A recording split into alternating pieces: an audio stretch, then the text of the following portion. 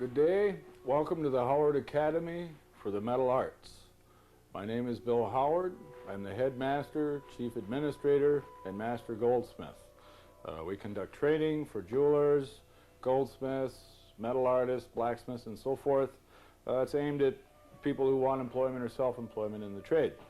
Now, what we're doing today is called Basic Training, Jewelry 101. And what we hope to get across to you today is information that will increase your product knowledge, increase your confidence in discussing the various aspects of your work with the customers, and so forth. Now, included with this set of 3 tapes, you're faced now with 3, 4, maybe 5 hours worth of information. And I'm not going to spoon feed it to you. There's a lot of information. So we have a reference manual. You have a set of handout notes. And at the very end of this, you have a final test. So you take notes and you study, and then we'll see what you learned. All right, this is designed primarily for new retail store employees, either at the bench or at the counter as sales help. And I'm not going to get into a lot of technical detail. I'm just going to use normal language. And I will, from time to time slip in a few terms.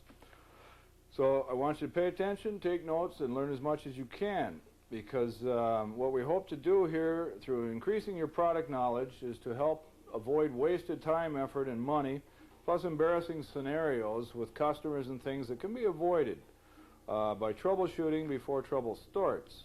And jewelry is an expensive purchase, second only probably to homes and cars. And because you're working in a jewelry store, people automatically credit you with superior knowledge, and you don't wish to betray that trust. A happy and confident customer is usually a return customer. They trust jewelers as much as they do other professionals, doctors, lawyers, real estate agents, whatever. So you're a pro, and what we're here to do today is learn more about it. Don't let your customer down. They rely on you. Now we're going to discuss metals, jewelry nomenclature, setting styles, wheat from chaff, how to identify metals, how to identify stones, manufacturing techniques, metal identification techniques, diamonds, what is a diamond, what are substitutes, what are imitations, some take-in procedures, how to take a job in, how to identify the problems, the work that needs to be repaired.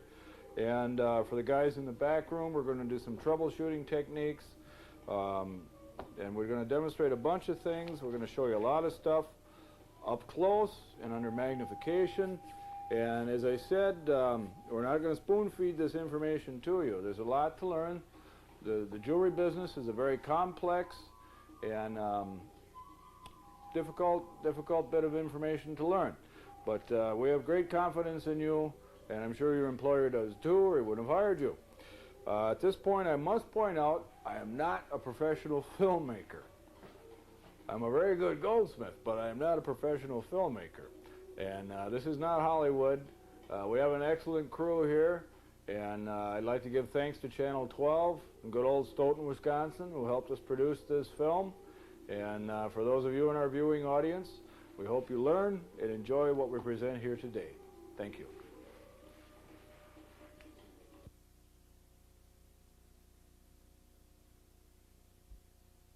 Now, the first section, as I said, that we're going to discuss today is about metals. All right, we're going to talk about gold, platinum, silver, gold plate, gold fill, and a myriad of other things, and how to tell the difference. Now, the carat system is what we'll be discussing first, but here are some samples of your basic metals. This is gold, 24 karat gold, this little triangle here. All right, this is 14 karat gold. This is sterling silver. All right, now the difference between sterling silver and fine silver is negligible in appearance, so we're just going to show you these samples for this time, at this time. All right, now if you can look closely, you may be able to see the difference in color between these two. I'm hoping that the camera picks this up. All right, now here is an example of a work in progress. This is 14 karat gold. All right, this piece is 14 karat gold plate, and this piece is 14 karat gold fill. Now what we're going to do is explain just exactly what these things are. The way the carat system works, I'm going to move these to right now, is as follows. Okay, 24 karat is pure gold. Can you see that all right? Can everybody see? All right. Now 24 karat divided by 24 parts equals 100%. And as you can see, there's groups of 6 here. There's 4 groups of 6 equals 24. So 24 out of 24, that's 100%. And if it happens to be stamped, it's 0.999. Now the reason they use 999 is chemically it's very difficult or impossible to get 100% pure anything. So we represent that as 0.999. Now with 14 karat, which is the most predominant form of gold in this country, now this is carat with a K, not carat with a C, that's for diamonds. But 14 karat means there's 14 parts pure gold and 10 parts alloy.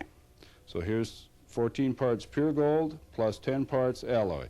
So you take 14, you divide by 24, that's 58.33% gold. Now, in most cases, it's rounded off to 0.585. And this is a numeric mark. You'll see this stamped. It's predominant in Europe. In this country, they use the 14K hallmark. But again, there's 14 parts plus 10 equals 24. All right, now 18 karat is 18 divided by 24, that's 75% gold. 12 karat is 12 by 24 is 50%. 10 karat, which is the lowest amount of gold content which is legally allowed in this country, that's 10 parts gold and 14 parts alloy. Now you'll notice the alloy representations have different colors. All right, the most common mix is copper and silver. And it's usually 50-50. Now, people make gold like they make cookies. There are different recipes. So the predominant elements are copper and silver, but there might be trace elements of nickel, there might be some cadmium, some antimony, what have you, for different purposes. In other words, they will alloy gold one way for casting, they will have a different recipe for making sheet and wire, and other applications. Okay, now white gold, a lot of people say, how do you make white gold? I mean, gold is yellow. You make white gold as follows. Use 14 karat, for example, is 14 parts pure yellow gold, divided by 24 is 58.3.585, blah, blah, blah. All right, but the alloy metals that are mixed with the yellow gold are white, right? In this case, we're using silver and nickel. But again, they will use different elements. But predominantly, this is the alloy mix is 10 parts out of 24. The gold part is 14 out of 24. And that is how the gold system works. So just remember, you take the carat that the piece is stamped, and you divide it by 24, and this will give you the percentage of pure gold. Okay, now aside from solid gold, there is a number of other bits of information involved with metals. Okay, what is gold? Basically, what is gold? I mean, it's a pretty yellow metal, and it's a member of the noble metal family. It's a solid substance, it's metallic, obviously, and it is an element unto itself, just like oxygen is an element, like water is not an element. Water is a combination of elements, oxygen and hydrogen. Well, gold, the chemical symbol for which is AU, is an element all by itself. Silver is also an element. Platinum is also an element. Then we come to things like gold fill. All right, gold fill is not something filled with gold, all right, which is the most common interpretation. Gold fill is gold filled with something else, a base metal. It's like a sandwich, all right? And the way the sandwich would work is you've got, the bread we'll say is gold. You've got big Dagwood sandwich here. This is gold, everything in between is brass or some other base metal, and then the bottom piece of bread is another layer of gold. This is bonded together mechanically. All right, gold plate would be similar to this demonstration. Let's say this is base metal, my hand, and this little thin layer of paper is represented by the gold. all right? And that's an electrochemical deposit, and it's usually measured in microns, which are millionths of an inch. Very, very small. If you took and gold plated your house and then later scraped off all the gold, you'd be lucky to have a BB, all right? Now, gold fill is measured by weight. For example, 1/20th of 12 karat of gold fill is, if you had a pound of 12 karat gold fill, 12 karat gold is 50% gold, remember. If you had a pound of 12 karat gold fill, 1/20th of that pound would be 12 karat gold. And then half of that would be pure gold. So that's how you figure that sort of thing out. Let's see here. Next thing we'd like to talk about would be a demonstration, I believe, of how they actually look. And I'd like to show you this under a microscope because I don't think the camera can get close enough. But what we're going to do first, this is a ring that's gold plated. Now what I'm going to do is take a file here, and I'm going to file through the gold. Now I don't know if the camera will pick this up, but you've got gold here, and then here is the base metal. In this case, it's gold-plated silver, sterling silver. And I chose this for a sample because it's real white against real yellow. Does that show up? It will under the microscope, so if it doesn't show, don't be alarmed. All right, now that's gold plate. Now this is a piece of gold fill. This is a part for an earring. It's called a finding. And what we're going to do is the same thing. I'm just going to pick a part of the piece, and we're going to take the file to it and file through it. All right? And for the purposes of demonstration, I'm going to take a little bit of the stuff we call an oxidizing agent. This happens to be something called Winox. I'm going to open that up, and we get a little bit of it on the end of my pencil here. And then what I'm going to do is put that right on the place where I filed. And then to avoid creating holes in my clothes, we'll wipe it off with a rag. And you can see now we have a dark area there. And I'm just going to rub over that a little bit with my thumb. And the end result here, you can see what I'm pointing at. This is where I filed right here.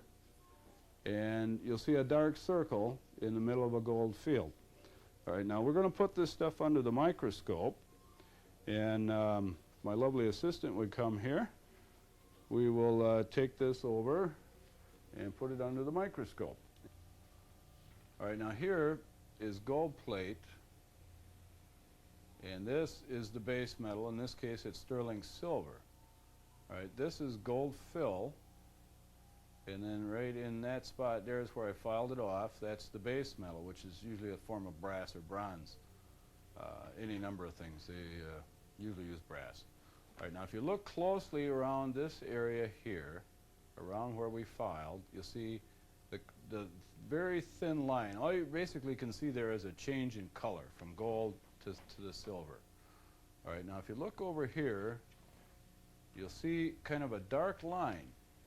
All right, that denotes the thickness of the metal, which is bonded to the base.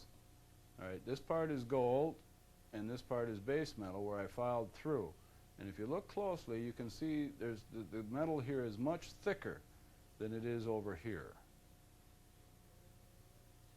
All right, this is several millionths of an inch thick. This is several thousandths. All right, the difference doesn't sound like much numerically, but it is. It's an astronomical difference. Now, if you move this piece up a little bit, and let's see, knock the other one out of the way there. Okay, now turn that so we can read it. Okay, now this says 12K 1/20th GF. All right, now what that means is 12 karat 1/20th is gold fill. So 1/20th of the weight of this piece is 12 karat gold. All right, now that's the difference between gold fill and gold plate. Gold plate is just an electrochemical deposit, and in many cases you can rub the stuff off with your fingers. Gold filled is a zillion times better. Perhaps I exaggerate, but it is much, much better, and it will wear for many, many years. And it is a quality enough product that it is measured by weight. So there's the difference. Now we'll go back and we'll show you some platinum and silver and a few other things at the big table. All right, as I said, we're going to show you some platinum and some other metals here. Now here we have the big sheet of gold. This is silver, and this is platinum. Now the closeness in color is pretty evident, but there is a slight difference. Platinum is wonderful stuff. It outwears gold about 10 to 1, and it's very tough. But yet when you go to engrave it or something like that, it's very soft, it's very pliable, does not work harden much, and it has wonderful resistance to temperature. You can take a piece of silver and a piece of platinum, you put a torch on both of them, and the platinum will glow almost white hot to the point where you need to wear welder's goggles to even look at it. Meanwhile, the silver will turn into a little puddle. The melting point of platinum, I think, is somewhere around 3,200. Silver's around 16 or 1,800. Gold's around 1,800. Silver's around anywhere from 14 to 1,600, depending on the alloy. By law, manufactured items have to be stamped with a quality mark. All right. Now, if you're a goldsmith producing your own work, you must also stamp your work with a quality mark, 14 carats, sterling, what have you. This also requires by law that you add your signature, your maker's mark, your hallmark, your trademark, whatever it might be, along with the quality mark. Now, as you take in work for repair, or you're looking at other people's stuff that they bring in, they want to know, is this real, is this whatever, you will come across some of these marks, and I'm just going to run briefly through them. You don't have to copy this down. This is in your handout notes. You might want to make some notes as to what some of these things mean. Okay, 9K, this is European gold. In this country, the lowest legal limit of gold content is 10K, but in like England, 9K is okay, they allow that. All right, then 10K with a European numerical designation, 0.416, or occasionally you'll see 0.415. All right, then we have 14K. Now, as you recall, we divided 14 by 24 and we got 0.5833. Well, they usually round it up just to be safe, and it's 0.585, which is a little higher gold content than 0.583. But this is usually how, well, it's almost always how the Europeans will mark 14K. You never see the K designations in European or Asian or East Indian stuff. All right, 15K, 0.625, 18K, 0.750, 22K, 0.916, and 24K, 0.999. Now, it's not 100% because, as I said before, 100% is very difficult to achieve in reality. All right, then we have 1,000, 100%, which is sort of a myth. All right, 12K GF, 12 karat gold fill, 14 karat GF, 14 gold fill. 1/10, 12K GF. All right, 1/10 of the product is 12 karat gold filled. All right, 1/20th, 12K GF. All right, you'll also see these marks with the fractions with different carats, 14 or 18, what have you. Then we have 14K RGP. What does RGP stand for? Rolled gold plate. It's a similar product to gold fill, and it's a mechanically bonded layer of gold, just like gold fill is. It's not any form of electroplate. Okay, 18K HGE. All right, HGE stands for heavy gold electroplate. Still in microns or millionths of an inch, but it's usually a little heavier duty than just 14K E, which you might see something once in a while with it, just an E after it, or EP. It's electroplate, or that's what it stands for, is electroplate. Occasionally you will see solid gold shell. All right, this is fairly rare. It's an archaic quality mark, but years ago they would have the word solid gold on there, and that would fool most people into thinking that it was solid gold. And then the shell, which is, it would be like a watch case. The outer shell is gold, and the inner, the inner works or the guts of it are basically brass. Then you see 20-year, 25-year patented. Usually this stuff appears on watches, and it's a heavy-duty form of gold filled, and it's guaranteed to wear for 20 years, 25 years, or what have you. Actually, a lot of those old watches lasted a lot longer than 20 or 25 years. I've seen some come in that had to be 100 years old, and they still look pretty good. Okay, in silver, you will see the mark 800. All right, this is basically coin silver. It's 80% silver. Now, sterling is a product which is alloyed with copper. And what .925 means, which we show over here, is 925 parts out of 1,000 are silver, pure silver. The other 25 parts, or the other 75 parts to make 1,000 are copper. And they do that for the same reason that they alloy gold. It's not to cheat people or dilute the value. It's to improve the working properties. Okay, so you've got 800, which is coin silver. Our coins used to be silver. They were basically 80% silver, 20% copper. 850 is considered fine coin. All right, then 900 is another form of coin silver. It's 90%. This was also considered coin silver. All right, sterling, STR period, means sterling, as sterling spelled out. 950 is something called fine sterling. Now, this is usually a European product. Mostly it originates in either France or primarily Britain. And they liked a little higher content of silver in their utensils that they eat with and things like that. So instead of sterling, they would have fine sterling. Extra 25 points of silver. All right, .999 or fine designate as close as they can get to pure silver. Usually you'll see stuff like that from like Franklin Mint, these little bars with the pictures on them that they say are such wonderful collector items, and 9 times out of 10 they wind up getting melted down someplace. All right, there you see a 14K stamp mark. Now this is a piece made in our studio, so over here is our hallmark. That little trademark is just basically my initials stamped into the gold. And this is how it looks in real life. There's your 14K. Sometimes it's more legible than others. Sometimes you have to use your imagination to see what's been left of the mark. It may have been worn off, polished down. Sometimes all you'll see is just solid metal like you do between the two, because at some point the ring may have been sized and the quality mark and the hallmark may have been removed. That's about it for 14K. Now, do we have a one with a European mark, a 585? Okay. How about 14KP? Do we have one of those? All right. If we don't worry about it. What 14KP would appear like is just as you see there. You got 14K, and then there would be right next to it a P. And what that would, all that P denotes is plum.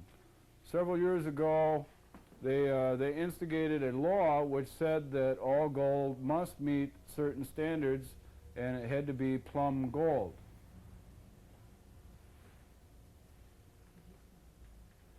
Here, let's take a look at this one. This one is 18K, or is it 14? I don't know. Get it under the microscope and we can see. There we go. All right. Here's 18KP. All right. Now, what the P stands for is plum. And what that means is that it would assay exactly at 75% gold with some minor tolerance. Years ago, it used to be allowable. You could be off as much as a half a carat. This is here, so this could actually be 17 1/2 carat. But nowadays, we have the plum gold law. And when the law first came out, everybody started marking their stuff P, so that it could be told from the stuff that may have been produced before the law changed. They had a certain period in which you were allowed to get rid of your old merchandise under the grandfather clause, so to speak. But new goods for a period of time where everybody marked them with a P. And when you see that, that's all it means. It's not plate, it means plum. Okay. Now we're going to take a look at something else here, a 10K. Do we have a 10K piece available? All right. And we'll show you what that looks like. All right, now here's an example where part of the mark is missing. If you turn that just a little bit, you can see just a little speck of that 1 there. But that's enough to, it's not 0K, it is 10K. And if you turn that a little bit better, get the light on it. Atta girl, there we go. All right, now you can see the remnants of that 1. All right, now the next thing we want you to take a look at is 18K and perhaps 750 if we have one of those European marks. We do not have a European mark.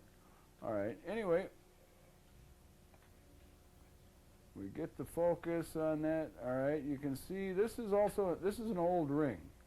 All right, there's the 1, there's the 8, and there's the K. I want you to move it around a little bit, and we'll see if we can't get the light off it a little bit better. There, that shows pretty good. All right, there's 18K. This is your most common U.S. stamp mark for this particular quality of gold. Okay, the next thing we're going to take a look at here would be sterling and 925, which are silver quality marks. By the way, this lovely background you see here, that's a piece of paper. But we're going to put some silver on there in just a second. There we go. All right, now you'll see 925. This, again, that denotes 925 parts out of 1,000. That's sterling silver. All right, now the next one you're going to see here is on the inside of a ring, and that says sterling, which is pretty obvious. You can read it. Now, occasionally it'll stop after the R. It'll be just STR period. All right, but again, this is on the inside of a ring shank, the part where you put your finger through. This is where you look for this type of marks. Now, I'm going to try and show you something here about electroplate. I think we have 18K, 14K HGE. Yeah, all right. 14 carat. All right, it says GE. All right, this is not heavy gold electroplate, but the GE denotes heavy gold electroplate. All right, now let's go on to the next one here. Now what magnification are we at here? About 10 power? It should be on the 1. Oh, well, let's move it down a little bit, because most people have a 10 power loop, and that's what they're going to be. There we go. All right, here's one. It's not 14K, but it's 18K, or it says 18KT, 18 carat HGE. Can everybody see that? Move it around a little bit and get different reflections on it. I think that's pretty obvious. I think everybody can see that. All right, next one, we're going to try for gold fill. And let's see what we got here. All right, here's 10 carat GF. Now this is 10 carat gold fill and sterling. Now if you back up the microscope a little bit, we'll see why it says and sterling. So if we can run the focus up a little bit. Looks like there's sterling on the outside. Yeah, it's a 2-piece unit. There's sterling silver on the outside, and then the inner liner is 10 karat gold filled. That's sterling, that's gold filled. Sterling and gold filled. All right. Let's see, what do we got coming up next here? 14K gold filled. How about gold plate? We got anything with 14K GP on it? No? All right. How about a class ring? You're going to see a lot of class rings come through your shops. And this one probably has no intrinsic value to it whatsoever. All right, it's made by Johnson. Oh, this one is sterling. All right. Do we have one that's not sterling? We don't have a class ring that's not sterling. What's that thing right there? 10 carat. Okay. A lot of times you will see a class ring that has no marking in it whatsoever. Occasionally you'll see something. While I'm talking about that, maybe you guys could set up the next shot here for a 20-year plate. We don't have any. What do we got coming? All right, here we go. What do we got here? I think it's upside down. All right, well, this is an atypical class ring which has no intrinsic value in terms of precious metal. Belongs to Tommy, though. Is that what it says? Tommy? Oh, Tanya. Well, at any rate, these are very common, especially these days. When the price of gold went up, they eliminated the precious metal from the class ring altogether, and they call it orium or precium, and basically it's BSium. There's not any real metal in there at all. So don't get too excited if you come across a class ring. There's no quality mark or hallmark, because there's no precious metal in it. And these are the types of things you want to avoid in terms of any kind of repair work, in terms of sizing or that sort of thing, because you can't work on them. All right, now let's go back to the big table, and I will show you about weights and measures. All right, in the jewelry business, there are a number of systems of weights and measures which you will have to become familiar with. In terms of weights, there are the Troy system, gram, which are basically concerned, the basic element is pennyweights. All right, then I got a little ahead of myself and said grams, but that's involved with the avoirdupois du poids, or AV system, which is like butcher weight. You buy hamburger by the pound, the ounce, and the gram. That is like grocery store weight. All right, the Troy system is used for precious metals. All right, then we have the Karat system, which is used to weigh diamonds and other precious stones. And then in terms of lineal measurement, you have the metric system, which is base 10. All right, now let's go to the chart here, and I will show you a little bit about the difference between pennyweights and grams, which are the basic elements of they're like the lowest denominator of the two systems, and the ones you will be using the most. All right, now pennyweight in the Troy system is composed of 24 grains. Now grains are the only common denominator between the two systems. The pennyweight and the gram are not the same, the ounces are not the same, the pounds are not the same. The only thing they have in common for a unit of measurement is the grain. Very seldom will you use grains unless you're using a balance scale like I'm going to demonstrate later.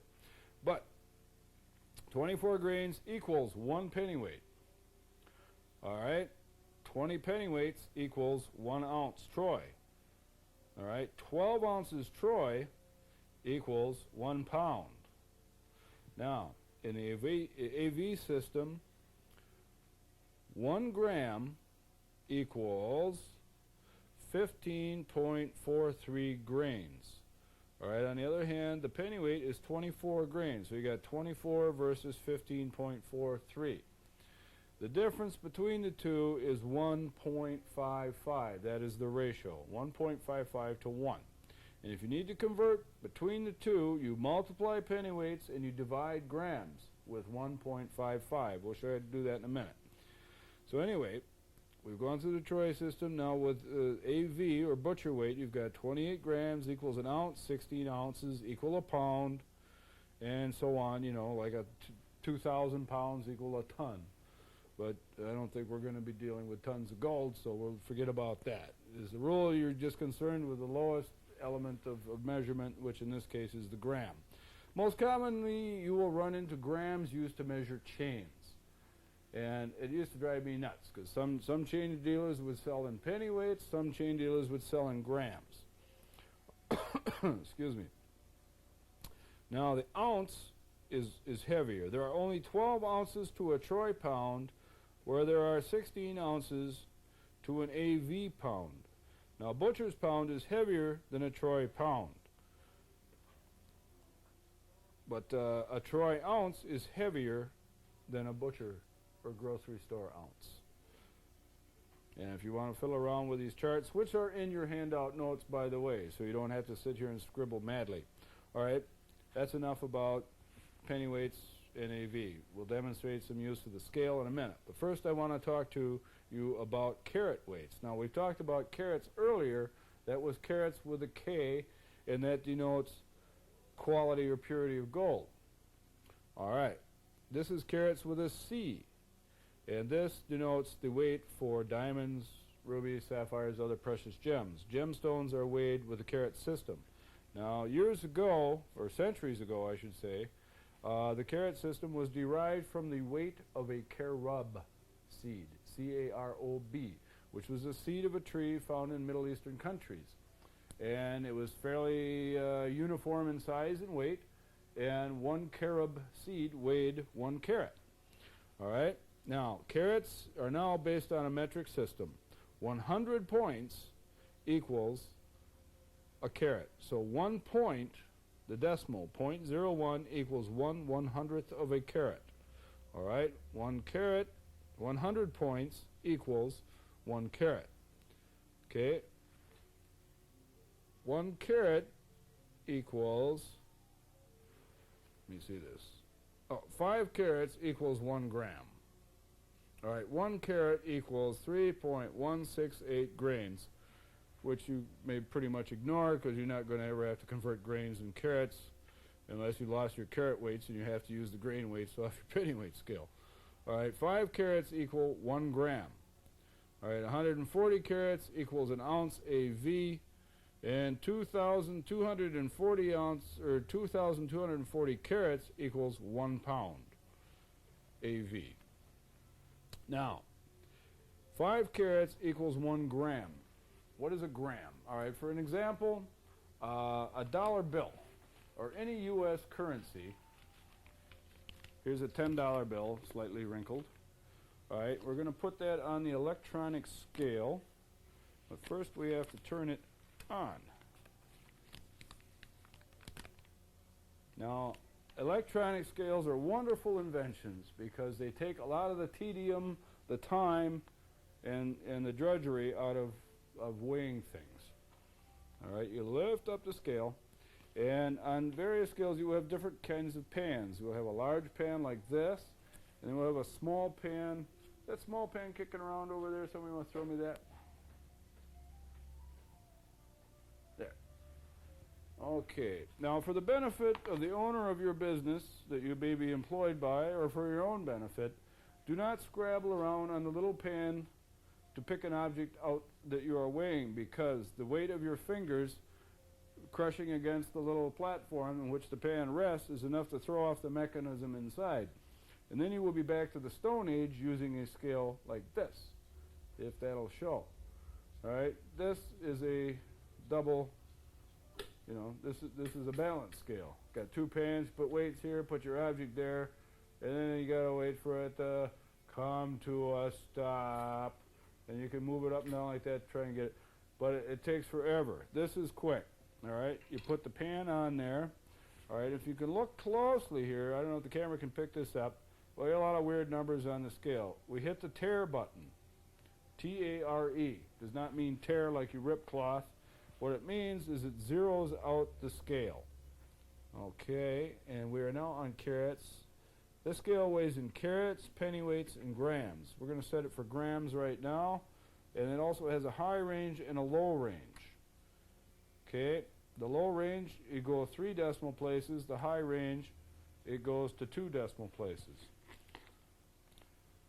This, as I said, is a relatively common denominator. U.S. currency, all U.S. bills weigh about the same. We'll put that on there. And we get 0.9697. All right, pretty close to a gram. Now there might be a little piece of paper torn off it or some such thing. Now we're going to take a 1 pennyweight weight, which is very small and made out of brass. Okay, and we're going to put that on the scale. And if you can read, the readout is 1.55, and it jumps between 1.55 and 1.56, which is probably because there's a little bit of dirt on it. It's been knocking around the shop for a while. All right. As I said, when you, now I picked it up with tweezers. I do not recommend that you do that. If you're putting a small object like this little pennyweight on the scale, you just drop it gently. Not from a great height, but, you know, within a reasonable distance of your pan. All right, when you go to pick it up, don't dig at it with tweezers, and worst of all, don't try and grab it with your fingers. Pick up the pan, dump the object in your hand, or in a work tray or what have you. Then replace the pan gently. This scale costs like $2,500, and you know, you might be in for a severe beating if you damage it, because then you'll have to go back to the old system of measuring while this thing gets repaired, and you're out of it for weeks, and it costs a couple $100 to get it fixed. So treat them with respect. They're a very valuable tool. They save you a lot of time and effort, but if you abuse them, they do break. All right. On the other hand, this is a traditional pocket type carat scale, and this is a balance scale with a set of weights. Now here we have a piece of gold work in progress. As you can see, there's no stone in the middle. At this point here, there's a couple of diamonds that are already set, ready to go. And there's two colors of gold. We got white gold in the middle and yellow gold on the outside. Fairly simple gents ring. All right, we'll put that on one side. All right, then we press this lever. All right, what that does is it raises the scale, this little cam, so the scale will go up and down. And then we start selecting weights. All right, I look at that piece, I say it's going to make maybe 4 or 5 pennyweights. Okay, so we'll take 5 pennyweights, put it on there. No, that's too heavy. So we'll take 5 pennyweights, put it back in the pile. We'll pick up 2 2s. Oh, not quite heavy enough. All right, now here's grains. This one is marked 18, and no, that's too much. So we'll pick up the 18. I'm going to scrounge around. All right, here's one that's 12. And then there's a little lever here we can drop down. No, 12 is too much. You see the needle swinging back and forth, but it's still heavy on this side. So it would take 12 off. Isn't this fun? This is why you don't break the electronic scale. All right, there's another one, says 12. Still a little bit heavy. So we're going to find a 2, or a 1 even. Here's a 1. Okay, we'll throw the 1 over here, which is essentially making that an 11. All right, 1 didn't do much. So let's throw a 3 over there. No, now it's too heavy over here, so we'll scoop up the 1, and we'll run it up and down once. I think we're pretty close. All right, now we bottomed it out. We lift it up again. And what you want, you don't have to wait for the needle to stop swinging altogether. What you do is you watch it swing back and forth. If it swings the same amount one way and then the other way, you know you're pretty close. Right, and that looks close enough for comfort. But if we want to get real picky, we can throw a 1 over here. And that seems to tip the scale in favor of that side. So we'll take the 1 off. So over here we have 2 4 pennyweights, 12 grains, 24 grains to a pennyweight. So we have 4.5 pennyweights here. All right, and then we have 3 grain weight over here with the ring, which subtracts from 12. That would make it 4 pennyweights, 9 grains. All right, now if you want to express this in a decimal or a fraction, what you do is you take 9 grains and divide it by 24, and so you got 0.375, which is 3/8. Okay, so you got 4 3/8 pennyweights. All right, that's how a balance scale works for gold. All right, a balance scale for diamonds is even more tedious, because if you're weighing a 1 carat diamond, might be a D flawless or something. Now you're talking $10,000 a carat or $20,000 a carat. All right, you divide that by 100, you're talking a lot of money if you're off 1 point. Now, just for the heck of it, let's take $20,000 and we'll divide that by 100, and that's $200 a point. All right, 1 point is 1/500th of a gram. Now, if you dropped 1 point on your friend's head from on top of the Empire State Building, I'm sure it wouldn't even bother him. But if you're off 1 point, in weighing a diamond that might cost $20,000 a carat, that's going to bother somebody. It's either going to bother the customer if you're heavy, or it's going to bother your employer if you're light. So that's why we have these lovely electronic scales, which are very accurate, reliable, dependable, fast, easy, quick, as long as you don't abuse them. Otherwise, you go back to this thing. Yeah. I'm not even going to go through all the demonstrations because it's going to take forever. But we'll put a 1 carat weight over there, and let's see. How about, I'm just going to show you how it would balance. Well, we got, I know what, we'll put a 2 carat weight over here, and we'll put, oh, somebody lost a 2 carat weight. Oh well.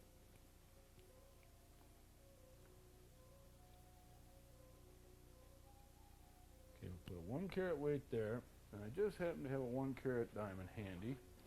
All I have to do is find it. Sorry to walk off on you and turn my back on you in that fashion.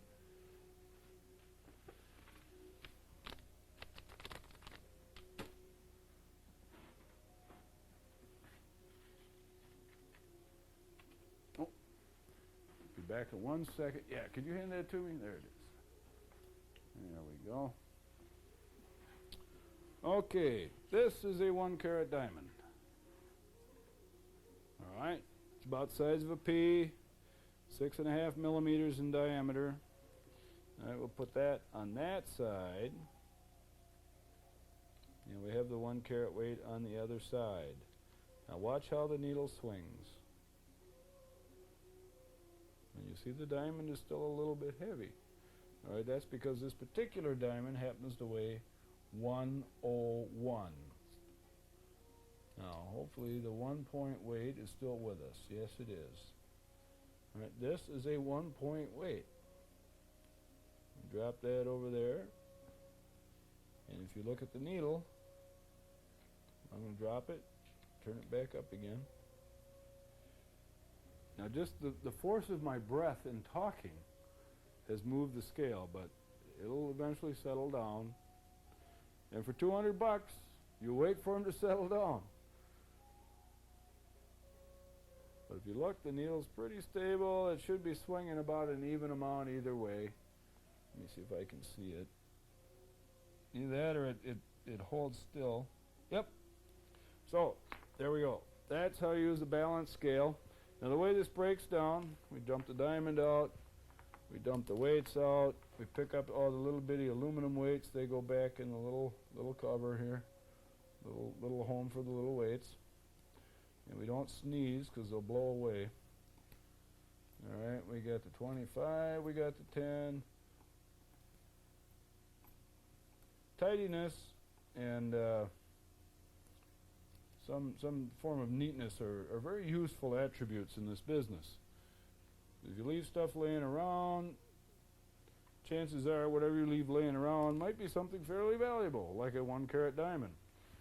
And we don't want to lose track of that. We'll put that back where it goes, off screen here.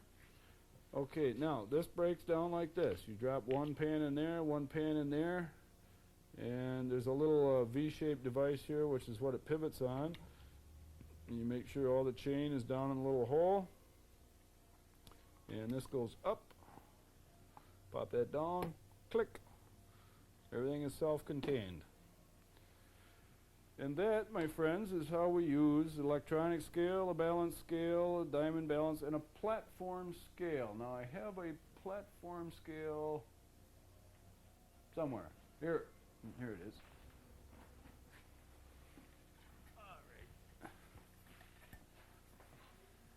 All right, now this is your basic postage scale. This is a platform scale. And this particular scale has a spring. It's designed to measure using the resistance of the spring against the known weights. They calibrate them to some degree when they manufacture them. They're fairly unreliable. You drop them, the spring gets out of whack. Another kind is got a little lever mechanism. There's a counterbalance on one side. This goes down, the weight goes up, and it tries to measure that way. I don't recommend the use of these types of scales with springs or the counterbalance. These are much more accurate where you have a pan for your object and a pan for your weights, or good old electronic wonder here. So that's all we need to know about the scales and the weights and measures, and this ends our section on metals.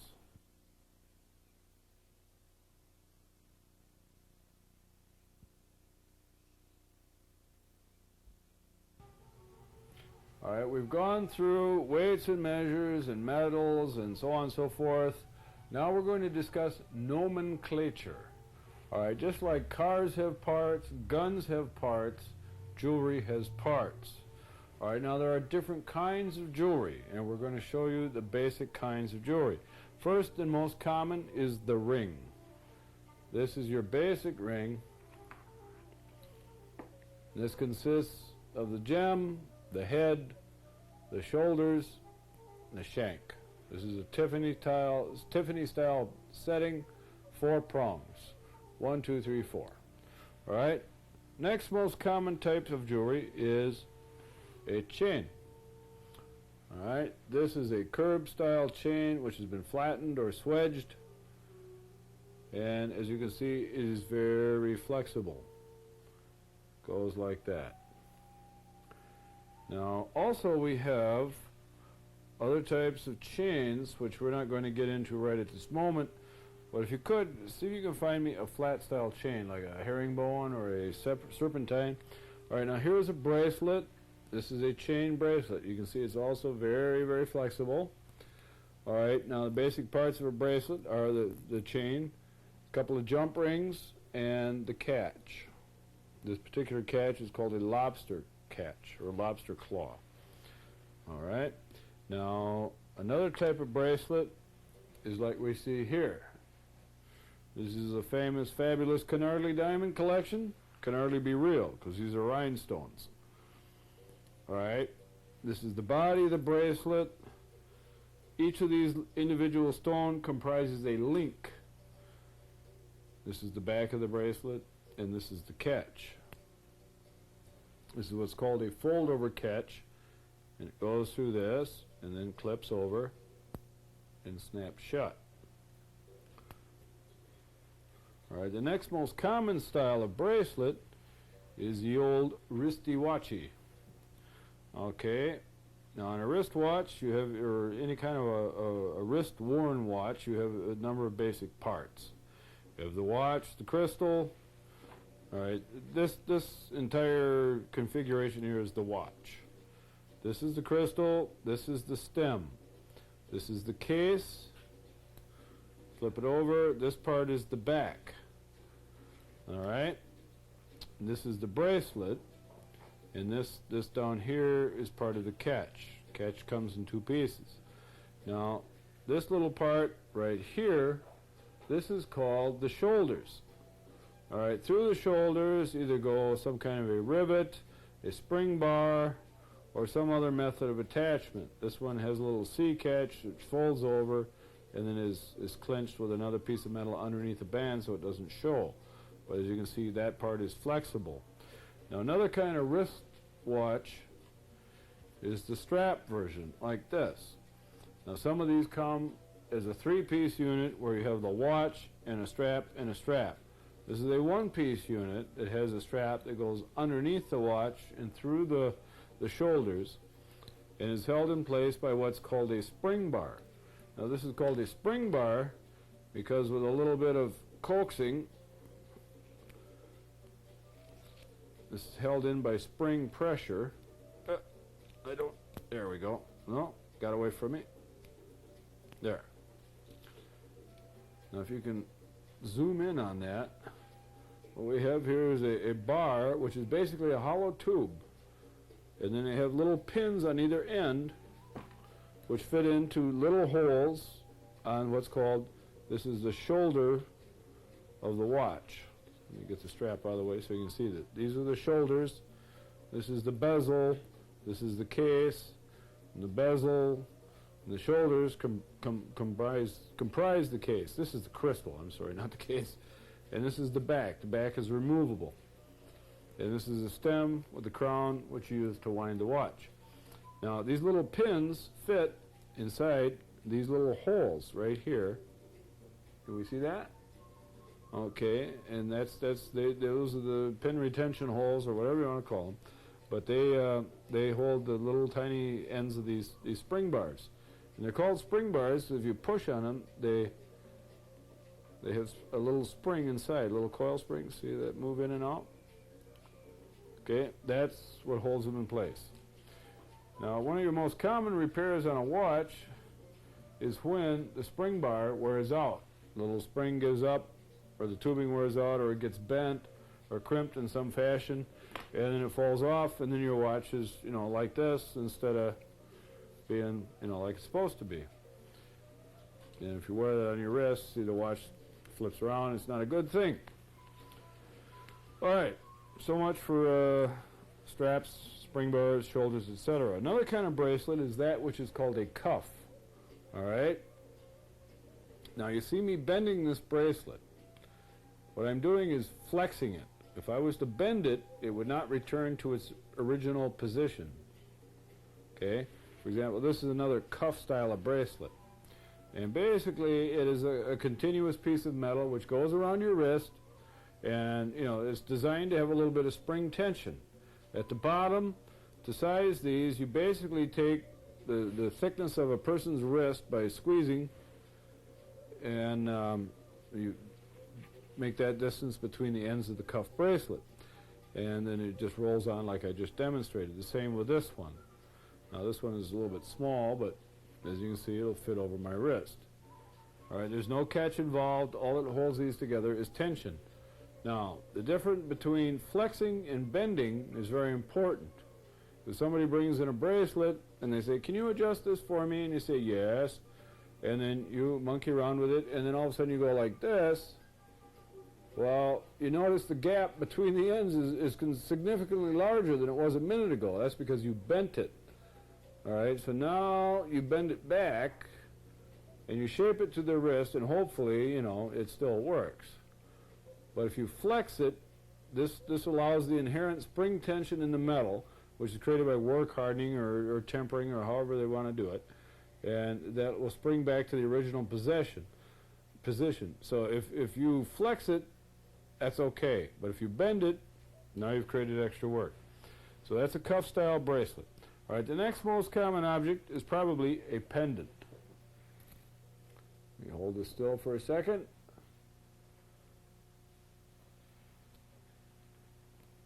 I'm making the camera people crazy. Say, I'll hold it still for a second, and then I proceed to roll it all over the place. All right. This obviously is the gem. All right, then there are side stones. And this is the bail. Now, if you will look, watch the bail, and I will move the pendant. See, the bail moves. This is a free-hanging bail. All right, some pendants have a fixed bail, and some, which is incorporated as a solid piece of metal right into the piece. All right, so here's your bail, and then from the side, you have a little bit of a ring here. It's called the jump ring. All right, then you have the mounting, or the body of the pendant, which is the metalwork or the design, and then you have the gem, the settings, and side stones if they are involved.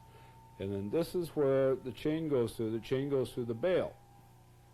Now, if you're replacing a bail that has worn out, as you see the chain running through the bail, this creates friction and abrasion. And after a while, if I kept this up, it would actually cut all the way through the metal at the top of the bail.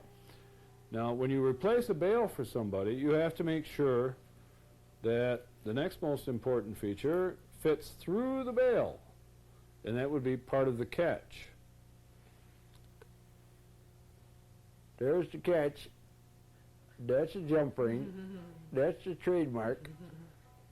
I hope you can understand me. All right.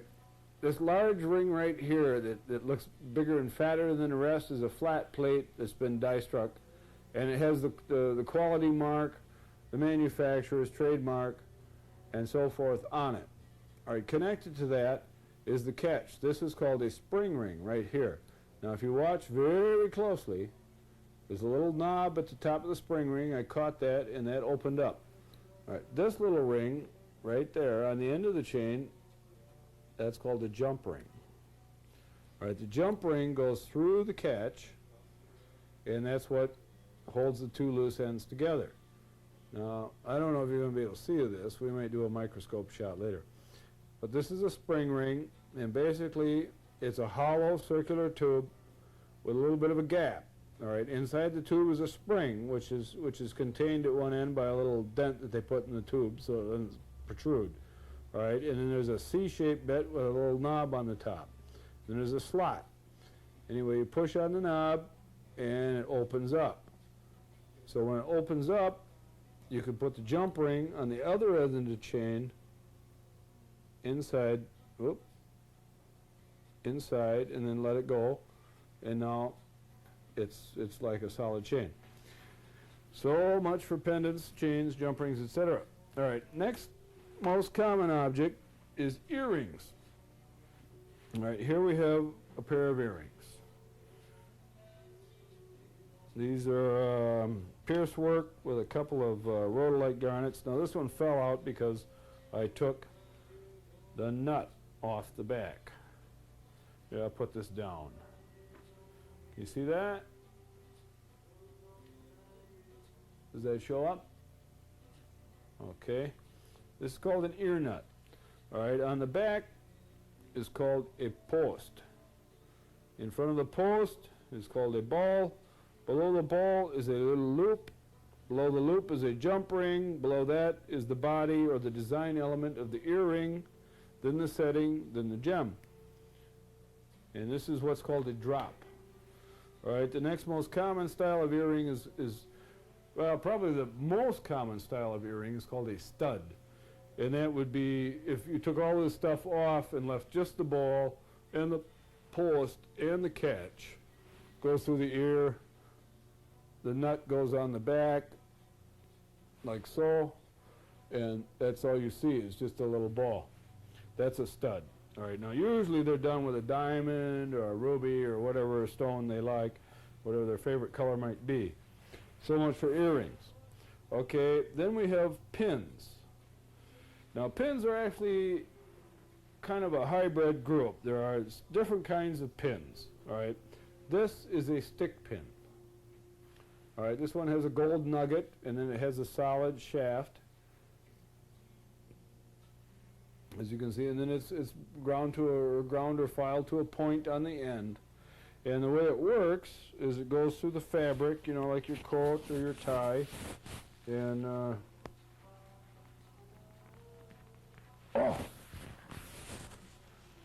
you're not supposed to stick it into your flesh. You're just supposed to stick it through your fabric. See, it goes through the tie like that.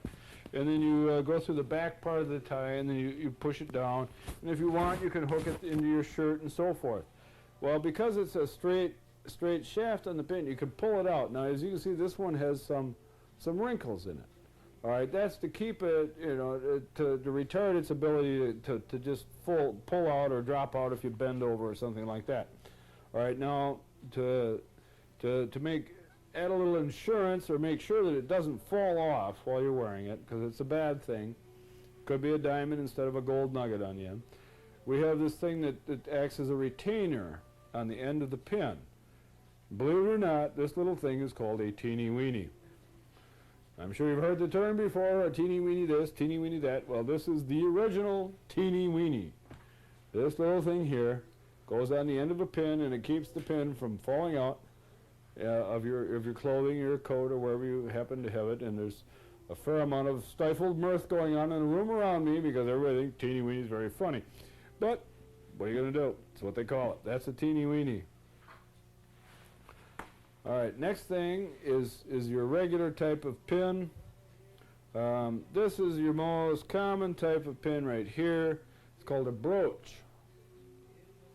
And on the brooch, we have, you know, the setting, your design element, and then on the back, we'll have to show you a micro shot of this later, but I'm going to disengage the pin here.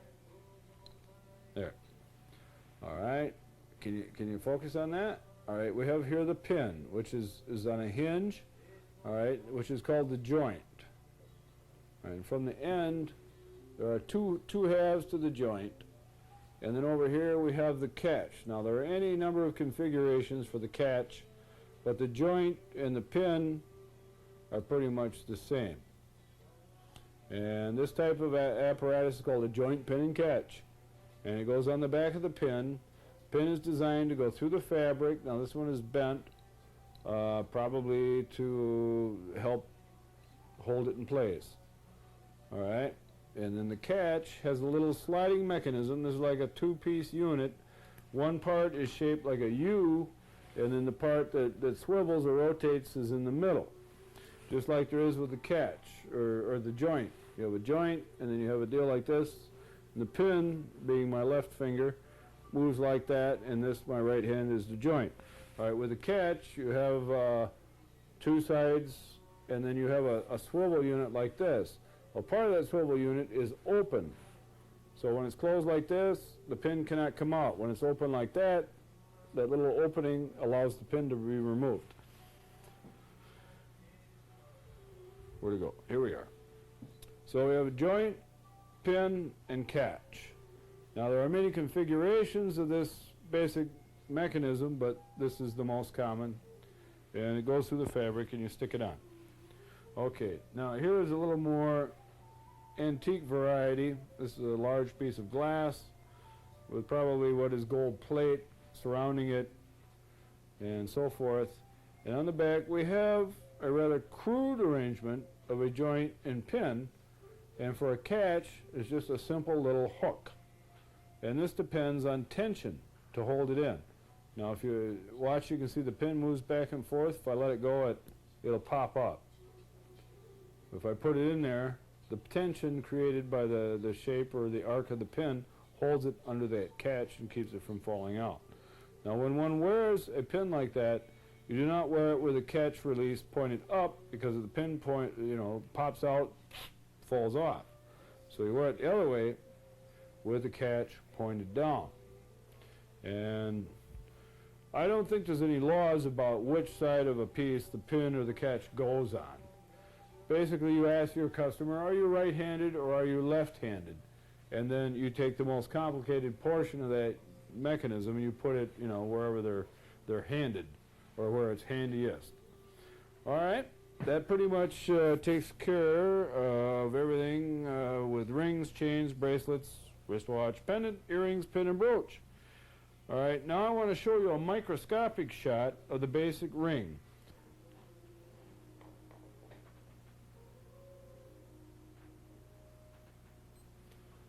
Okay, here's a basic ring under 45 power magnification. Now when you examine things in the store, you're probably going to be using 10 power. So if we can, we're going to set this down to 10 power. There we go.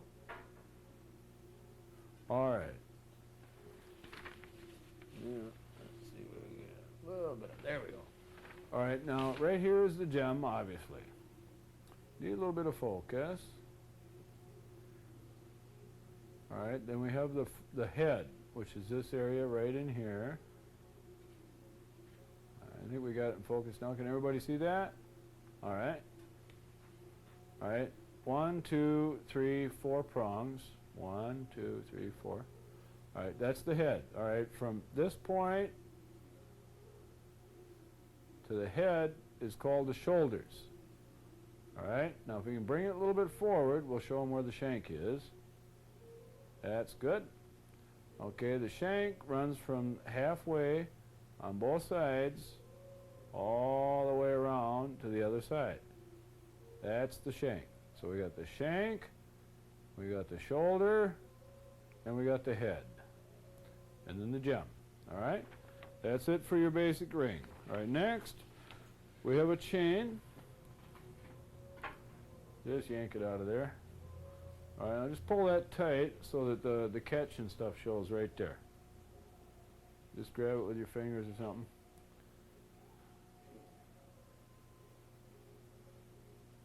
There we go. That's good. All right. This is the catch.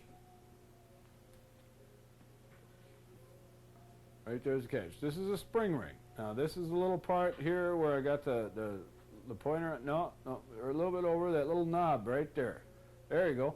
That is the part you activate with your thumbnail or your fingernail. All right, and then there's a spring inside the housing here, which is hollow tube, and that thing retracts back, and then right in front of that is a little opening right there.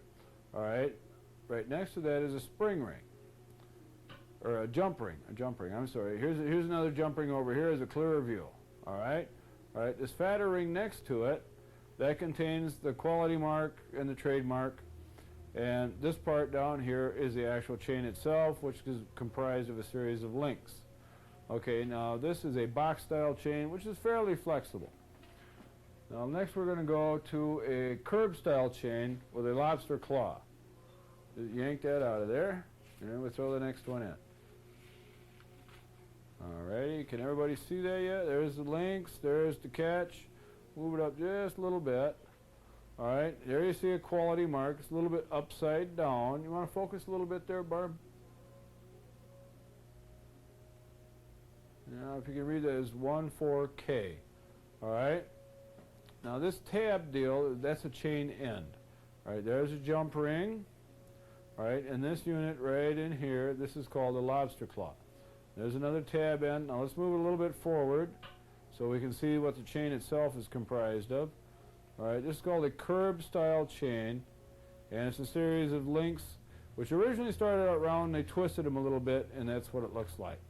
Now if you pick that chain up and drop it in a pile, you'll see how flexible it is. Let's see if we can get this to happen under the scope here.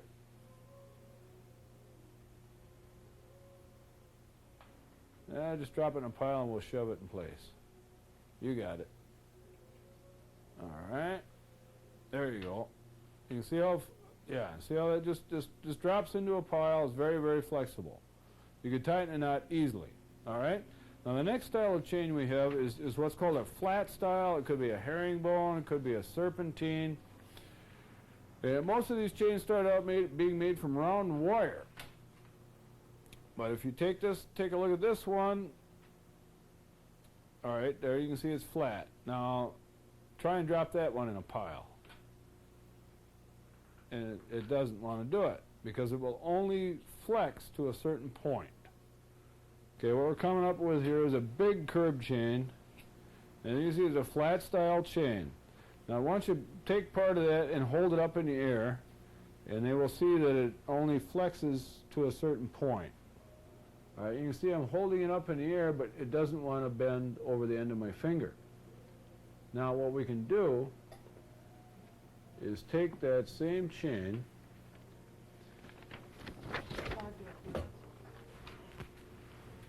okay, and we're going to stick it underneath here.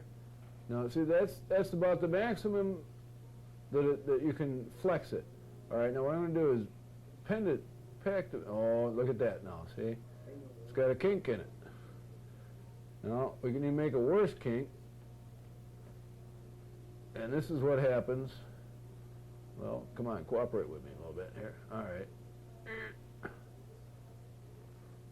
See, now it doesn't want to straighten out. You've gone past the point of flexing, and we've bent it. Now, to fix that, we're going to have to do some work to it, but we'll leave that for later. All right, here we have our basic bracelet-style wristwatch. All right, where the pointer is right now, that's the crystal and the face of the watch. The yellow metal around it is called the case. There's the stem, the winding knob. All right, this part right here is called the shoulder. This part over here is called the bracelet, which continues on to become part of the catch. The catch comes in two pieces. Now if we go back to the center of the watch and flip it over, we'll see the back of the case, which is usually a different kind of metal. Like you see gold here, and then we have like probably stainless steel there. All right, now there are a number and a million designs for wristwatches. This is probably one of the more basic, so we're not going to get into a long drawn-out thing about wristwatches. Okay, next thing we need to look at is a pendant. And we have it coming up here. All right, this particular piece is blue topaz surrounded with some diamonds. There is the gem. All right, there are the side stones running up and down the top of the stone. And you can just see the couple of prongs there and part of the bottom of the setting. Right along there. All right, then this has what's called a free hanging bail. Now if you can wiggle that chain a little, yep, see the bail moves and the chain goes through the bail. All right, that's your basic points of a pendant. Now on some pendants the bail, this part here, will be fixed. It'll be actually part of the design, a solid piece of metal, etc. This is a stud style earring, your basic type. This has got a little cabochon set in a little basket mounting. All right, then here is your post, and this is a fancy retaining device. It's called La Poussette. Inside that are two little tabs which are spring loaded, and there are little grooves in the stem or the post so that they won't come off. All right, let's have a look at a post and ball earring like one of those.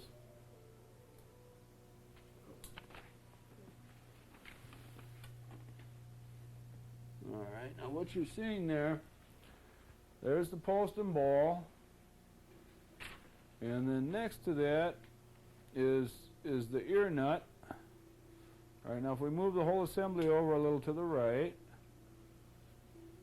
all right, there's the body of the earring, and then the setting and the gem in the middle there.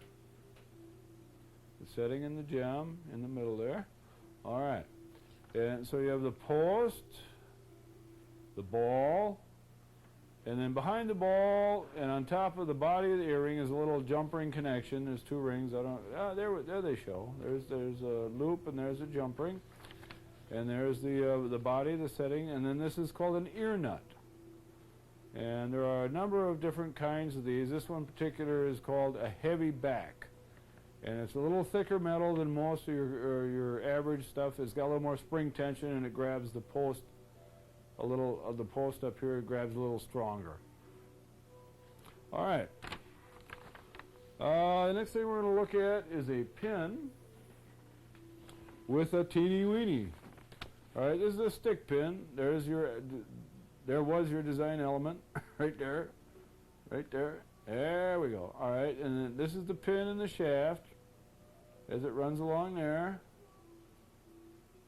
Yeah, okay, and then we move towards the end of the pin, and this is the teeny weeny. This is the retaining device which keeps it coming out of the fabric and falling on the ground.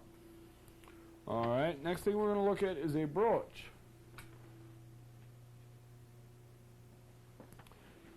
Okay, on the front we have the setting and the gem right in the middle, and then around it is the design element or the body of the piece. Now we flip it over. All right, on this end we have the joint, the pin, and the catch. Okay, and if we get a little close up on that catch, maybe you could operate it even, I don't know if it'll work up. Okay, we need a little focus there. That's good. That's good. That's big enough. There, that looks pretty good. Can everybody see that? Okay, move it back on the screen just a hair. Can you operate the catch for us so that we can see how that works? There, you see the opening? That's where the pin goes through. There's the pin. All right, show them the trough with your pointer. Yeah, all right, and then wiggle. There you go. There's the catch. Part of the catch is open. The catch is shaped like a C with ridges on either side, and it slides around inside that area. There. Yeah, okay. So much for the brooch. All right. Now we have one other kind of brooch which relies on spring tension. Okay, we have a large stone, which is, in this case, is just glass, and there's a mounting around the edge. Point, please. Okay, there's the stone, there's the mounting around the edge, this is the back side. Now on this end over here is the joint and pin. Can you lift up the pin? Thank you. Now this is just clinched over, it's not even soldered shut or anything. But you would go to the other end of the brooch, And we have the catch, which is just a simple C-hook. And if you push the pin down into the catch, it relies on tension to hold it in. There's no mechanical locking mechanism. And maybe you can pick it up and show us the end of it a little bit.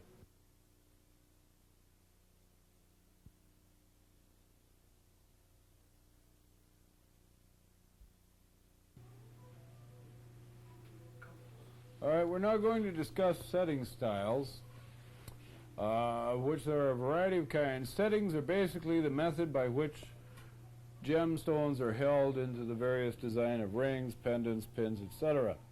Now, if you look closely at the monitor here, we have your most basic ring style. We have the gem, we have a 4-prong setting, shoulders, and down here, from here to here, halfway around, that's the shank.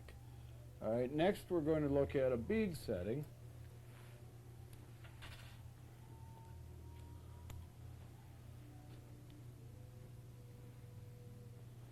Alrighty, and this is created by jamming a graver into the metal around the diamonds. Alright, now here we have the diamond and surrounding diamonds, and if you look closely, you can see these little outlying kind of D shapes around the stone. The graver is introduced into the metal at this point, and it pushes up some metal around it, which goes over the edge of the stone. All right, then later we have a little cup-shaped deal. It looks much like this pin, only instead of a point, like you see here, there's a little cup shape on the end of the tool, and that's pushed into the metal. It dresses up the bead. Now let's see if I can get a little closer look at the bead here. Well, we can get closer, but we're not getting any better focus. There we go. All right, here is the individual bead, right there. All right, this is surrounding metal. There's the gem. And if you watch the outside diameter of the gem, you can see the bead covers the edge of the stem. It protrudes into the inside diameter of the gem. All right? That's important, as you will discover later on, because you will come across a variety of setting styles which you don't see any metal over the edge of the stone. That's because they're set with glue. But we'll show you that later. All right, now if you look at this closely, you'll see there's a bunch of holes. That's where the stones go. I didn't have time to set one of these up. But this is called a needlepoint setting. All right, these little dome-shaped cylindrical objects here, like there, there, there, and there, those are the needle points. What you do is you take a setting burr, the diameter of the stone, countersink it right through those, and then these are pushed over the edge of the stone. This little bead here would go over the edge of the stone. Okay? All right, next we have what is called a channel mounting. And we got to do a little focusing here. Hopefully you guys aren't getting dizzy from this, going up and down and so forth. All right. Now we have here 1, 2, 3, 4, 5, 6, 7 princess cut diamonds, which are essentially square in shape, and they're set in a channel which is recessed into the body of the ring, and the edges of the channel are hammered over the edge of the diamonds, and that's what holds it in place. Now if you look underneath, you can see, what holds the diamonds from falling through the ring. Because if you were to bend this side away from this side, poof, all the diamonds would fall out. Excuse me. Now occasionally, you will find diamonds where the ring, or the stones are set in this direction on the ring. The ring is going this way and this way. Now when you size something like that, you're liable to open this channel and this channel away from each other. And again, the diamonds will fall out. So that's something to consider when you're taking in repair jobs. All right? Excuse me. Next we have what's called an invisible setting. And we'll make it visible for you right here. Alright, now if you watch closely, I'm going to enlarge the magnification on this. And we're also going to focus so that you can see it. Alrighty. I'm going to turn this in various directions. Alright, now there is probably the most invisible. But what we have here is 2 rows of diamonds. We got 1, 2, 3, 4, 5, 6, 7, 8. So we got 16 diamonds. And they're edge to edge. Now it's obvious the channel on both sides holds them on the outer edge, but what holds them in the middle and what holds them together this way? Well, there's a little tiny bit of platinum wire running down there, and also sometimes in the case of 3 rows or more, there would be another row of platinum going between each stone that way. And the way it works is they actually grind a groove into the edge of these diamonds, and then that's the little platinum piece fits into that groove, and that's what holds the stone in place. Now if we look really closely, I'll turn it now, if you look right there, you can see just the slightest hint. Now if I take it down to normal magnification, you probably won't be able to see too much of that. Yeah, a little bit. I'm going to crank it up so you can. There. Can everybody see that now? Is that in focus? Alright. At this point, there. This little bright line right down the middle, that's what's holding the edges of the stones from just falling out. And you can just see the slightest trace of it right along there. Okay? So that's invisible setting. Now, 9 times out of 10, if you have to size a ring like that, you have to send it back to the manufacturer, because most people don't have the wherewithal or the expertise to work on those. And the manufacturers, as a rule, offer to size them or replace them if sizing is required. Alright, now this is what's called a bright cut, and what we have here is a plate with a diamond in the middle. It's bead set. And we get a little better focus. Does that show better? Okay, now there we go. We got bing, bing, bing, bing, bing. We got 1, 2, 3, 4, 5, 6 beads. And then what has happened is the area between the beads from here to here has been cut away with a bright cut engraver. In other words, a flat bottom or a square engraver. And then it's been polished, and then they carve another groove along this edge, another groove along this perimeter, and then a mill grain wheel has been run around, so you got these little beads, and these facets here between the beads act like reflectors, make the stone look a little bit bigger than it actually is. But it's called a bright cut because it is a bright finish, and it's an excellent piece of handwork. Alright, next step we got here are some bezels. Alright, this is a diamond ring, which I made for my wife, the lovely Kathleen, a long time ago. There we go. Alright, now what you see here is you got a bunch of diamonds, and we get the whole thing in the picture. There we go. Alright, you got diamond. Alright, this round rim around the diamond is called the bezel. All of these are set in bezels. Now there's metal a full 360 degrees around the stone. They're much more secure than prongs. Don't have to worry about the prong coming up and catching on something where it sticks up, you know. And if done properly, this is a very attractive setting style. It's very low maintenance, it's very secure, and it doesn't diminish the brilliance of the stone at all. And if you look at the underside of this, you can see how the structure is arranged, but the bezels, you know, are open behind each stone. Alright, now the next style we're going to look at is called a Belcher mounting.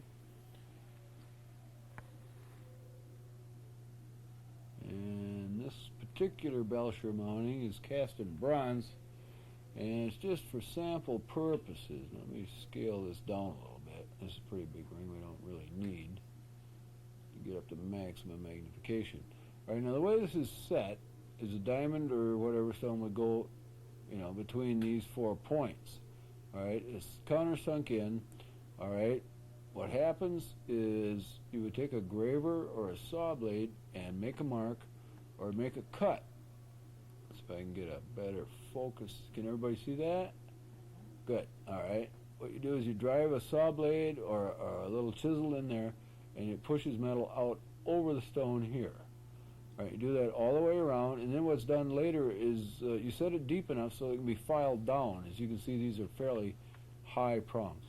All right. Then when you're done, you have flat tops and no little nicks or anything from where you did the work, because you filed it all flush, and there's still plenty of metal left to hold the stone.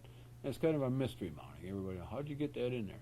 Well, that's called a Belcher style mounting, after the man who invented it, Mr. Belcher. Yeah, what do we got next here? Well, this is a gypsy style mounting. All right, now if you look at this little globe here, it's got a number of, well, it tipped over there, but anyway, it's got a number of little diamonds, and they're set right into the surface of the globe. Can everybody see that? Are we in focus? Are we in focus? Okay.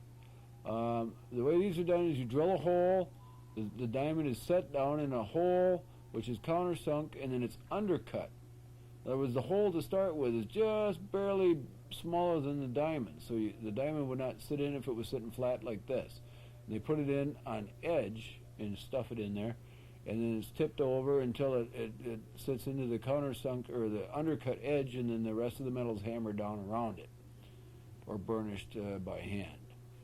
So there's no prongs, there's no beads, it's just a diamond, you know, in a field of gold. It's a very attractive look, but that's called a gypsy mount. Now on a larger scale, like a class ring, or sometimes you'll see a ring where the metal would come from here to here, and the stone is set in a bezel as part of the mounting. That's also a gypsy mount. I think this is one of the last examples we have today. This is called a tension mount. Now this is a little moonstone in a 14 karat gold mounting, and if I was to pull really hard, which I can't do because this is a good mounting, this is called a tension mounting. And you can see how this conforms to the shape of the moonstone, and this conforms to the shape of the moonstone. And the tension created by forging this thin metal down into thick, or thick to thin. Start with thick and you pound it down to thin. But it work hardens the metal, it creates tension like a spring, and that's what holds the stone in place. Now I don't recommend this for diamonds and such, but they do it with platinum and sometimes with 18 karat white gold. But the principle which holds the gem is indeed tension. And that we got one more. Oh, here we have other. All right. Now we've had handles on all the ones that we've shown you, and we're going to take the little plastic handle off of that one. All right. This is an alternative style or other setting style. Now it's not a channel, it's not a prong, it's not beads, and you can see how the stones are held. You know, they're countersunk into the metal, and then the metal is burnished or hammered or welded or whatever over the tops or edges of the stones. These are little canary diamonds, which are natural fancy yellow. And so it's not prongs, it's not bezel, it's not beads, this is other. And this is quite a legitimate setting style. It's actually kind of attractive. Looks kind of like a jellyfish or something from the side. All right, now there's another category of other. This one is work in progress. But if you look carefully, we've got 1, 2, 3, 4, 5, 6 little granules. And these are, you know, they are attached, so they don't move. All right, what will happen is we'll countersink holes for these little diamonds that will go down between each set of 3 balls. And then, you know, the metal will be burnished down over the stones, and what it'll look like is a set of 6 balls with 3 diamonds in it. And I guess the closest analogy was each of these 6 balls would act like a giant prong. And that's what will hold those diamonds in.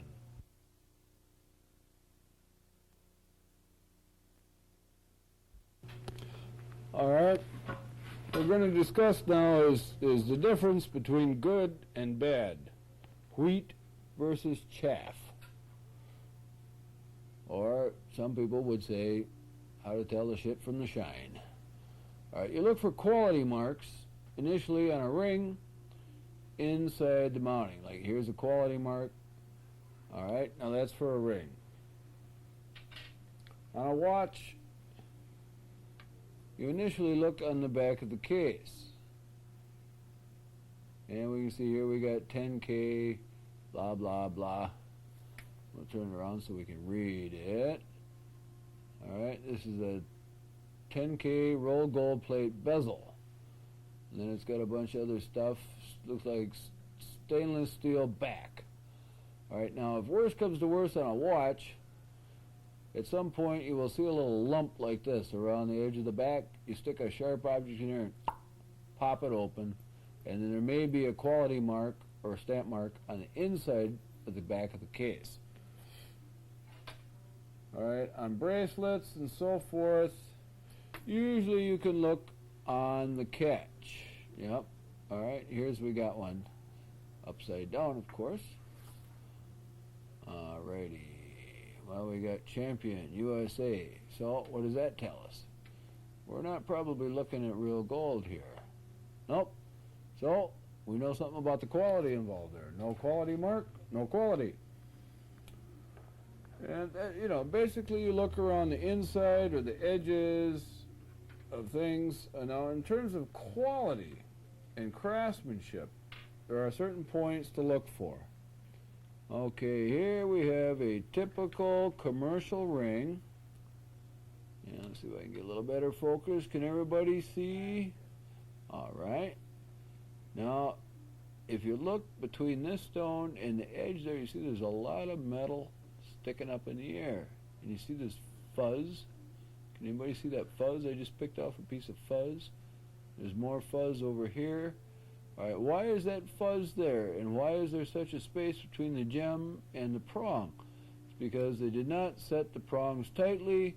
They did not dress them down properly. And it's a form of bad craftsmanship. This is a sterling example of bad craftsmanship. This ring has run 1,000 nylons. And I've discovered over the years, doesn't matter how pretty something is, if they run their nylons on it, you will hear about it later. Alright, this is an example of poor craftsmanship regarding the finishing and setting work involved with placing the gems in the piece. Alright, another quality point, if you look around the inside of the ring, you look for a little line. It might run, along this way, or it might run along, the outside of the ring this way, and that would be a mold mark. And that's not finishing down the casting properly. Now, another sign of bad craftsmanship or poor quality is you see all these little black spots. Just zillions of them. Those are called pits. That's porosity. Alright, now you look on the inside of the ring, there's a lot more of them. And you can see work marks in there. You see this series of marks here, those are file marks. And there's some rough edges here, right in there. It's the kind of thing that is not immediately apparent when you glance at something, but when you examine it under a closer look, especially under magnification, like here you can see there's an irregular dip along the edge there. Poor finishing work. Very, very poor piece of workmanship. Now by contrast, here is a good piece of work. But as you can see, this is a solid piece of work. There's not a lot of flashing underneath. A lot of times when you see the round holes or square holes behind stones, all right, they're not to let the light through because stones act like mirrors. They're supposed to reflect light. What the holes are for on the backs of behind the stones is for maintenance, to get in there and clean out the crud that collects from hand soap and lotion, cosmetics, you dip in your hands in baked goods or whatever. And that stuff accumulates, and if you can't clean it out, it definitely diminishes the brilliance of the stones. But you can see here there's nice, clean, straight lines, and all the stones are even. They're all set pretty much so the tops are all at the same level. in terms of the way they face up. The various tables on the stones are all pretty even. It's a nice piece of work. There's no gaps between the stones. Nice solid casting, good finish. And that's a good example of good craftsmanship. All right, now here is a ring that's been worn for some time. And you can see how the prongs are worn down. This was a ruby and a couple of diamonds. And there was, a fairly elaborate pattern on this ring at one time. Here's the remnants of some mill graining. You see how it's worn down? And then you can look at the bottom of the shank. See, it's worn unevenly. It's a thin spot there, a thin spot there.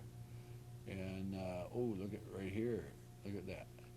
Now, if we turn that sideways, you see this big dent? Now, that's caused by a ring being worn next to it. Another ring was, out here somewhere, and it rubbed against this one, and they would rub back and forth and back and forth, and you get a little dirt, just in the normal carrying on of your daily business. You acquire dirt on your hands, and that gets in between the two pieces, acts as an abrasive, and that's what caused that little groove to appear there. Now, see, this side it's got a little bit of a flat spot, but there's definitely, it was worn next to another ring there. And if you look at it from the side, you can see the prongs are worn. Ooh, this one's down to nothing. This one's gone. And when you look at them from the top, see, they come over from the outside diameter to the inside diameter. They look pretty good from the top, except for this one, and this one. These three are pretty good visually from the top. But you turn them sideways, and look at, see, that's paper thin. I could probably pick it off with a needle. All right, your wear patterns are usually your left side, your right side, because people tend to move their hands left and right like that.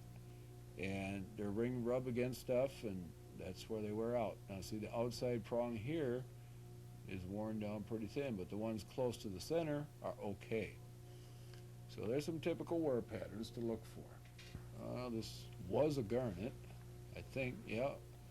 You can see this one's worn to the point where it's even worn the facets off the stone. Now, if you look, see, there's a flat spot. That was a facet. There's another one. There was a table.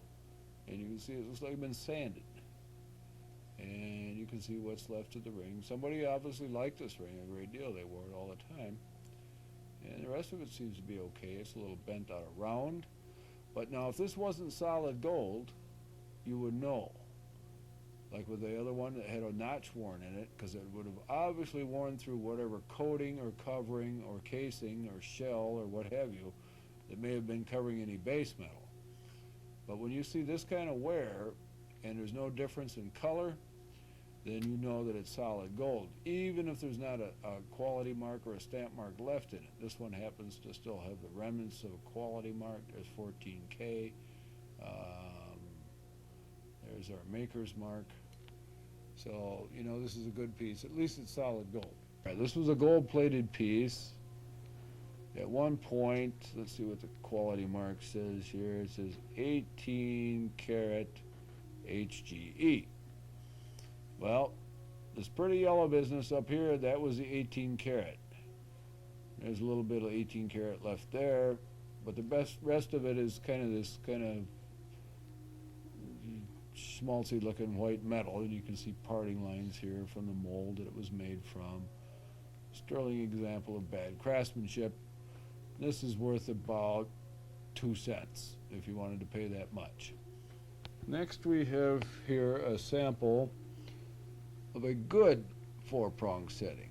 All right, now if you look at the diamond, this is a new piece. Okay, we've got pretty good workmanship here, nice set of mill graining, a little satin finish, solid mounting, good solder joints, etc., etc.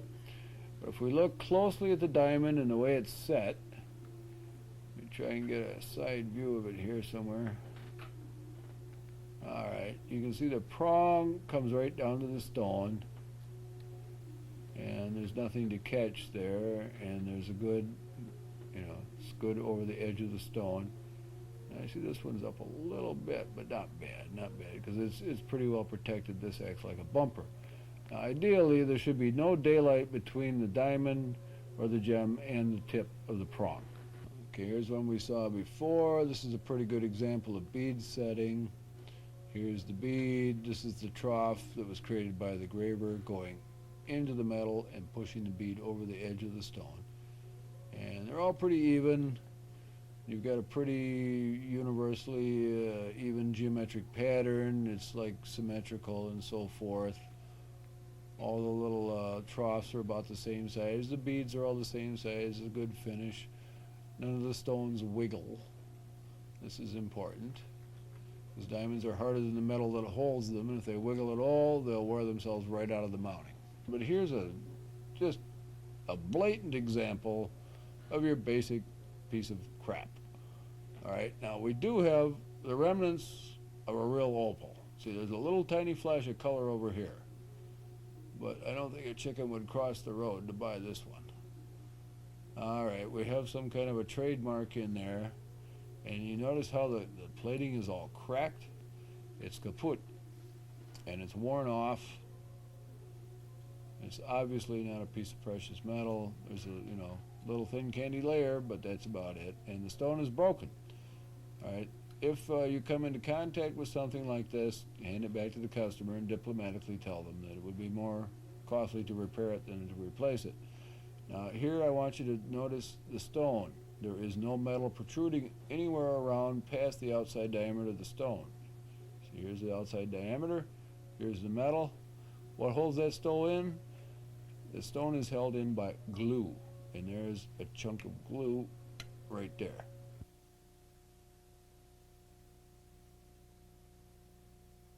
All right, now here we have, this is a tongue, and this is a box. All right, this fits inside there, and this little notch here catches on the inside lip of that. All right, these are lobster claws of various size. Now here is a nice little example of a 585 quality mark, which I was looking for earlier. The 585, you can see that. It's a little difficult, but there it is. All right, this is a spring ring. All right, if I can see how that spring thing moves, that's how a spring ring works. There's a small version of a spring ring. All right, this is a box catch. This is a figure 8 safety catch on the side, which snaps over that little ball. This is depressed, that comes out.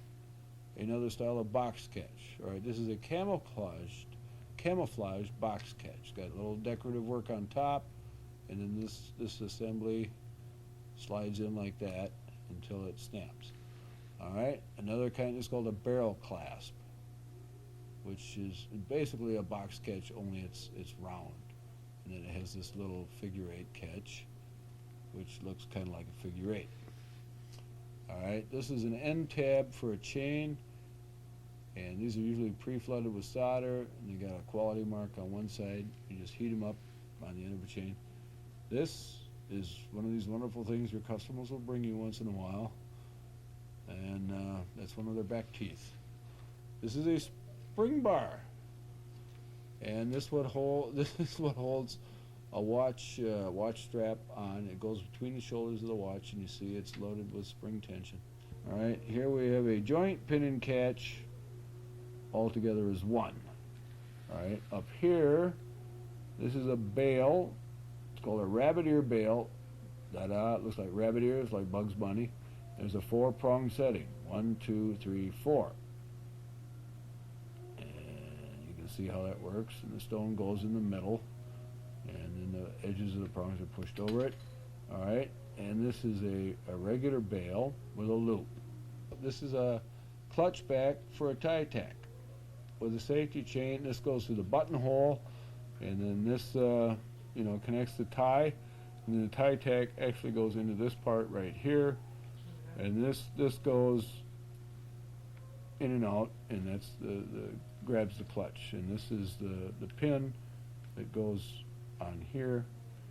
All right, and this is what's called a clutch back, and you've got these two little ear things or tabs, and they're spring loaded, and what they do is they grab on to a pin that's inserted from the front, and they create tension or friction on that pin so it won't come off. Okay, this is a Teamster's pin. This is the emblem on the front, basic tie tag unit on the back, but this thing is a little tab which I'll turn it sideways, and this snags on the fabric and keeps the unit from rotating. And these either come with a clutch back like this, which goes over the pin, and then that locks in place, as you see, or occasionally you will see one that has a screw. Alright, this is another emblematic type piece. Whatever sentiment is involved in the front. Usually these are found on military type insignia, and it's got a threaded pin, goes through, and then this part will turn like so, and then the little teeth lock into the fabric so it won't fall off. Alright, next thing we have here is a large ear nut, and this just works on friction. The post goes through the hole, and this is for people that have real skinny ears or real fat ears or something, or they have a real large heavy earring design on the front, and this is just to add a little extra security. And then here's our famous fabulous teeny weeny that everybody thought was so funny. And the way that works, it's a little bullet shaped deal, and it's got a rubber type insert, or sometimes they're cork, and the pin goes in that little hole there, and it's just mere friction that holds it together. Alright, here is an earring with a screw back. We have diamonds, and it looks like a blue zircon on the front, and this is for people that are chicken. They don't want to get their ears pierced, so they get them like this, and then this screws shut like a clamp. See how that works? If I can get my knuckles out of the way here. That works. Next we have a clip back. This is common amongst some of your older clients who will come in, and it's got a little cam and a spring and 2 pivot points. This is the spring. There's a pivot point, there's a pivot point, and it clips down like that. Now here we have a standard unit. This is a pad, this is a post, and this is the clutch. Clutch slides up and down, you know, it clinches the ear and friction holds it in place. And you see this little groove here when the clutch or the nut gets out there, you hear that little click? That keeps it from popping off the end. Alright, now some of these are not all created equal. These are pretty thick. Some of these are like tin foil, and they have no tension, and they very soon lose their ability to hold. Alright, now we also have here a post and ball with a loop. This is the loop. Earring would hang from that. Here's the ball, and this is the post. Again, we have the little groove at the end there, and that's what holds the nut. Now, occasionally you will run across what's called a screwback. All right, this would be the earring out here. We didn't have one available, but this is the principle. Here's the threads. This is the nut, and it screws in and out like that. Now, sometimes this nut is actually shaped like one of these clutches like this, and the part where the post goes through is actually threaded, and the post is threaded, just like the screw is threaded here. This would be the design element. This is the back, hence the term screw back. It's called a fish hook. Now, this fish hook has what's called a keeper. This little thing looks like a little marshmallow with a hole in it. So that comes off. You put it, this goes through the ear, and this has a little hole in it, and then that goes on the very end, like so, and that keeps it from falling back out of the ear, and then whatever drop design you have goes through this little loop there. All right, now this is called a lever back. This is a real old one. It's a little bit worn, but this is the part that goes through the ear, and then this little lever here flips up, and it's got a little tension. It's like the clip. See, there's the spring. There's a little cam here. Here's the pivot point, and you can see that it'll, if I can get a hold of it, it clips open and clips in, and it's spring tension.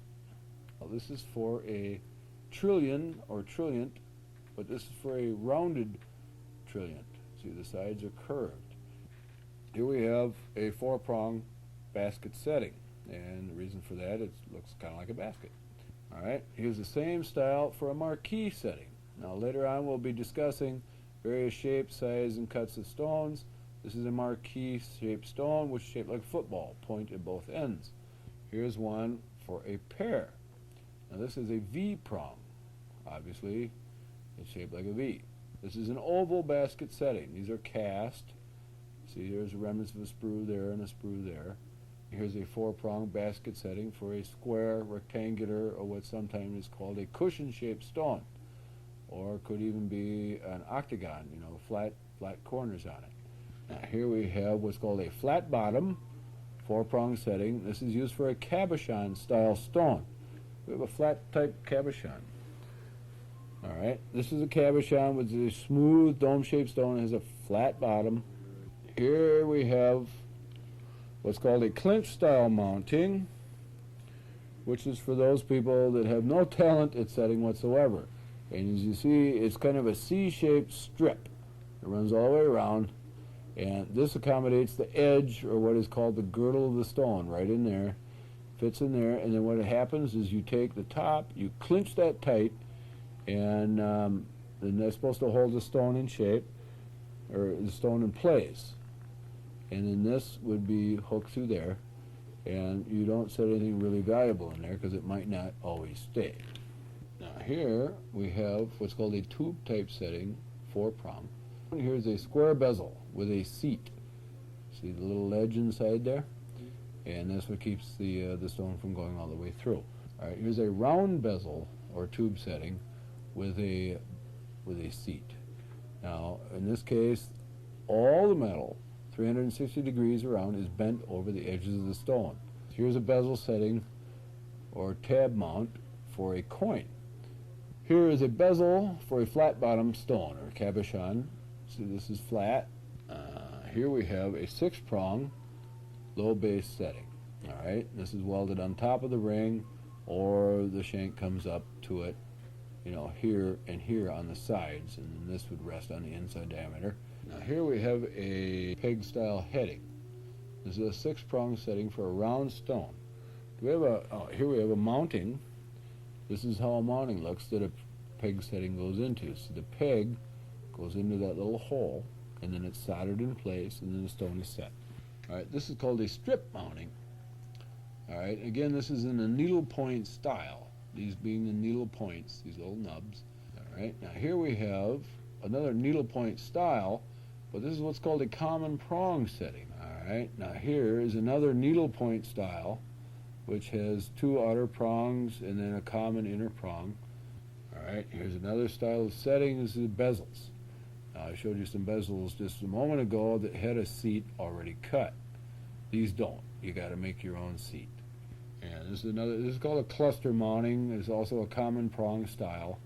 And we got a whole bunch of stones in here. You start with the middle ones, then you work your way out in concentric circles. So that's it for findings. This is it for the end of this section on metals, nomenclature, and so forth. And we will go around to various and sundry new and exciting information in the next section. I thank you for your attention.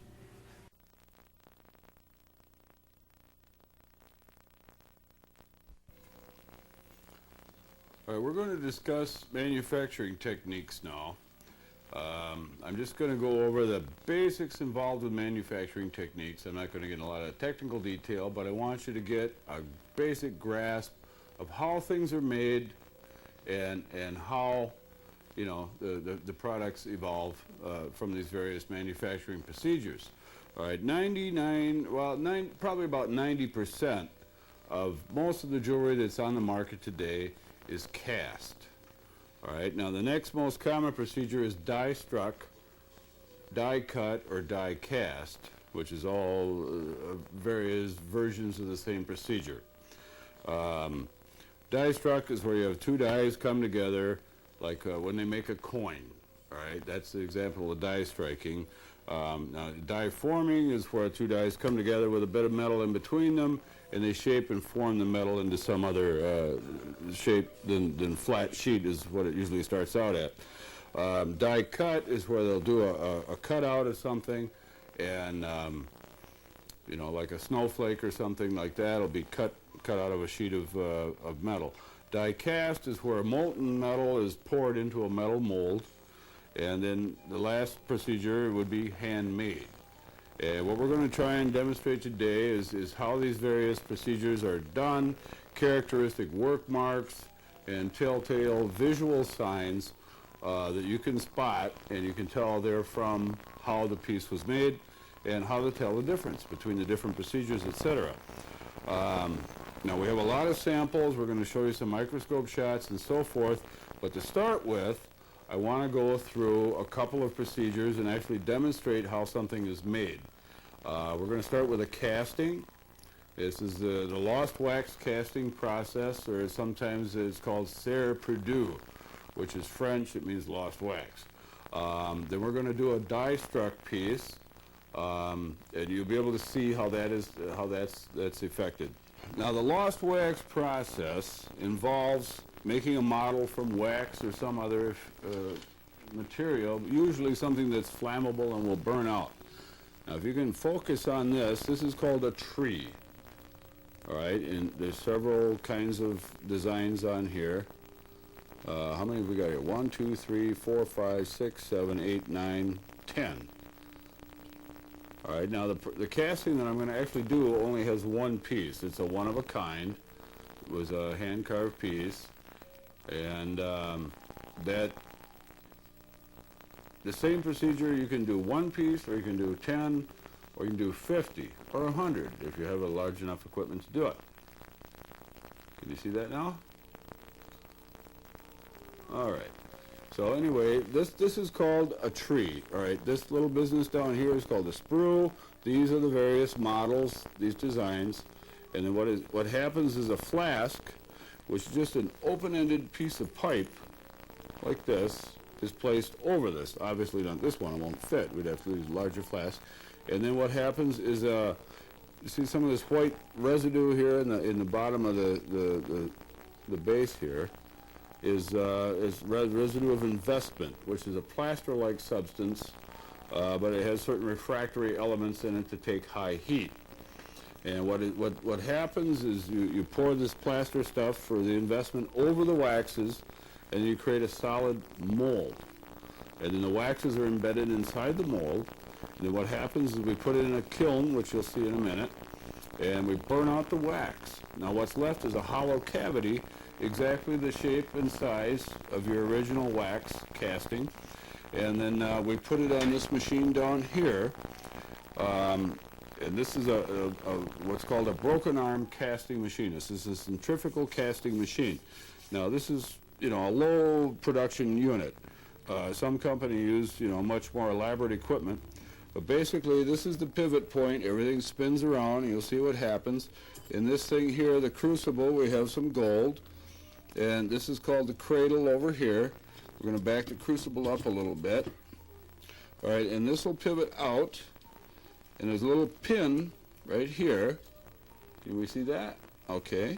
And that's like a trigger.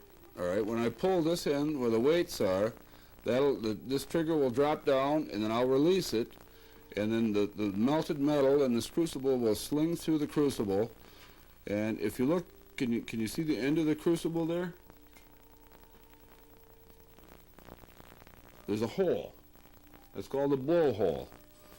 And the metal will come out here. It's melted here, comes out there, and it'll sling from here into the funnel-shaped opening on the end of the mold. The funnel-shaped opening is created by this dome-shaped object on the sprue base. It's called, this is the sprue base, this black rubber thing. And then the sprue system is basically an elaborate system of funnels. You know, you pour the metal in up here, and it comes down, it spreads out, and goes to the different areas that require filling. All right, except when you actually cast, it goes this way. The metal comes in laterally.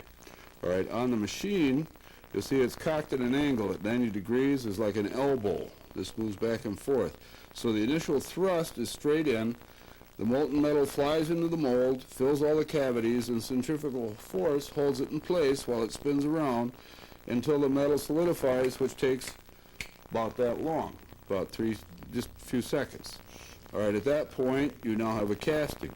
If everything works well, you have a good product. If it doesn't work well, you start over again. So, if you can get a shot of this kiln here, I don't know if we can get that close, but I'm going to open the kiln, and we're going to remove the mold in just a second. But I wanted to show you how hot it is. I don't know, can you see all that? All right, we're going to shut it again now. And I'm going to set up the machine. Okay, now we're going to light the torch here, which is oxyacetylene.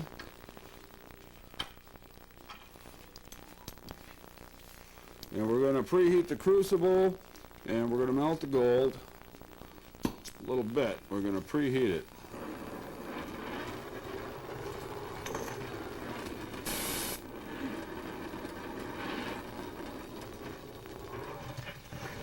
Now first I'm going to heat the path that the metal will take when it leaves the crucible, because it'll freeze up otherwise.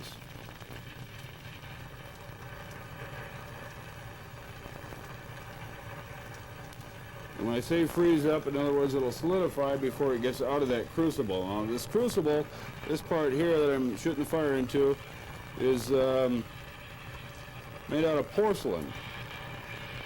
Just like your bathtub or something is covered with porcelain. Okay, we get the metal all nice and hot, and we get the crucible preheated a bit. And I'm going to sprinkle a little casting flux on there, which helps keep the metal clean when it's exposed to the atmosphere. Okay, we'll put the torch here where we don't set anything on fire. Okay, pop open the kiln. Turn it off. I'm going to grab the flask. Okay, now if you look at the end of the flask here, you can see there's openings in it. Those are the screws that lead to the casting that's inside the flask. All right, so now we're going to put the flask on the cradle and bring the crucible up to it, and we're all set. Okay, now we're going to melt the metal.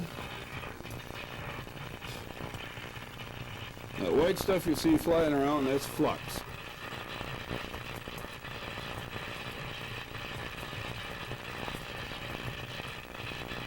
Can you see what's going on in the crucible? Good. Okay, pretty soon the metal's going to look like a little blob of molten mercury, or mercury, just a fluid. And when it gets to the point where it'll wiggle, when I wiggle the torch, we're all ready to go. I'm going to add just a touch more flux, and that'll clean up the surface of the metal. And we'll heat the path a little bit. All right, the melt is ready to go.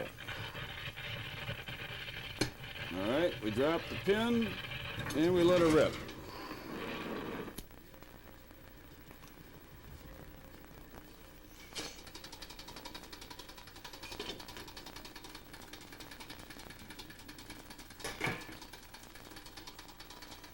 Now we have to let it slow down a little bit. By now the metal is probably solid.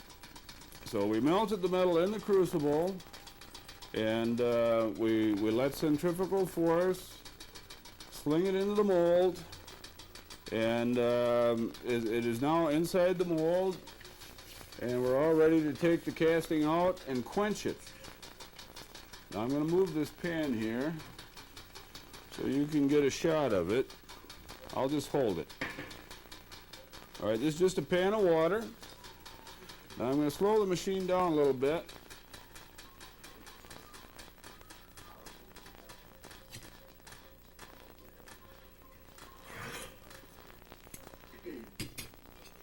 Okay, we'll knock back the crucible. And, whoop, got a little leak going there. Can you see the button? All right, now we're going to take that and we're going to put it into the water. Now this mold is probably about 1,000 degrees right now.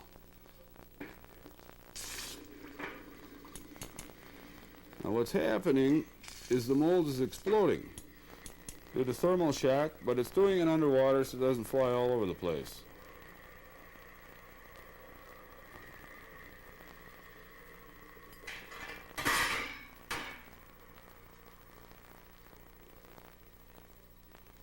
Alright, at this point we have a successful casting. Now what I have to do here is squeeze out the actual casting, put the flask back in. Now this white stuff, it looks like mud now, that's what's left of the investment. And it mixes up like plaster of Paris. Alright, there's the casting. This is what gold looks like. And this is a two-part piece. Now I'm going to go to the sink and rinse it off, and then we'll show you what the finished casting looks like, and then we'll talk about a few other things that are involved with this process.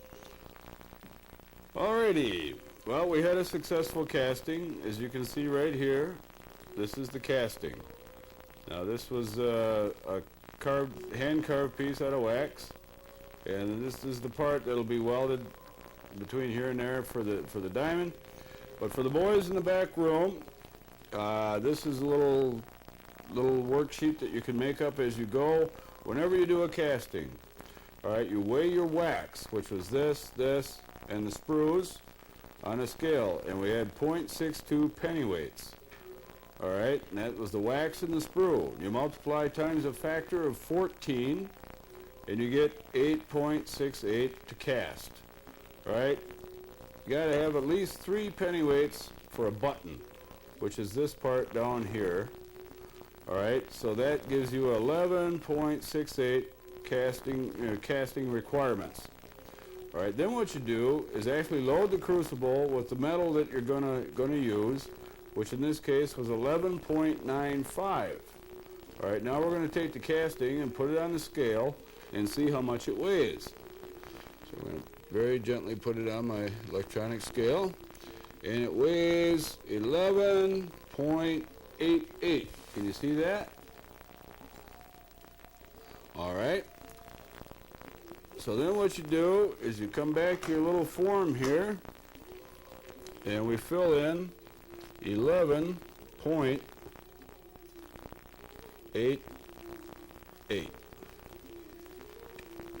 Pretty good for writing upside down.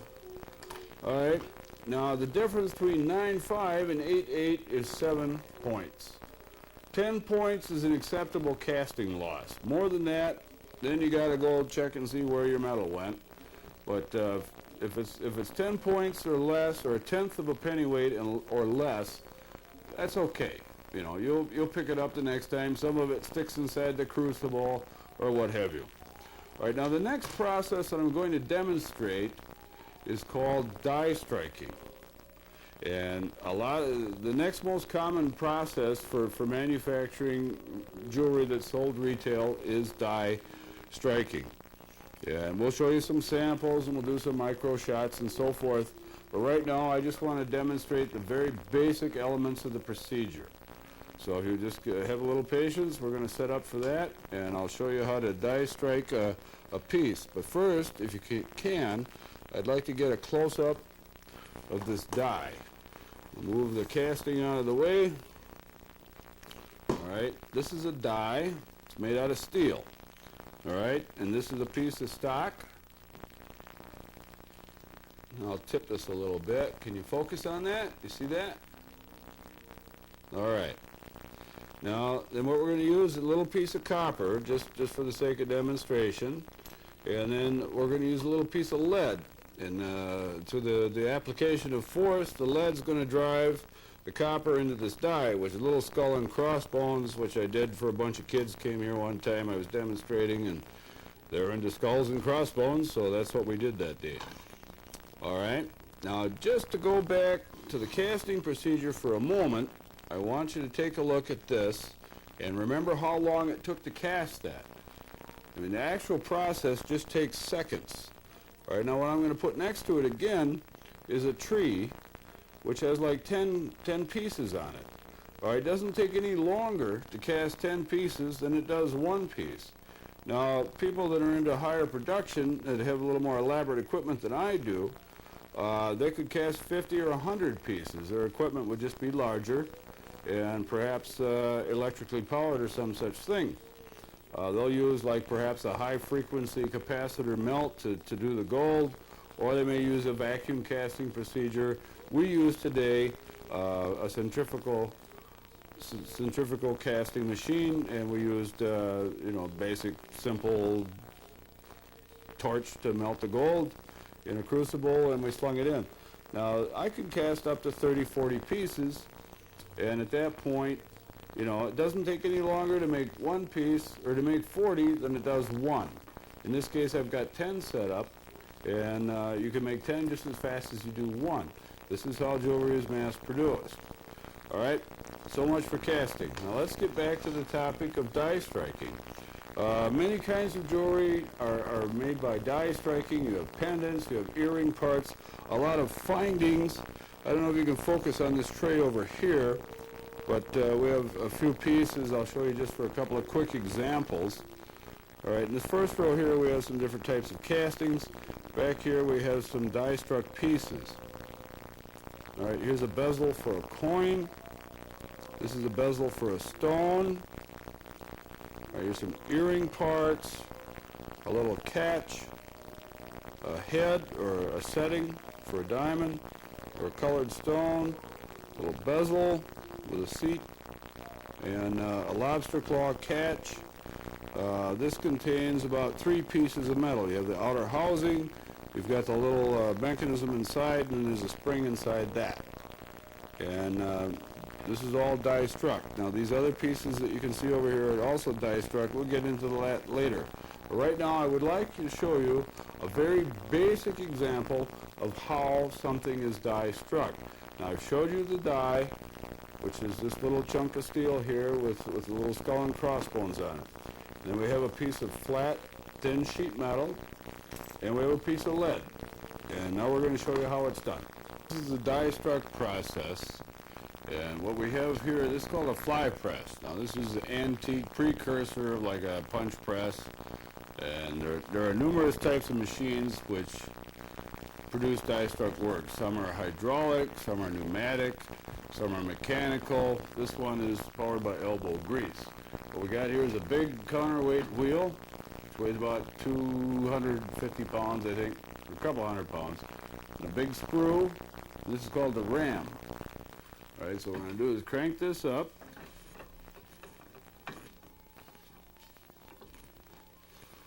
All right. I'm going to use this just to keep it from coming down and squashing my fingers or anything. All right. Now, as I showed you before, we have a die here. You may be able to see a little bit of the detail. So we're going to set that right smack in the middle there underneath the ram. Here's a little piece of stock, thin sheet copper. All right, we're going to set that over the die. And then here's just a little piece of lead. All right, that's going to go on top of the metal. Now what happens is when the die comes down, we're going to put a strike plate over the whole thing. All right, just another little piece of steel. Now when the die comes down, it's going to hit the lead, and it's going to drive the lead down. All right, as the lead goes down, it's going to push the little sheet of copper in front of it, and it's going to force it into the die. Now this thing will hit anywhere from 3 to about 15 tons of force, depending on how hard I throw the wheel and so forth. Now this is not for mass production. This is a limited production type item. And that takes care of that. All right, so we'll back it all the way up, and I'm going to grab one of these spokes here and give it a fly. Now, can you see what's going on here with the dies and stuff? All right, watch now. The ram's going to come down and mash it. All right, we'll crank it at one more time. And we'll give it another swat. And one more for good luck. Okay, at this point, we get our hands out of there before the die comes down again. Now, if you look at the lead, remember it was a nice little square piece of lead. Now it's all mushroomed out. pull the lead off, and there's the copper. Now, if we hold the copper and the die together, you can see there's quite a bit of detail there. Now, we have a negative die. We'll pick the copper off here, away from the lead. In fact, this hit so hard, it cut. See, there's a hole there and there, so I didn't need to strike it as many times as I did. But the object here is that you've now produced a raised pattern which fills this die. This would fit right exactly back in there. All right, and the lead acts as the male portion of the die. The negative impression, or the negative hole or carving, is called the female portion of the die. Now, when like coins are struck, like this is a coin. I don't know if you can see all the detail on it. It's a ship on one side, and it's got some advertising on the other. It was for something I made for Windjammer Barefoot Cruises. This is a representation of an original piece of 8, and on this side is the portrait of their flagship called the Phantom. But when a coin is struck, to keep the metal from mushrooming like this lead did, we use what's called a collar.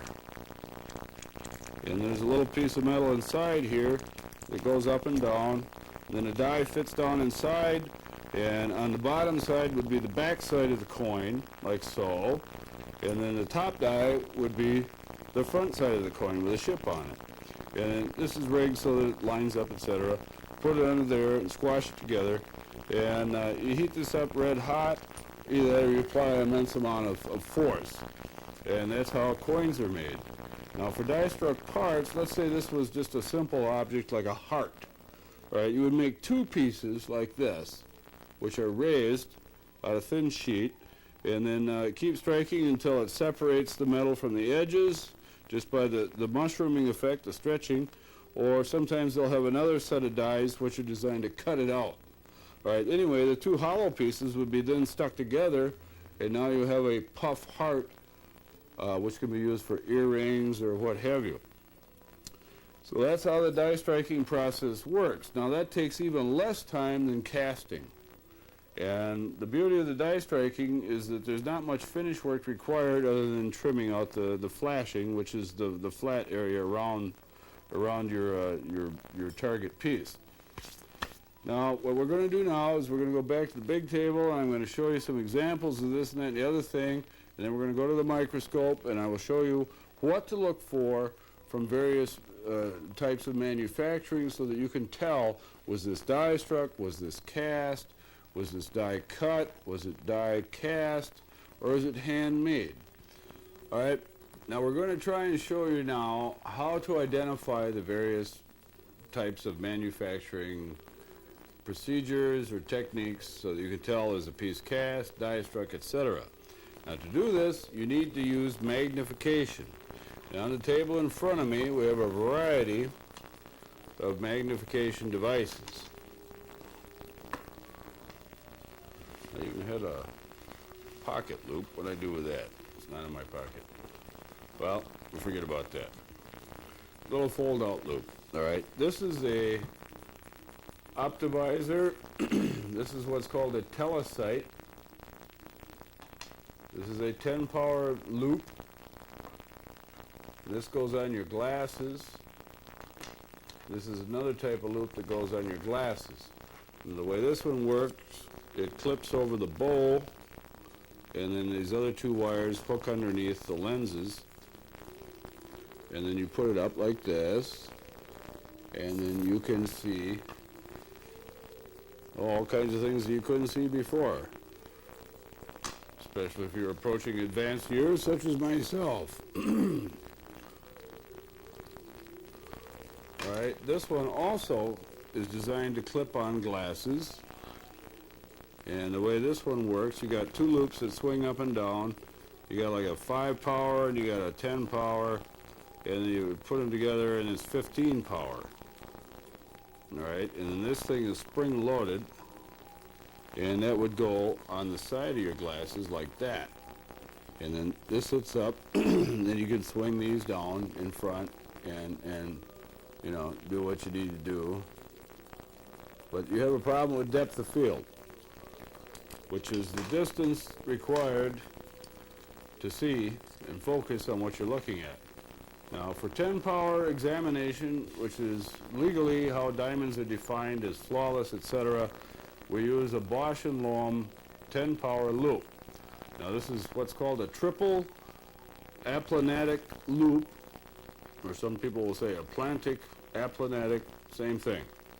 And what it is, the lens itself is about yay thick, and it's two concave lenses with a convex lens in the middle, so there's like a sandwich. There's 3 parts, 1, 2, 3. And like I said, the lens itself is about that thick. Now this, you know, just pops into your eye, and if you're going to use an eye loop, what you do is you kind of pull down like that, and then raise your eyebrow, and then tuck it under your brow ridge, and then just relax. Now, I happen to have like Neanderthal-style brow ridges, so it works really good. I mean, I can crush walnuts with this eye, but not everybody can do that, and if it doesn't work for you, the reason they have this style of eye loop like this is so it leaves your hands free to work, examine the piece, what have you. You can put a string around it so it goes around your head. Some of them come with a little spring type deal that clips around your head and holds it on, or you get a big rubber band. I don't recommend this, but you can use super glue even, but you have trouble getting it off. All right, now this is the telecite. It goes on just like a pair of glasses. And this flips up so you can see normally, if you can see. All right, if you can't, then you flip this up, and now you have about a 7 to 8 inch depth of field on this. I think this is like 2.5, 3 power. All right, and this is a telecite, which does, or what do you call, optivisor. And this goes on your head. You screw this little knob back and forth, and that adjusts the size so it'll fit your head. You know, some people are pinheads, some people are fat heads. And then there you go. You can see what's going on in front of you, and you can flip it up like this. They're very stylish. I don't like these things. They give me a headache. So the one that I use the most is like I use this for bench work and you know, minor examination, and for up close work, you know, like grading a diamond or determining, you know, the kind of wear or whatever has happened to a piece of jewelry that might need repair. Then I use this, and with the 10 power loop, we have about a 1 inch depth of field. Now I recommend you spend a few bucks and buy quality optics, because it's your vision that we're talking about here. All right, a set of optivisors like this, I think these run 35, 40 bucks. A good telecite like this is also $35, $40. All right, a good triple aplanatic loop like this, which is corrected for color and what's called spherical distortion. If you use a cheap loop, like one of these, you look at it and you have about this big an area that's actually in focus. And from that point out, it gets fuzzier and fuzzier. So everything in your field of view is just centered on this little tiny area in the middle. But you have what's called spherical distortion, and this is a bad thing, especially if you're trying to gauge the quality of the cut or the proportions on a gem, that type of thing. Whereas this is optically corrected, so there is no spherical distortion, and it's also color corrected, so it will not distort colors. You look through a cheap set of optics, and you get a lot of fuzziness, and sometimes it'll even distort the colors. You get rainbows around the edges and things like that. Well, if you're trying to determine is a diamond a D color or a Z color, makes all the difference in the world. A D flawless is like 20,000 or thereabouts per carat right now wholesale. And if you make a mistake and it's a Z color, which is like $1,300 a carat, you got a big problem there. There's a big discrepancy in the value, and if you're calling the shots, whether you're buying or selling, you want to have the best tools available. Plus, these are better for your eyes. Quality optics will protect your eyes, and you'll be able to see longer without having to use a white cane and a dog. So we don't want to get into that, because white canes and dogs are a bummer, especially if you happen to be in the jewelry business. Now, you will use these optics to examine work that comes in the store, products that you may have for repair, or what have you. Now, as I said, there are just a few basic types of manufacturing procedures. We have castings, we have die struck, die cut, die cast, and handmade. Now, I've shown you some examples of some of the things. You saw me do a casting, like this is a casting, this is a casting. This is a reproduced casting. In other words, you can make more than one of the same of these. And if you'll just forgive me for 1 second, I'm going to duck off screen and grab an example of how a ring is mass produced. All right, now what we have here is a rubber mold. This happens to be a see-through mold, and it's sort of transparent. Now what we have here is a wax model. And what I have here is a casting of the wax model. And what is done is this is put up to a machine. There's a little funnel-shaped opening here, and you push that up against this nozzle on the machine, and the machine squirts wax into the mold. Under pressure, the wax is melted. It's a heated unit. Looks kind of like a pressure cooker. It's called a wax injector. But anyway, it shoots the wax in here, and then the wax, you pull it out, and you have a wax copy. All right, you can make about one of these a minute. And then you take the ones that you did, you make a tree like we showed you before. You can cast multiple copies. But that's basically how that type of thing is done with casting. All right, as you saw when I did the die striking, it just takes, bang, that long. As long as it takes the swing down, swat it, pull it back up, take it out, dump the piece out, put a new piece in, you can produce those. Now, if it's done by automated equipment, it's, bang, bang, bang, bang, bang, bang. And sometimes it's just like, it sounds like a machine gun. So they can really knock them out. All right, die cut would be a piece like this. Now, I'm going to hold this up against a piece of paper here. And as you can see, there's a lot of holes in it. Can you see that? All right. Now that's punched out of a piece of sheet metal. This is the front. This is the back. Now this is probably just a piece of brass. I think that's what it is. It's a little discolored. It's been kicking around here for a while. All right, now this is a piece that's been die struck. I don't know if you can see that. It's got like leaves and flowers and grapes and so forth. And it's a raised pattern on the front of the piece. And the back of the piece is like a negative of the front. In other words, everything that's a bump on the front is a dent in the back.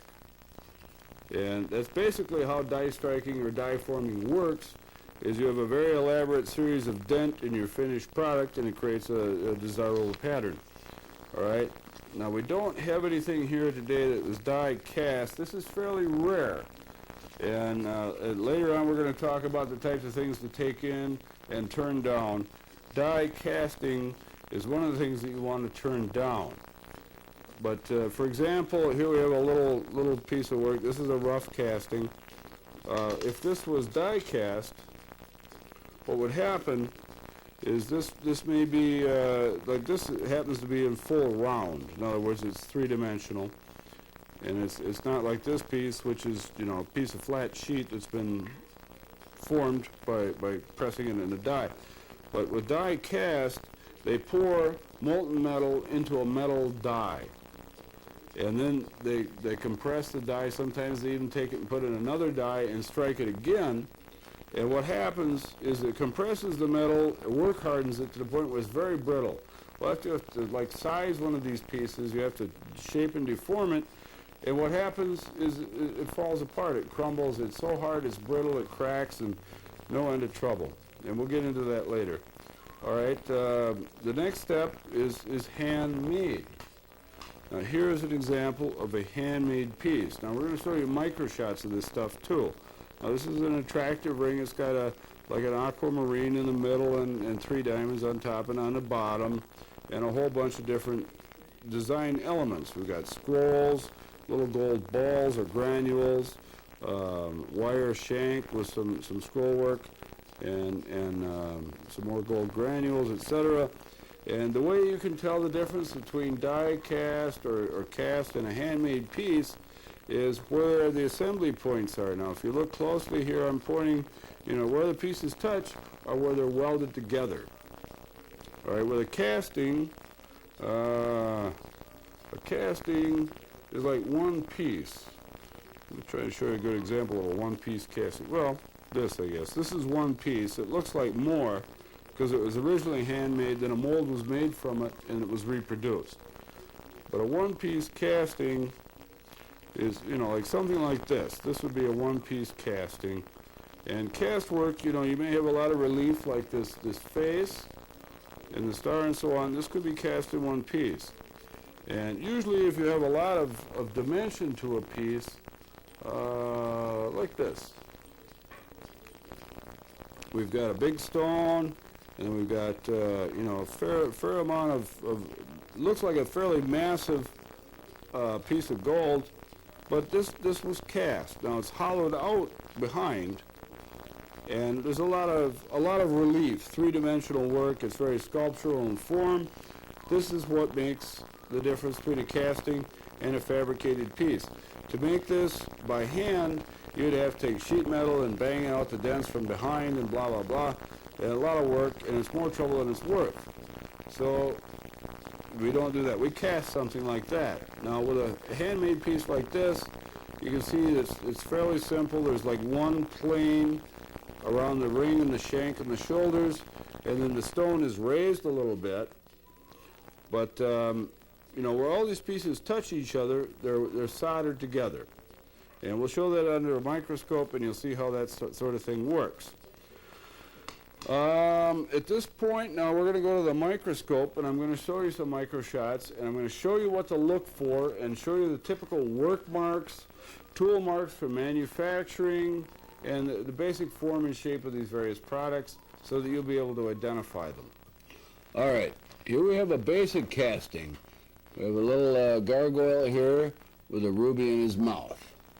Now, if you can look at it from the side, you see there's a lot of relief detail with the nose, the eye bridges, the beard, blah, blah, blah, and it's flat from underneath. Now, to make this from sheet, it would have to be done. All right, this stuff would all have to be raised through a process called repoussé, and then this would have to be a liner, a solid sheet underneath. It was basically a hollow process, and these details that you see here, like cheeks, nose, eyebrows, blah, blah, blah, all that stuff would have to be raised from underneath with chasing tools and so forth. It would be a tremendous amount of work. Much easier to just cast it in one piece as you see here. All right, that's one type of casting. Now, the same example, this is a combination piece. It's kind of an Art Nouveau style. It's a lady's face. As you can see, there's a fair amount of relief. Got scroll work and hair and this and that and the other thing. And then we have some additional pieces. So this is a combo piece. This part up here was cast. This is the terminus of the cast work. And then these pieces were added on. These were welded on.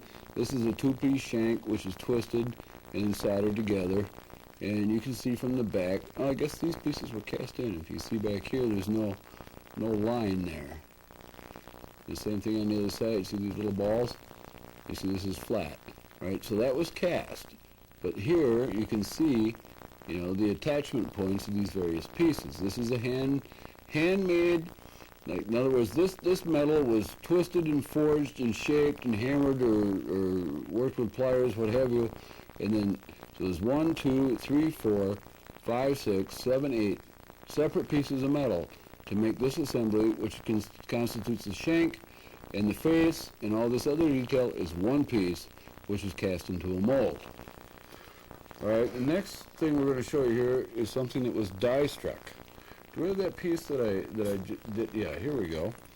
All right, here is that little copper skull and crossbones. Now, so we can get this under here. Here's the die. Whoop, we're going to have to back up a little bit here, focus-wise. You're not going blind.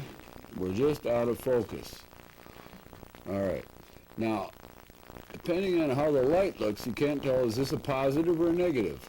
Well, I'll tip it at a little bit of an angle. You can see, here's a flat surface, and then it goes down. Flat here, and this is recessed. All right, could somebody hand me a graver or something?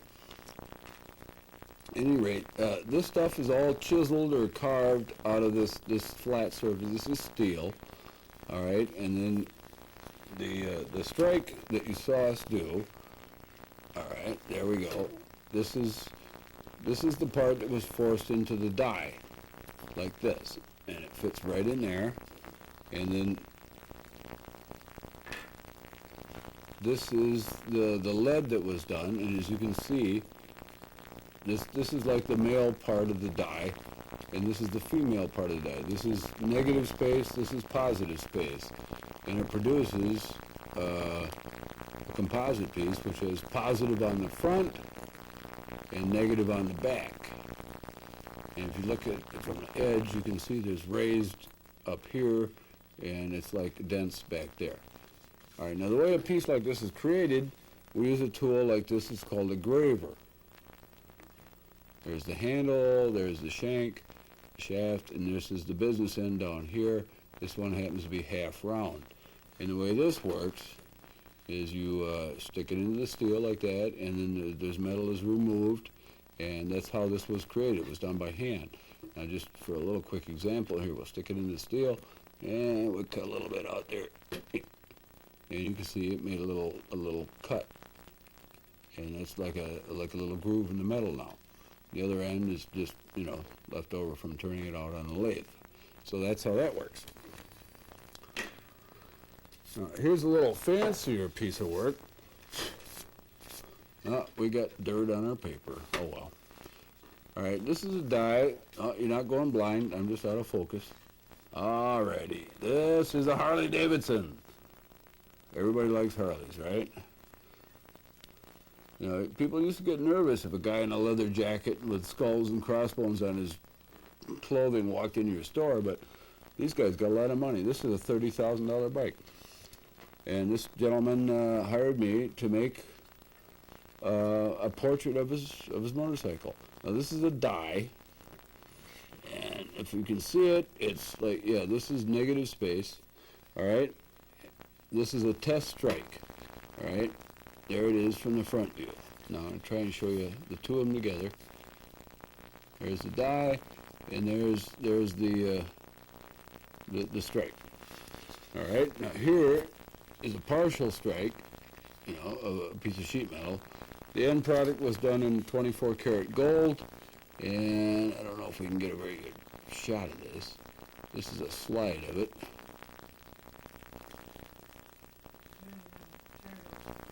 Turn it over. Now let's see, which way does the die go? Die goes that way, so this would go that way. There we go. All right, let me get this in focus here. Okay, this wound up being a money clip. This part was struck in 24 karat gold. This stuff is silver, and this is where the bills went. They clip in between here and there. All right, that's die struck. All right, here's another example of something that's die struck.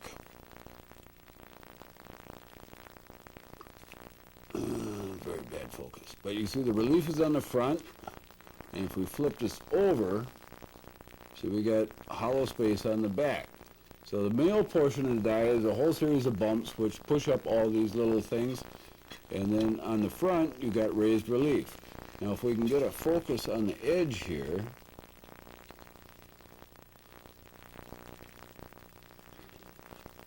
this one I'm afraid is a little bit.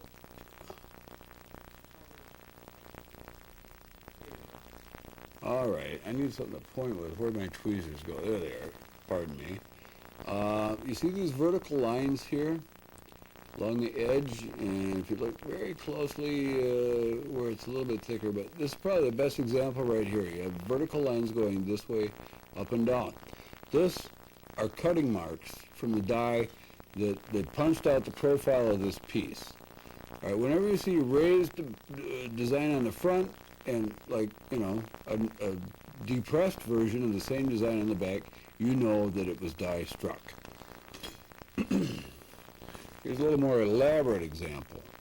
We got flowers and leaves and little stuff and like that, and it's all raised on this side, and it's, you know, in negative on this side. So the die had bumps on this side, which makes dents back here and relief up here. Relief being positive space, this is negative space. So this is obviously die struck. Now here's a little more elaborate example. This is a little Art Nouveau piece. Here's a good example of where it's. She's got a brown nose. Well, we all know how that happens. This particular piece is silver, but the silver is worn off her nose, so now she's a brown noser. All right, now you see there's not a full, you know, replication of the detail in negative on the back. But on the front, you know, you got all this gorgeous detail. You got little veins in those leaves or hair or whatever it is, and so on. So this was coined to some degree, and they just modeled the male portion of the die to force the metal into the die. So you're actually compressing and deforming a solid piece of metal to raise this type of detail. Now a coin is a good example.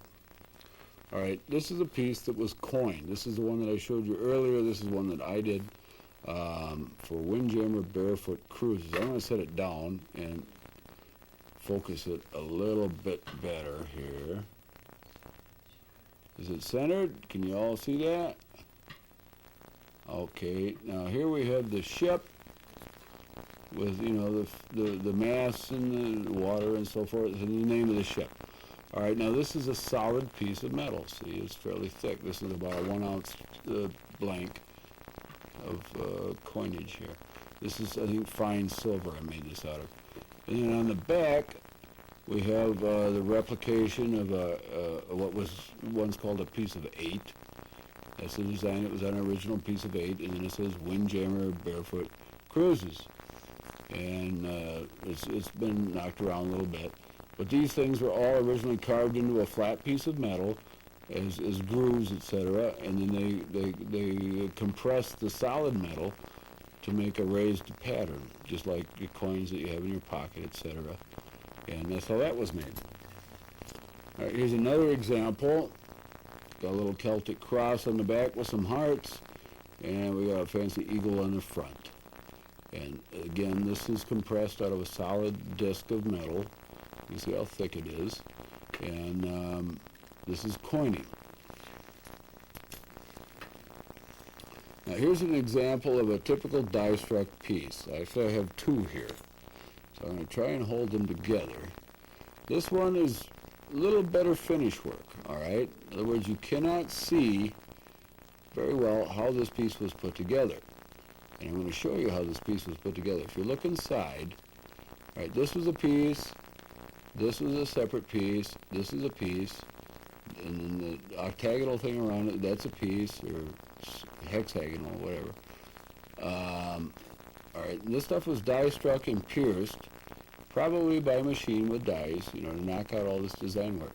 All right, this part here, going all the way around, is one piece. This part here, going all the way around, is one piece. This is another piece. This is another piece. This frame here is one piece, and there's a little, you can see daylight through there. And this is another piece. So we got 1, 2, 3, 4, 5, 6. And normally a ring is connected like here and here if they're going to be done in separation.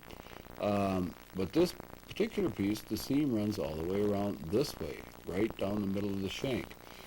And you're wondering what I'm talking about. Here, I'll show you. This is a better example. No, maybe it's not. I thought, oh, yeah, if we get a little better focus on this.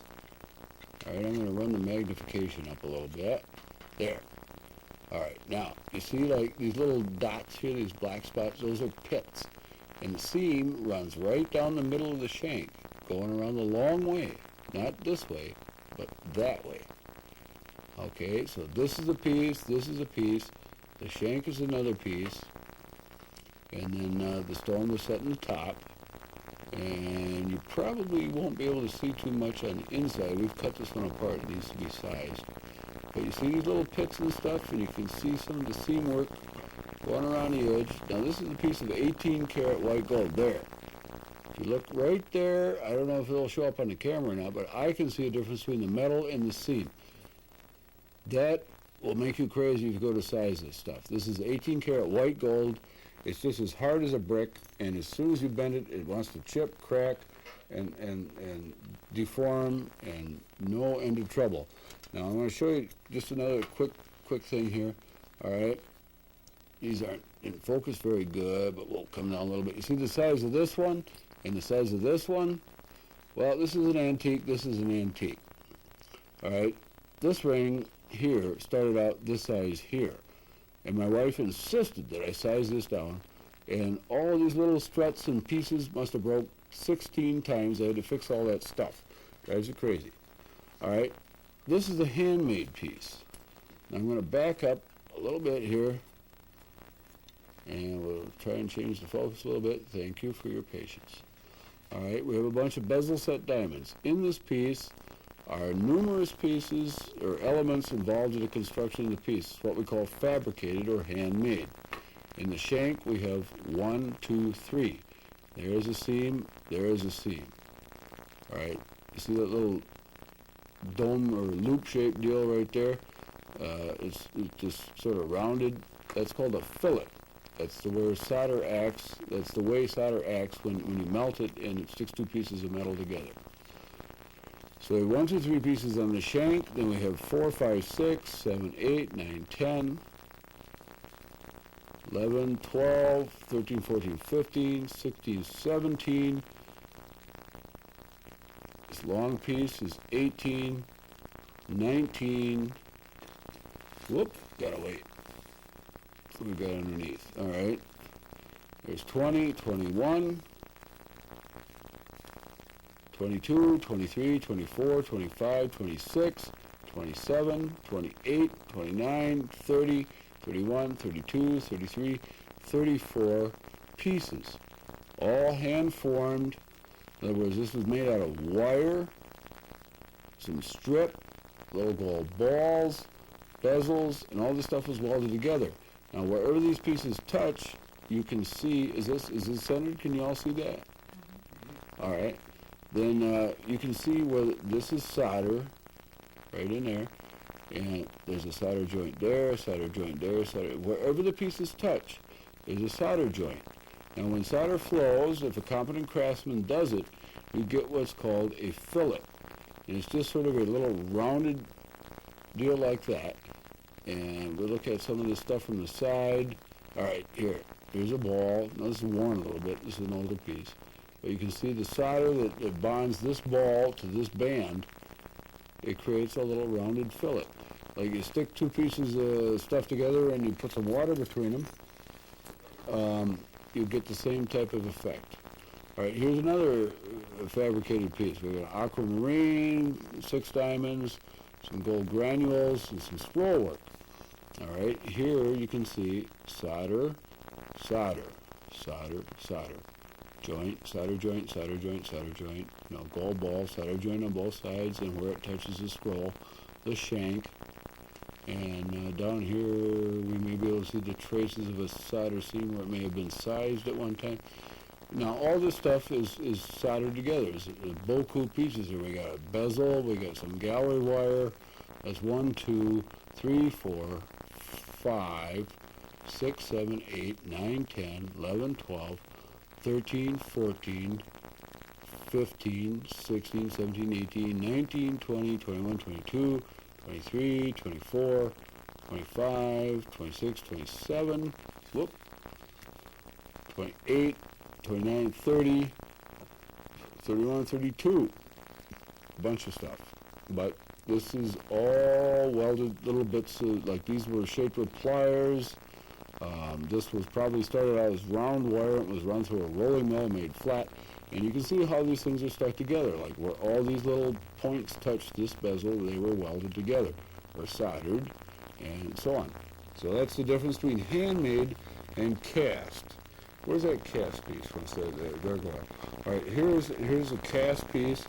There's one piece unit. All right, here's one with 30 some odd pieces.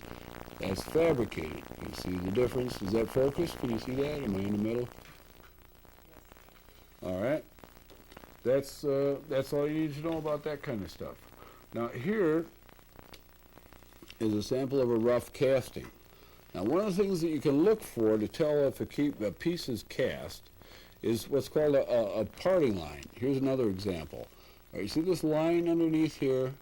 All right, this is an example of bad craftsmanship. You know, they made this piece. This is a piece of junk. It's like gold-plated crud or lead or something. But they left. That's where the mold came apart. You remember I showed you that mold earlier. All right, now here is a casting that hasn't been finished yet. Now if you look in here, you see there's a line. Let me come up from underneath. There's a line right in there. And if you look over here, you can see a little bit of a line right there. And let's look on the inside of the shank. Maybe, yep. If you look right here, there's another line. And that is where the mold came apart, when they made the wax and then they cast it. Now here's another piece. That was a pretty good shot. You can't hardly see the lines. If you look real close there, you can see the line. All right, here's the rough casting. This is the casting that I did earlier. All right, now this is a one-piece carving, so there's no lines. There's no lines here. But you can see there's quite a variance in the mass of the metal. This is a real tip-off as to whether it's a casting or not. Remember I showed you this other ring with the face on it, and you got all kinds of high relief and low relief. You got high spots and low spots, thick and thin, thick and thin. All right, now when you do a die cast thing, you know, you got thick and thin, it looks like from the front, but you turn it over in the back, and it's all the same thickness of metal. This metal is like maybe a couple, 2-3 of a millimeter thick. And you see relief, but it's all sheet metal. It's all the same thickness throughout. Whereas the casting has various thicknesses, and die struck does not. All right, now here is something I showed you earlier. This is die cut. This is the front. This is the back. All right, now I think probably what they did first is they did this thing and they cut out the profile and then they struck the relief. See, you got negative space on the back, you got positive, detail on the front, and they had another die that knocked out all these holes. Now this is something I showed you as an example of a one-piece casting with some relief and such. But this is actually a die-struck piece. You got the man in the moon with a little star. But if you look along the edge here, you can see those vertical lines. All right, that's a typical example of die-struck work. That was cut. In other words, they used a punch to cut that stuff out. Boy, I'm having trouble getting focus here. I think, can you see those vertical lines? Okay, good. All right, now here's a mass-produced piece. This is a bezel for a coin. All right, now this was originally cut out of a piece of sheet, and if you look along the edges, you can see the vertical lines made by the cutter. And then they punched it in to this shape, to take a coin, it would go around inside, and it's bent over. And if you look on the edges, you can see the striation, the deformation in the metal, which is caused by the dies. And if you look along like a corner, you see it looks kind of grainy here. Can you all see that? Looks kind of grainy. All right, that's metal deformation, that the metal stretched when they bent it over 90 degrees. See, it's straight on the backside and it comes over. And the metal stretches like that, and it gets a little grainy looking. Now, when you polish it up, you don't see that. All right. Here's another example of a die-struck part. This is a finding, very cleverly hiding it under my fingers here so you can't really see it. All right, now we get a little bit of focus on that. All right, this is a piece of wire, and they struck this part and this piece out of something that they punched out of something else. All right, This is die struck. Got a little spring here, and it's called a lever back. All right, but you see the little vertical lines again on the edges where it's cut up. Here's another atypical die struck piece. This is a lobster claw catch. All right, you see the seam there. This piece was like two J-shaped pieces. See the J shape? And it was bent around and then folded together. And then this is the mechanism inside. Whoops, got away from me. This is the mechanism inside. This is spring loaded. And if you look closely, there's a spring in there. And that's what makes the catch work. Yeah, see, there's the spring. All right, that's about it. So you've seen castings, you've seen die struck. Again, there's a casting. All right, there's a casting. Here's a piece that's die struck. Like this is a little bezel. All right, and there's handmade. Here's another piece of die struck stuff. We'll just get that in the background. But remember, die struck has, it's got the bumps on the front and the dents in the back. We got casting, we got a die cut, die cast piece, or die struck, I'm sorry. And this is handmade. Remember all the parts? That's the difference. You can see the seams where a piece is assembled. This is one piece. There you go.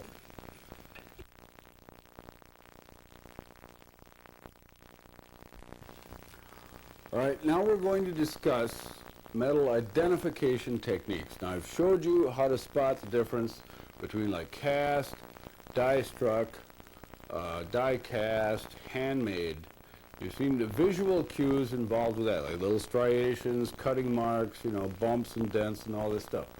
Now what we're going to show you now is how to tell, is a piece brass, is it gold, is it silver? Is it platinum? Is it fine gold? Is it 14 karat? So on and so forth. And we're going to start with, we've already gone through the use of magnification. Visual cues are very important. Sometimes it will save you the aggravation of having to do any kind of chemical testing or further, definitive procedures. All right? So the first thing we're going to do here is I'm going to show you what happens visually. You'll examine a piece with a loop or your head piece, and let's see if we can focus on this. What we have here is a piece of brass. I need something to point with. Could you grab my tweezers or something over there? This is just a piece of brass, and if you look inside here, you'll see this green stuff. All right, that's called an oxide. Right here is this green schmutz. This is a technical word. It means green stuff. All right, it's an oxide.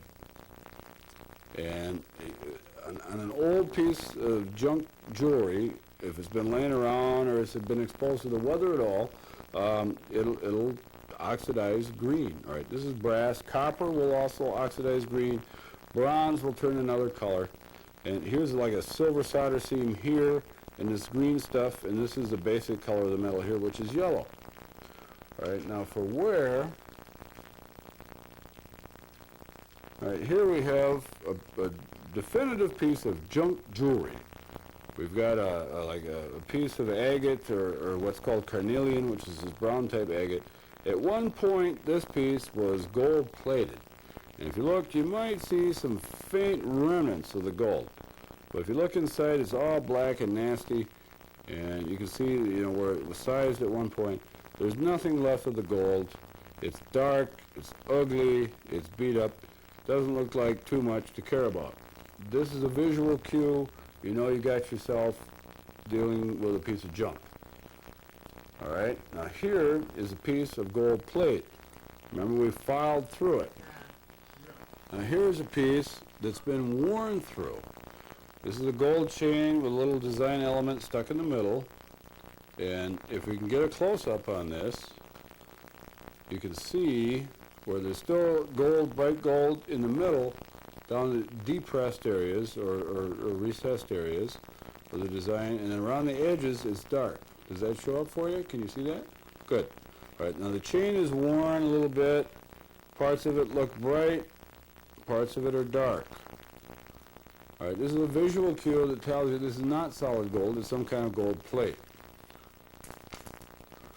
All right, now here we have a piece of 10 karat gold, we have a piece of 14 karat gold, and here we have a piece of 18 karat gold. Now I'm going to try and hold them side by side, and we'll try and steady them. And this is dark. Move this a little bit. This is dark. This is like medium, and this is bright. Can you see the difference in the color? Does that show on the camera? Good. All right. Now I'm going to show you something else here about the 10 karat gold. All right. Down in the recessed areas, it's dark. Now that's because, especially like over here on the edges, and these little notch things here on the edge, it's very dark. It's almost black. And what happens there is over time, the atmosphere or the wear or whatever kind of stuff people dip their hands in and out of reacts with the base metal involved in the alloy of 10 karat gold.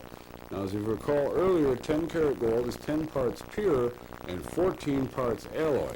It's the lowest legal allowed karat gold that's saleable in this country. But what you see here is this dark stuff is the base metal in the alloy is tarnishing. All right, now to some degree, over a long period of time, 14 karat would do that. Now this is a new piece, hasn't had hardly any wear. But let me show you, where's one of those handmade pieces? Could somebody bring me one of those handmade pieces? In the meantime, I will show you 18 karat, which has been worn for a number of years. This is a wedding band, and it's still fairly shiny, and it's still fairly bright.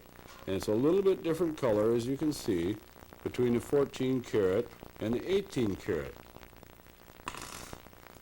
Now here is a handmade piece that's been worn for a number of years.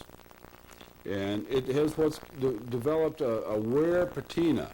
And if you look under this under a microscope, or at this under a microscope, you'll see it doesn't have the bright, shiny finish that this does. And even though it's 14 karat gold, both of these two pieces, this one and this one, are both 14 karat gold. This is newer. This one has been worn longer, and it shows more wear. And we'll show you this under the microscope. But the thing is that even though it shows wear, it does not exhibit any different colorations in various parts of the ring. Same with 18 karat gold. It shows some wear, and under a microscope you have these little nicks and scratches and abrasions. Whereas if it was gold plate or gold fill, it would wind up looking like this. Now you see a major difference between those two pieces. One's yellow, one's gray. And one is still shiny, and the other one's pretty dull. That's a visual technique for examining artifacts or jewelry pieces that are brought in, and is it real, is it fake, is it good, is it junk, so on and so forth. Now the next thing I want to point out to you are work marks. See, we got a piece here that's got some work marks. Well, I showed you some characteristic work marks. You know, the little vertical lines on the edge of a die-struck piece. All right, this piece shows a lot of wear marks. It's worn everything off, except the base metal that it was made from. A lot of times you will see wear usually appears on the edges of the left and the right side of the piece, and sometimes the front and the back, and of course at the bottom. So you look for wear at those points, and if there's a big difference in the color, it gives you an indication this is not a solid piece, or yes, this is a solid piece. All right, now another thing is oxides. Now I'm trying to, where'd that little brass ring go? I had here earlier. Thank you. All right. Now this is a piece of brass, and I may have shown this to you earlier. Did I didn't. All right, but this has the green stuff on it. That's an oxide. The black stuff that I showed you, like around the edges here on these notches on the 10 karat ring, is also an oxide. Now that's not green because it's copper, copper oxide or cupric oxide, and it looks black. Now with the other thing, it's verdigris. This green stuff is verdigris.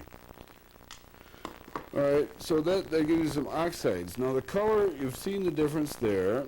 All right, the next thing, believe it or not, is smell. And it sounds a little crazy, but let's take a big 14-karat ring and a piece of junk. Can you smell that? Of course you can't, because we're on film.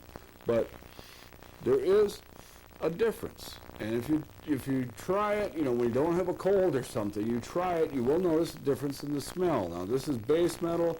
Silver will smell one way, brass smells another, copper smells another way, bronze is different, gold is different. Now it would take an expert to be able to tell the difference in carat between 10 karat, 14 and 18 karat gold by the smell. But the smell does make a difference. And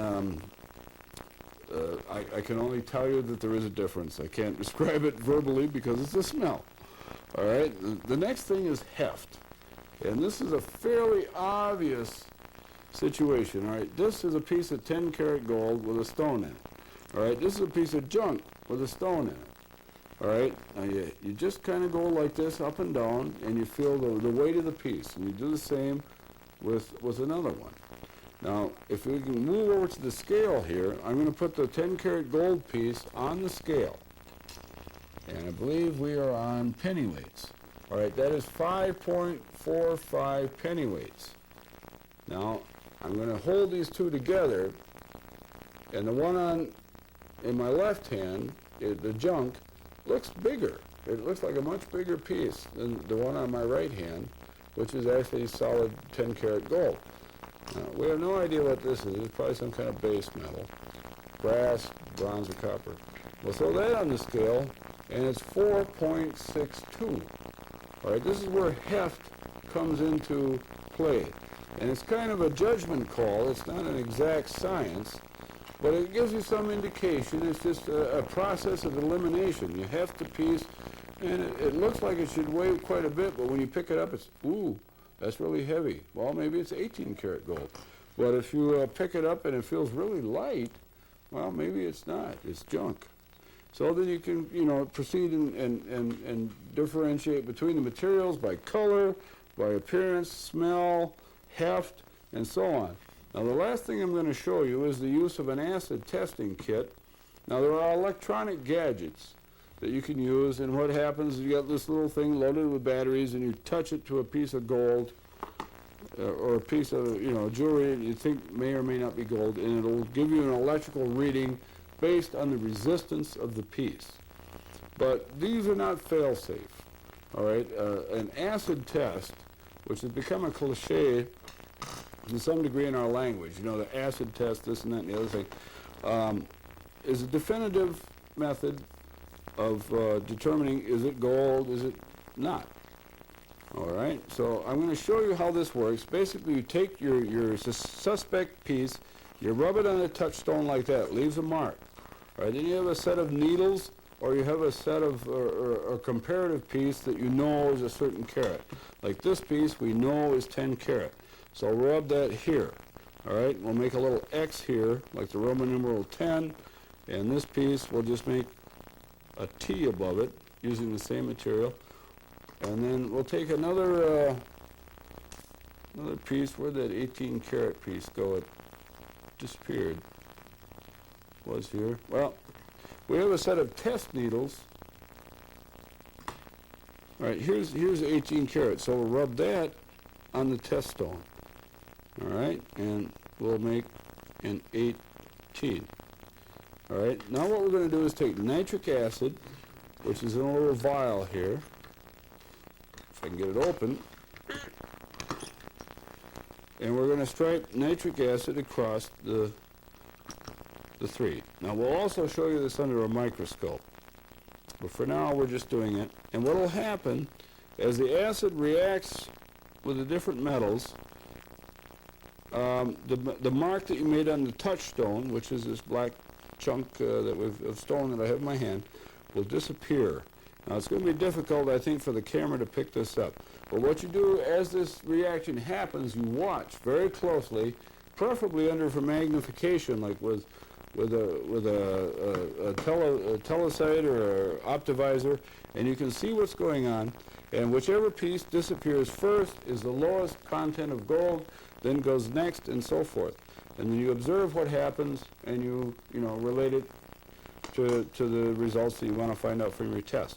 All right, now we're going to go to the microscope, and I'll show you how this works, and we'll show you some examples, and we'll be done with this part of the instruction. This is 10, 14, 18, and 24 karat gold. And the next thing I'm going to do is we're going to take these pieces, and we're going to rub them on a test stone, or a touchstone, as I was describing earlier. All right. The dark stone you see here is a touchstone. All right. Now here is 10 karat. Got a mark there. All right. That's 10. This is 14.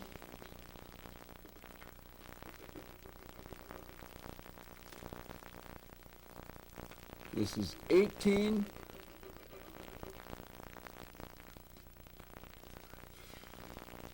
All right, now this is 24.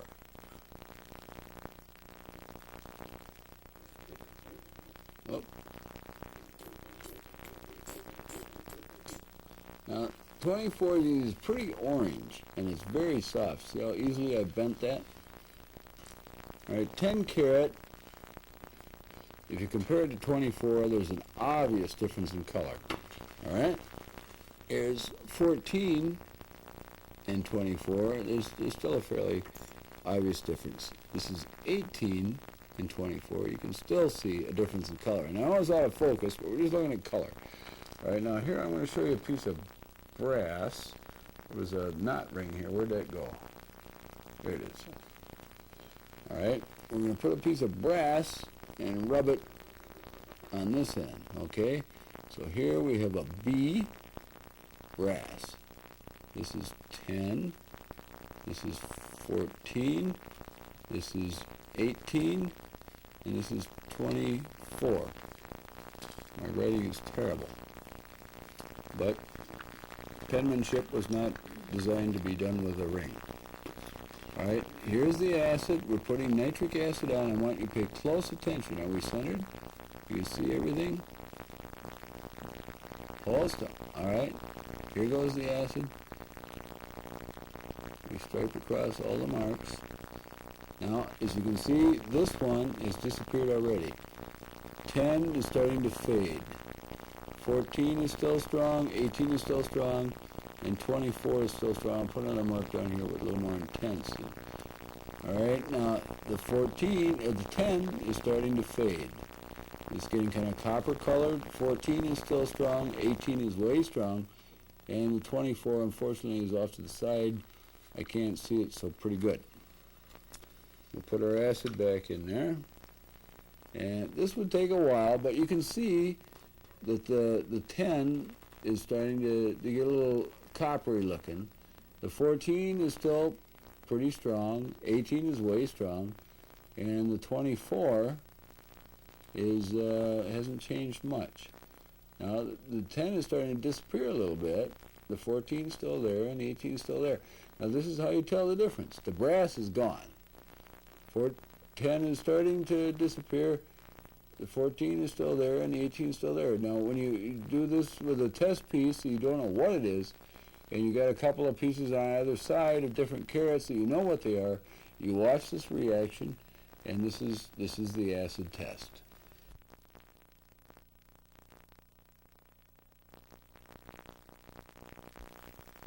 All right, now we're going to talk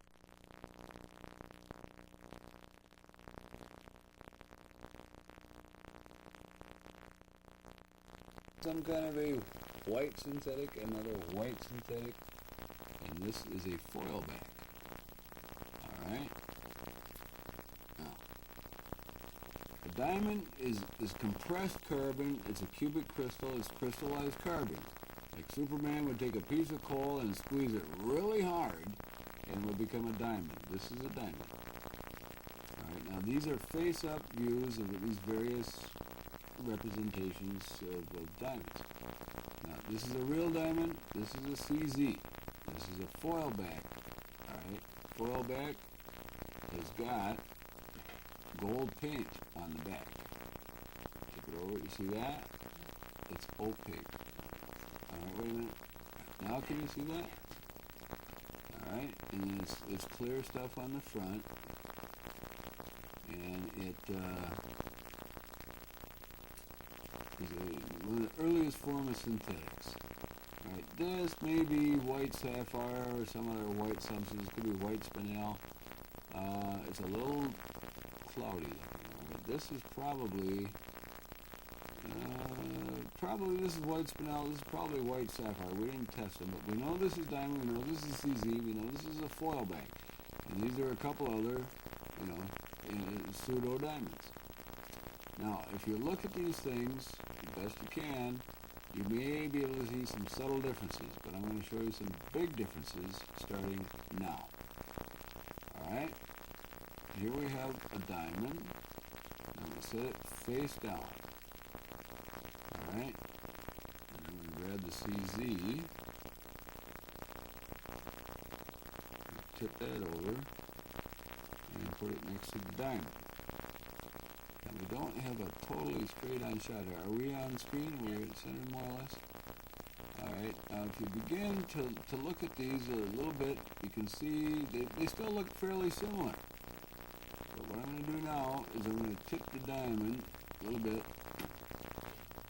like so. Alright, that's pretty much straight up and down on the diamond. You can't really see through it too much. It's pretty much CZ stands for cubic zirconia. Alright, just somebody reminded me to explain it. Alright, this is a diamond, a vertical shot of a diamond. Alright, now here we have the CZ, and a big vertical shot of the CZ, and what we're going to see now is like you see kind of a bright ring around the edges, and it's kind of clear in the middle. You can see through it. Now we're going to put them against a dark background. Let me slide that up there. Alright, this is a piece of sandpaper.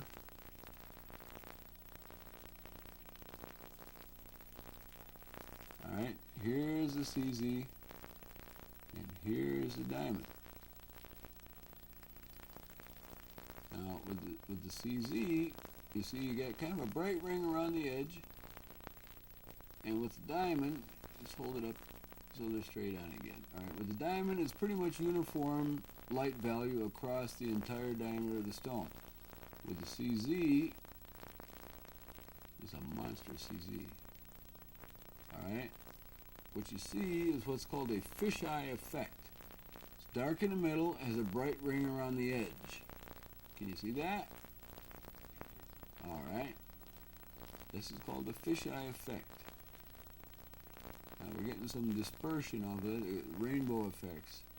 But if you look closely, you see it's basically dark in the middle and it's bright around the edge. Okay? And if you pick up the diamond, do the same thing. It's pretty much uniform across the entire dimension of the stone. Now if we grab one of these other things, you tip it over. Alright, from the top this looks pretty interesting. You tip it over, well, it's got gold paint. We know that's crud. Alright, now here's one of them other white stones. We tip it over. Alright, now there's a major fisheye effect there. Bright ring around the outside edge, dark in the middle. Okay, now let's try this again. And here's another one. It's pretty obvious. You see the bright ring around the edge and, dark in the middle. And here, I believe, this is a diamond. So you get pretty uniform light value across the whole expanse of the stone. Now we're going to bring in some fine print here. Oh, there we go. Now we'll take the CZ first. Well, first we'll take the diamond. Alright. Now this is the fine print you get on the back of something you get with a credit card, alright? This is the ultimate legal fine print that I could come up with. But if you run the stone across, you can just barely see anything through it. It's pretty much opaque because of the brilliance of the stone, or its ability to refract light. It's very reflective, so you can't really see through it very good. Now we'll take one of these other things, one of these white substitutes, and see now you pass it over the fine print, and you can see the letters as I pass it over. Now we'll take another one here. Is everybody able to see this? Okay, as we go across it, you can see the letters as they appear behind the stone. Right now, we'll try it with a foil back, which is obvious dud because you can't see through it at all.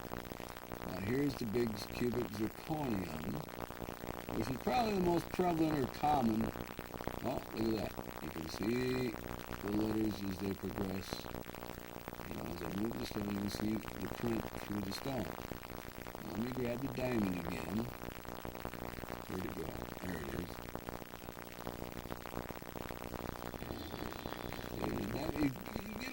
You get a little trace of it, but for the most part, the diamond moves. You don't see much going on behind it.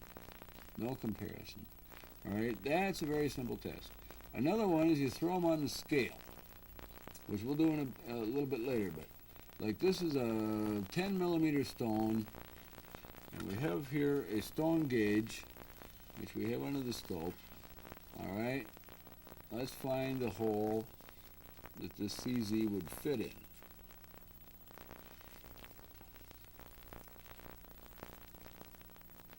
That's the 10 millimeter stone there. It doesn't quite go through that hole. We'll try the 10.5. And it goes right through there. So we'll say it's about a 3.5 carat stone. All right, if you throw this on the scale, which I'm going to have somebody do, we won't bother to film it, but we'll give you the results in just a minute. We'll pop that on the scale and see what that weighs. Now this diamond we've been dealing with here, this is the diamond, and you can pick the diamond out pretty easily from this particular bunch. You throw a CZ in there, it's a little bit more difficult. Now there's some other more, high-tech stuff that's constantly they're coming up with substitutes, but you can see the difference there. Now this weighs a carat and 1 point, or 101 points. So basically that's almost 1/5 of a gram, and these weigh approximately about the same. I don't remember exactly what the weights were on those. What did the big one weigh? According to the thing, it should have been about between 3.5 and 4 carats. All right, is what this should have weighed.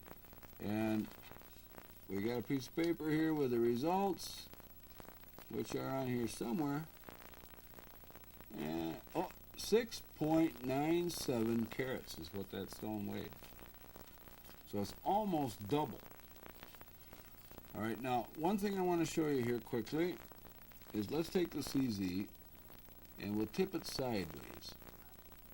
Now, as it faces up, you see a fairly uniform brilliance, but as you tip it away, at some point you're going to see a dark pie shape. Well, if I can get to focus on this thing, we'll see a dark pie shape. Oh, there it is. Need something else to point with. Hand me that tweezers there, would you please? All right. You see those little pie-shaped wedges right there? Can everybody see that? All right. Now that's a cubic zirconium, or a CZ.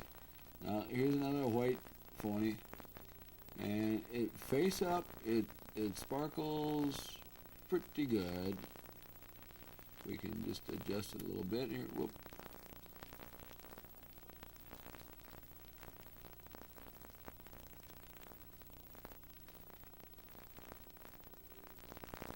We get it straight up, it looks pretty bright. But as you tip it, it starts, there's another dark pie-shaped wedge. Now, we try the same thing with the diamond. Tip it upside down. Alright, got fairly uniform brilliance, and we'll tip it sideways.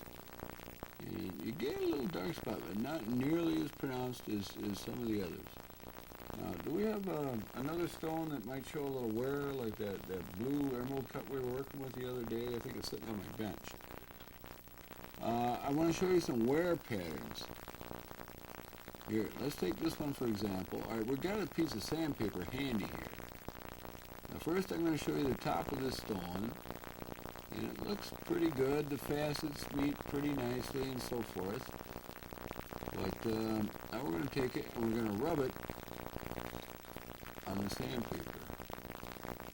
Oh, look at that. We got some scratches and abrasion. You see that on the surface? Alright, now I'm going to take a diamond. I don't recommend you do this at home, kids. But we'll take a diamond and we're going to rub that over the sandpaper too. Even longer and more hard, than we did the other one. Alright, now with the diamond, we don't see any abrasion. There's a little dust on it. Blow the dust off. The diamond looks just fine. Now here is a stone. This is an aquamarine, it's not a diamond. But if we look at the stone, here, pull the paper out of there. I think, there. Can you see the wear on the edges of the facets where they're a little bit rounded and kind of sandy looking? Like it's been sandpapered or something. Alright, if you see something like that, you know it's less harder than a diamond. On a scale from 1 to 10, diamonds are a 10 in hardness.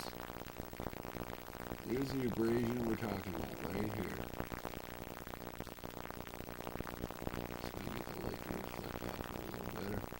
Anyway, you see it's kind of sandy and a little ragged. Alright, a diamond will not do that because a diamond is the hardest thing on the face of the earth that occurs naturally. Alright, now another visual cue, let's use a ring. Alright, this is a ring that somebody brings into you and you say, is this a good diamond ring? Can you give me $1,000 or whatever for this? Well, if you got half a brain, you'll say no. Alright, we got green verdigris, we got green oxidation, there's a stone missing. We look at the metal, shows where, you can see there's some gold there, and the gold's worn off up there. Now if we look a little closer, we see there's two stones are missing. All right, now if we look at the outside edge of these stones, there's no metal over these stones. What's holding these stones in? Glue. Alright? And if we pop one of these stones out, which you don't do with a customer present, where we looked at it actually didn't go flat on the floor. See, little traces of mirror. Are we in? Can we move that in? Up a little bit. Up. Yeah, up. There we go.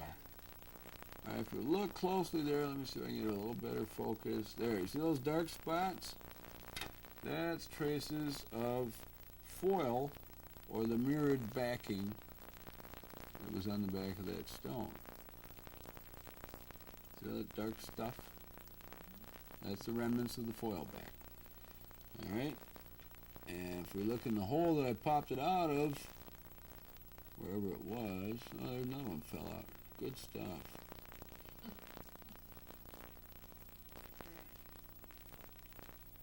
Now, there's the mirror that's left in there. And, oh, there's the stuff that was stuck on the back of the stone. So, not a diamond. Next. Alright, here's one. It's a little better. Alright, looks like white gold. Says something inside there. But if we take a little closer look at the mounting, no metal over the edge of the stones. The prongs are just for looks, not for function. See, no metal protrudes over the edge of the stone. There's really nothing holding that in. And if I was to poke at it, it'd probably pop out just like I did the last one, because that one's probably held in with glue. That's the foil back's piece of junk. Alright. What we got here? Oh, a couple more glued in. I want you to remember those bracelets we looked at yesterday? I think we have one of those kicking around here. That actually shows a cheap synthetic or so forth with actual prongs. Now here's a diamond. This is a real diamond. And if we look at it from the top, you can see the prongs come past the outside diameter of the stone. Alright, that's a fairly good indication that you might be dealing with a diamond. Now if we look inside the ring, we find a quality mark, 14K, and a trademark. Alright, and the workmanship is a little bit better, and this is fairly new. It shows a little wear, but nothing like this other one. See, look at the difference. That's 14 karat, and that's crap. Alright, here is just an amazing piece. Okay, but here, see, these are foil backs, but they do actually have prongs that extend over the edges of the stone. Now, these are also called rhinestones. Rhinestone foil backs, same thing, but you can see that there actually is metal clinched over the outside edge of the stone, and it's a much better piece of costume jewelry than the previous examples that I showed you. Alright, here is a bezel set diamond ring, and you look behind the ring. Alright, you see there's holes behind all the stones. Alright, this is not to let the light through, but it's to get the crud out. It's for maintenance. Alright, now we'll take a look at one of these other rings. Here's the one that had all these dandies glued into it, right? And we'll tip it over, no holes. Alright, we got a busted opal, a couple of glued in stones, but we'll tip it over, and again, there. No holes. See, there's the opal, there's a hole behind that, but there's where the diamond should have a relief hole behind it for cleaning, etc. And there is no hole. So you look for wear, you look for the quality of the mounting. If it doesn't look like the plate's worn off, and the stones can be set in bezels, or they can be set in prongs like this one. See how the prongs cover the edge of the stone, the bezels come over the edge of the stone.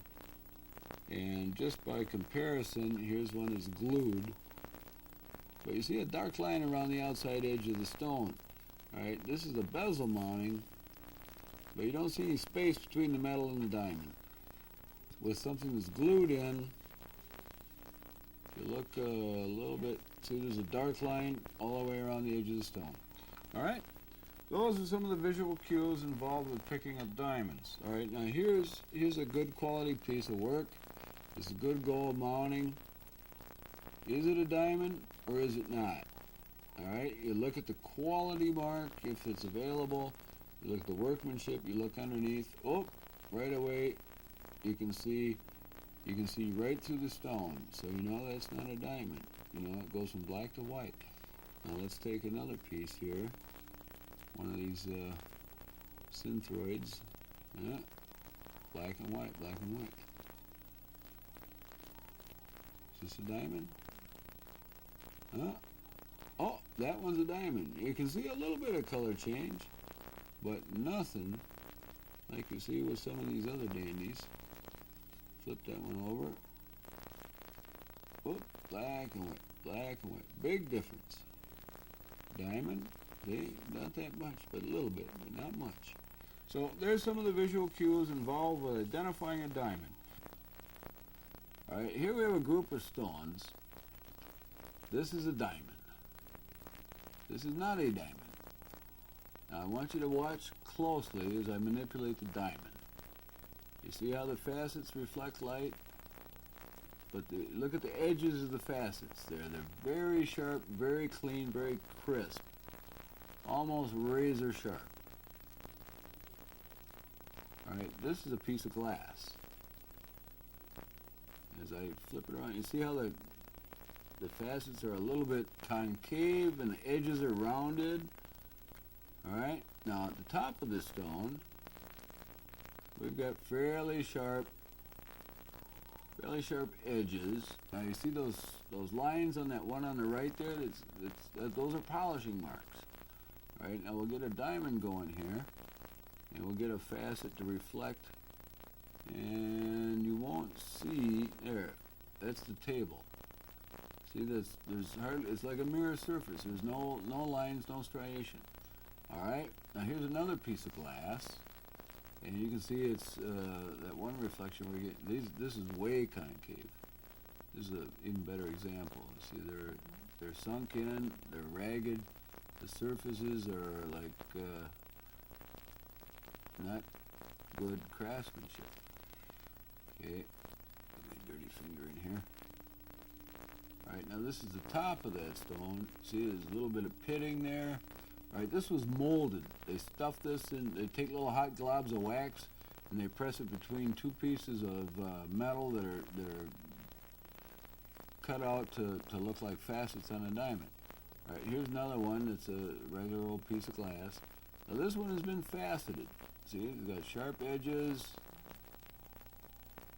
but it's a single cut, and if you look closely, you'll see some little nicks and scratches and so forth on the surface of the stone. Now here's one. This is a ruby. This is a synthetic ruby, which is corundum, the same thing as a natural ruby, only it's just a little bit different. But look at the wear on this thing. Whoop. Had to look quick there. This is the very rarest of all rubies. It's a jumping ruby. Alright, there you can see it's beat up, it's worn, this seems a lot of wear, there's chips and gouges and so forth. And, you know, even on the bottom. And this stone has been around for a good number of years. This was pulled out of a ring for a remount, and you can see there's no dings, no scratches, but that's because the diamond is very, very hard. So you look for this wear type stuff, and you look for the quality of the faceting and the finish on the stone. Now if we'll take this blue stone here, if I can get it to go sideways, there. Get my big old fingers in here. You look on the edge of the stone, and this one's been ground a little bit. A lot of these, you'll be able to see the mold, the parting line, just like you can on some castings. This one's been ground. You can see where the grind marks are. Now here's another one. This one has also been ground and polished, so I'm afraid we can't demonstrate that right now. There might be a trace of it on this one somewhere. Other way? Oh, there's some pits. Yeah, this one's been ground off a little bit. They ground the parting line off of that one. But on a diamond, you look at the edge of the stone. Let me get the top and the bottom here so we can hold it sideways. And if you look at the edge of the stone, well, there's a flaw in there. You can see that.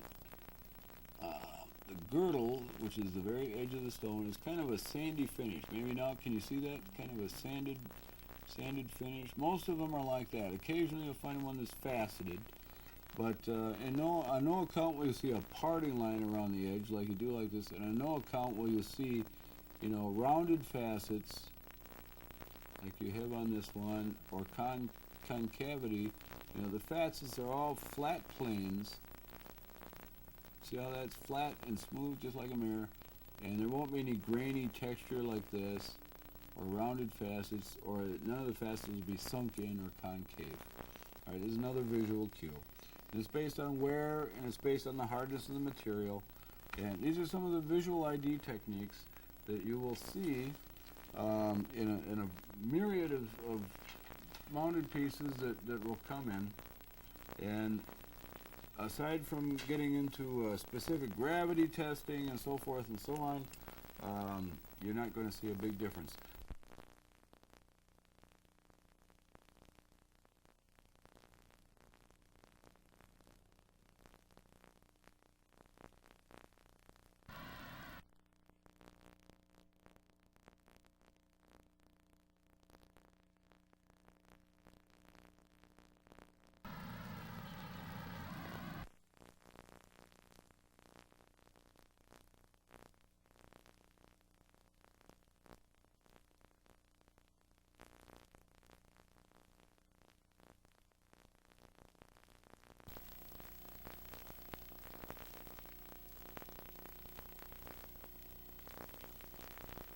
If you've enjoyed the training you've received so far, welcome to the Howard Academy for the Metal Arts. Our goal is to provide vocational training in metal arts techniques for people seeking employment or self-employment as jewelers, goldsmiths, or other positions in the metal arts field. The demand for skilled artists and craftsmen currently exceeds the supply. 1997 entry-level salaries range from $15,000 to $30,000 depending on your skills and abilities. Goldsmithing is not just about gold. It starts with working techniques, design, practical gemology, gem setting, repair techniques, and troubleshooting to develop practical nuts and bolts abilities which are aimed at keeping quality and profitability up while keeping labor and material costs down. In addition to our training facilities, we also maintain an accurate records of your grades and progress of all students. We have a website on the internet, and as well as a reference facility which provides a number of books and reference materials for students to take advantage of, researching in art history, design styles, techniques, and we also have a little area for people to just relax, take a break, eat their lunch, what have you.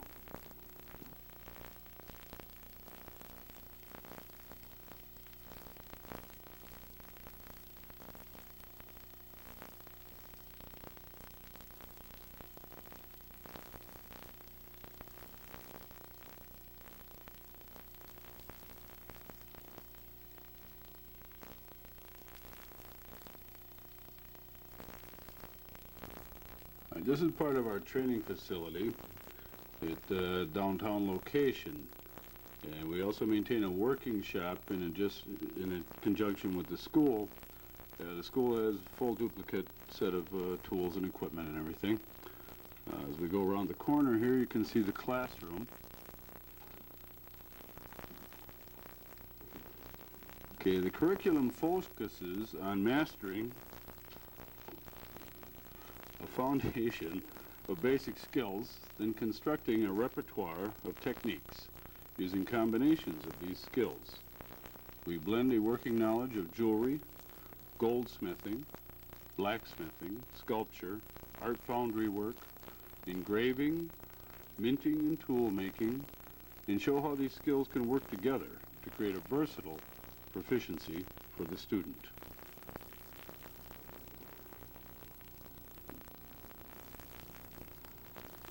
Okay, training is full-time with 40 class hours per week. Students may enroll for all or part of the curriculum at any time. Counseling is given for training goals and needs. Help is given tool selection and ordering, as well as student housing and tools, well, as I said before, tool selection. Now, this area we devote to the use of machine tools, engraving, minting, die making, and so forth. Straight ahead of us is the working shop. And in this area, our students are able to observe in practice what they're learning in theory. As I said before, there is a full duplication of all tools and equipment for student use as well as our own. All right, in addition to all the traditional repair and commercial jewelry techniques, we also teach a larger scale of work involving blacksmithing, forging, ornamental ironwork. We teach our students to weld with a wire feed. They learn MIG welding, TIG welding. They also learn to work with a torch, do torch welding with oxyacetylene and propane and oxygen. Before you see a small MIG welder, which is a wire feed, and cutting set up for oxypropane. And then in the corner, in front of the bags of coke, is a treadle hammer for certain forging operations, and our forge. And as well as the forge, we have a variety of forming and shaping tools, swage block, doming and dapping forms.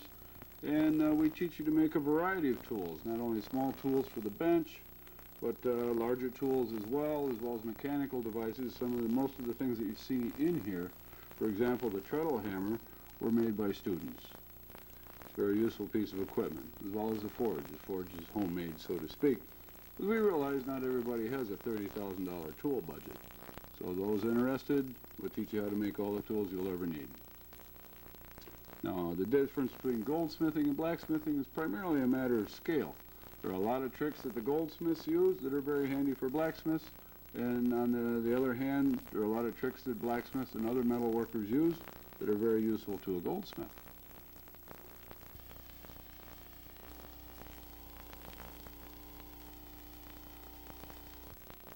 Okay, this is our big forge. And as you can tell by the size of the equipment, for example, that's a kiln, that thing with the lid up there. That's for doing a large burnout on a casting for like a bronze bust or something to that effect. A little larger scale work. This large green item here, this is a brake press. This is for bending sheet metal on a large scale. This will do 1/4 inch plate. These little switches you see kicking around here are part of the electrical system for this facility, which is still under construction. That's why it's such a mess. But the point I wanted to make here was not only the versatile nature of our training, but of our equipment and facilities as well. You see there's a wealth of equipment over in the background over there, a variety of grinders and cutters and drills, et cetera, et cetera. And in using this stuff and teaching people to use it, for example, at the goldsmith shop, you're able to use small-scale forging equipment, small-scale techniques.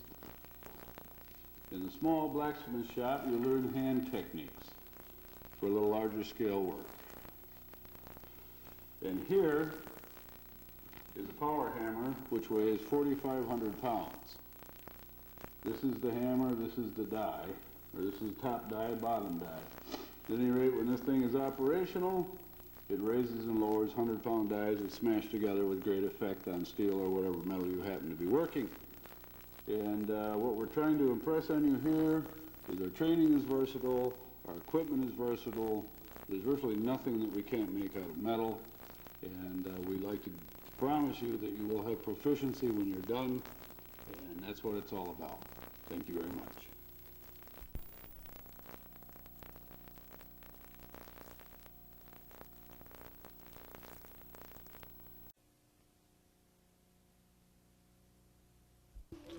All right, we're now going to discuss take-in procedures and troubleshooting, which are very, very important things to do.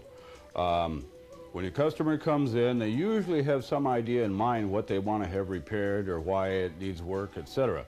At that point, you will take their piece, we'll say this is the piece that was brought in, and you will look for the following things. You will troubleshoot for missing stones, damage or wear that is obvious, besides which they may have discussed, all right, or mentioned that they think that needs this work and that work. A lot of times they'll come in with an idea, it needs this and that and the other thing, and they don't have a clue. All right, quality of metal. Is it solid metal? Is it gold filled? Is it a solid chain? Is it a hollow chain? That type of thing. Quality of stones. Are they real stones? Are they diamonds? Are they heat sensitive? Is it good stuff? Is it cheap stuff? And so on. All right, basically you establish first and foremost, is it real or fake? Is it even worth doing any work to? All right, then, and only then, you clean the piece and re-examine it. All right, now if needed, you can consult the benchman, but it would be good if you as a counter person learn to ID the needed repair work. This will save the bench guy's time. All right, at that point, if you have a question about how something should be done or if it can be done, then you can consult the bench personnel. All right, then you fill out the job envelope, make the appropriate notes, log in the job, and then deliver it to the next workstation. So I'll just hold this list here for a minute so you can make some notes. But what you're doing here is through the process of elimination, we hope to help you avoid a lot of problems that can occur because work wasn't identified properly or there was damage existing on the piece that the customer was not aware of. And you don't want to get into that ugly situation where you did what you were supposed to do, but now because of something that wasn't noticed and the customer was not informed, there's another problem with it. And then you have to say, well, we found another problem and now we're going to charge you to fix that. Well, then people think you're jerking the price up or something like that. Or, a very, very simple situation. Can you zoom in on this ring a little bit? I'll try and hold it steady. All right, this is a typical headache piece. It's sterling silver with marcasites. And if you see these dark spots, those are missing stones. Can we see that?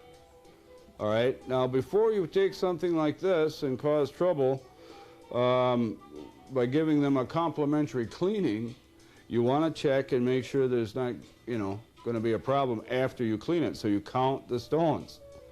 All right, and if you see some missing, you point out to the customer, well, this one's gone, that one's gone, that one's broken, or what have you. Then you throw it in the cleaner, either an ultrasonic or a steam cleaner. And as we progress here, you'll learn what things you can put where and what things you just got to scrub and do with a toothbrush or something.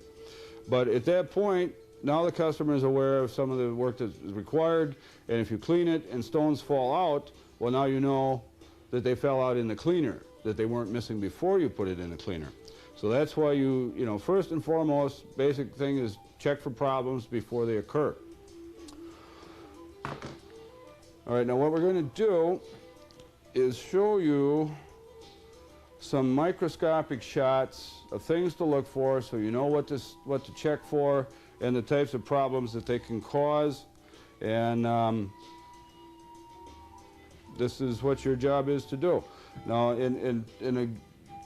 following proper take-in procedures, one thing, you help avoid future problems by identifying all the problems with the piece. All right, your customer is informed, you've educated your customer. All right, you avoided problems, and you're selling service, perhaps more service than they thought they needed when they came in. And it prevents loss for both parties. Say if they come in with a ring sizing job, and you notice there's only 2 prongs left on the center diamond, and you don't tell them about it, and later the stone falls out, even though you never touched it, you could be liable. And it's definitely going to create some ill will with the customer if their diamond falls out after you work on it, whether you did anything on the stone or not. A lot of times stuff is just held together by the gook that is accumulated. And if the prongs are gone, you throw it in the cleaner, it falls out. Well, that's a pretty graphic demonstration that it needs some work in that area. So this is what we want you to be able to do. All right, now we're going to go to the microscope and we'll show you some of the inherent problems involved with some of these pieces. All right, now here we're showing an example of a case of missing stones. All right, we got 1, 2, 3, 4, 5, 6, 7. All right, now it's too much trouble to count all the stones. 8. But what you do is you try and point out all the missing ones, unless there's more that are missing than there are that are there. But in which case you go the other way, you count the ones that are still there. So you can see what kind of a problem this would create. Now, if you threw this in the ultrasonic cleaner or blasted it with steam, well, steam probably wouldn't be too much of a problem because there's no holes on the back. But ultrasonic would make these things fall out. Now, these marcasites appear to have, there's a little bead there and there, which actually holds the stone in place. But a lot of times this stuff comes in and it's just glued in. And it's just miserable to replace them. All right, here's a stone. See, a lot of times when a piece is on a hand, it's got skin oil and this and that, and they're just used to seeing the stone in one piece. They don't notice the wear as it occurs because it's very gradual. But once you get it spotted, pointed out to them, you should make them aware that the stone is damaged. Like this one has a missing corner, and you can see a lot of wear on the facets. It's what we call braided facets, like right in there. This looks like somebody took a bit of sandpaper to that. Now that was a loose stone. Here's one in a mounting. It's a little garnet. Alrighty. It's a garnet. You can see there's wear on top of the facets, plus the prongs or the metal around it is very worn. And it shows, a fair amount of wear there. Unfortunately, garnet is a soft stone, or is not very heat resistant, so in order to work on this and build up this metal prongs, you'd have to take it out and replace it. Okay, now here's a stone that's chipped. You can see along the edges, it's chipped. Now I'm going to try and show you something here with the, if I can get the little bugger to hold still. See if we can ID one of these. All right. There's some pretty good gouges here. See, right there is a big chip. Over there is a big chip. I don't know if we can pick this up on camera, but we get this at just the right angle. Can you see how those chips are kind of concave? Looks like when a BB hits a glass window, it leaves a round, it's what's called a conchoidal fracture. And they're kind of smooth, dished out, and shiny with, you know, lines running through them. And this is a glass stone. All right, different kinds of gems, usually the chips or missing parts will leave a fracture mark that is much different. Be rough or kind of irregular. In other words, you break a piece of glass in half, it looks one way. You break a brick in half, and the inside looks a lot different. I don't know if you can see in the middle of that stone there's like a bubble. Another dead giveaway for glass.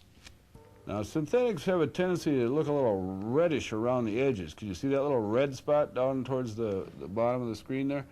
All right, now if we can pick this up here, I'm hoping this is what I thought it was. Maybe I grabbed the wrong one.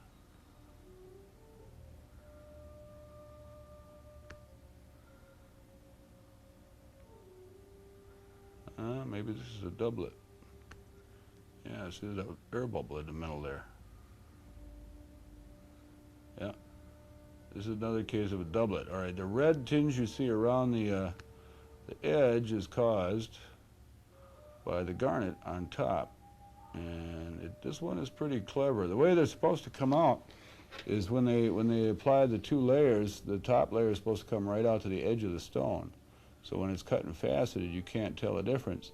But the bottom layer is just glass. And if you look right there, there's a bubble. You see that redness around the edges? Yep. There's another bubble. All right, now this is an opal. At first glance, appears to be a very nice opal. Now if you take and turn it sideways, you will see it looks like opal, and then something black, and then something blacker. All right, the light black at the bottom here, that's black onyx. And then that little black line there, that's glue. All right, and just above that little black line, there's kind of a layer of color. That's actually the opal. Then everything above there is quartz. It's a quartz cap. And these things are glued together, and as a result, obviously opal doesn't respond too well to heat. But if you put this in the cleaner, sometimes the glue bond will give up. Thermal shock will get it, like a steam cleaner, or you can't put a torch on it, obviously. And this is called an opal triplet. This is one of the things to look for. Look at the edges of the stones. Now, at first glance, this appears to be a fairly nice opal. All right, you got nice color here, but what I'm going to try and show you, if I can get the pointer in here. All right, if we look really closely, you see some lines. Can you see that line there? There's another line over here, and in various places on the surface of this stone. Let me pick it up in the tweezers. Okay, as we move the stone around, hopefully you'll be able to see, this is what's called crazing. And sometimes when the opals have been around a while, they will craze. Oh, there, can you see those lines now? Little jagged lines running through it. There's too much light on it before. All right, now we'll tip it over at the top. And it's like a jigsaw puzzle waiting to fall apart. That's called crazing. That's a bad thing. Put that in the ultrasonic, your opal will come out like this.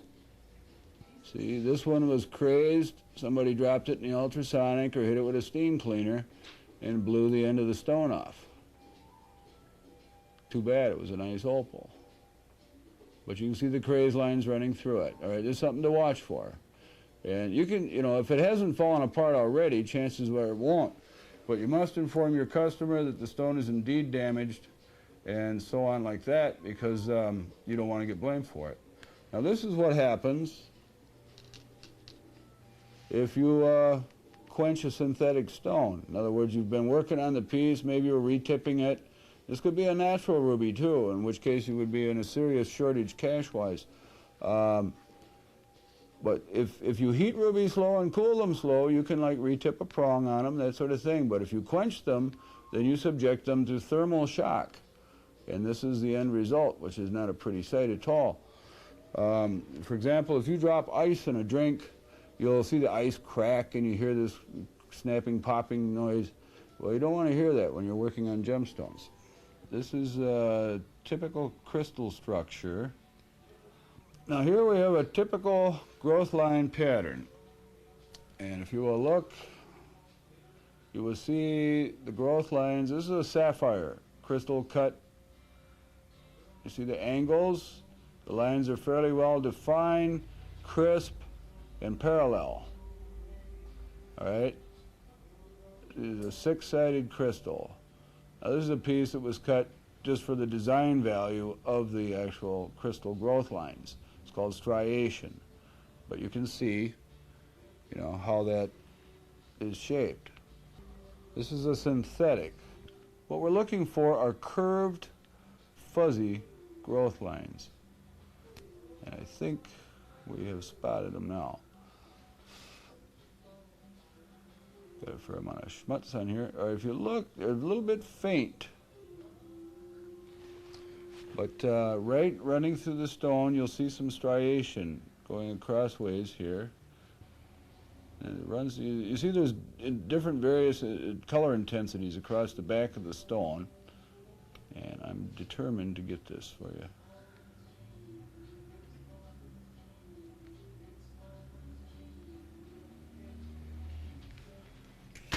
Usually sapphires of any synthetics, what you'll get is like this, where you have a very uniform color through the body of the stone, because they deliberately try to avoid this type of striation. And it's difficult to detect, even under magnification.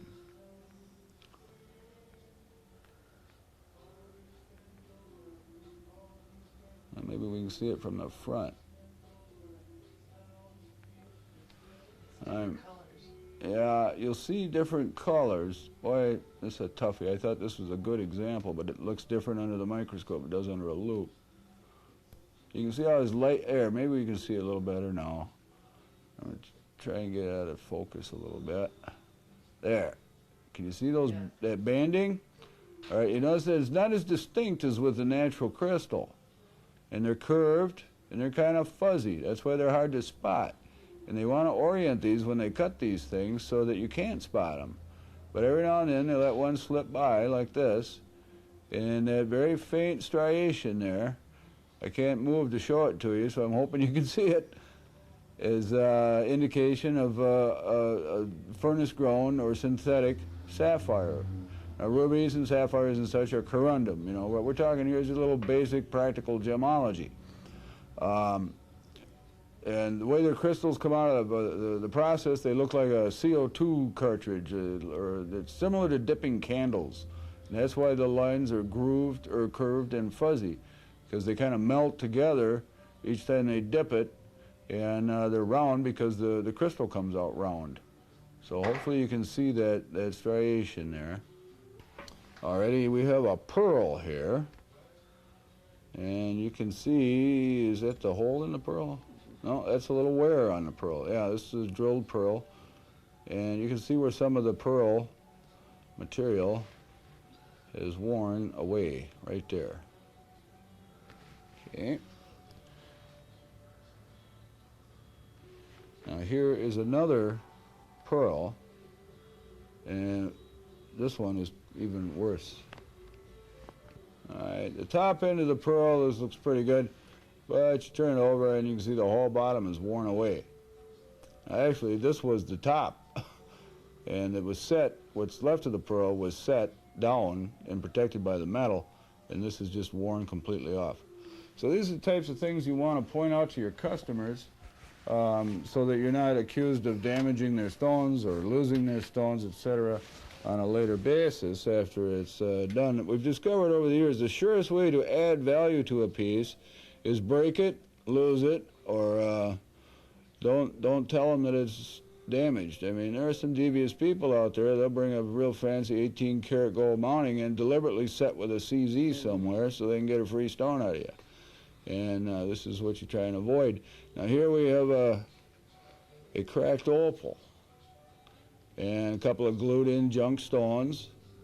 So this is one of the things you would tell the person, this is not real jewelry. It might be a real opal, but it's broken. And the side stones are not real. They're just paste rhinestones. You see how the prongs don't even come over the edge of the stone? This one, they got glue all over the thing. And then you look for quality marks, see the cracks in the plating, and you point out to the person, this is not worth even fixing. Because if you take something like that to the back room guys, and they're going to laugh at you. Say, oh, you're dumb. Okay, now here's an example of a cracked stone. All right, if you look along the edge here, you see this line running right there. Now you see the reflection we have going on the table. All right, this is what's called an open inclusion. And it's the kind of thing you should point out to people. Now here's a crack. And sometimes open inclusions are not terminal. That doesn't mean the stone's going to fall apart. But it's something you should point out to people because they don't notice stuff, you know, and you don't want to have a problem with it later. You can see it running through there. Now, there's either a crack, an open inclusion, or it's a chip that's ready to fall out. But it's definitely something you want to point out to the customer. All right, then you look at the rest of the ring. Oh, here, see, there's a multiple solder joint. That's something we'll get in a little later for the bench case. But this is an example of a kind of a fairly rare technique. It's called niello. This black stuff is a mixture of copper, sulfur, and lead, and silver. And they grind it up and use it like enamel. So they would have recessed the background around here, and this is silver. It's some kind of a little compact. But this stuff won't take heat. And if you bend it, it chips out, just like glass enamel. Now we have a piece of glass enamel here we can show you. Okay, this is silver. This was part of a chalice or something. All right, you can see here, see the enamel's chipped out there? Missing. Here's another piece that's chipped out.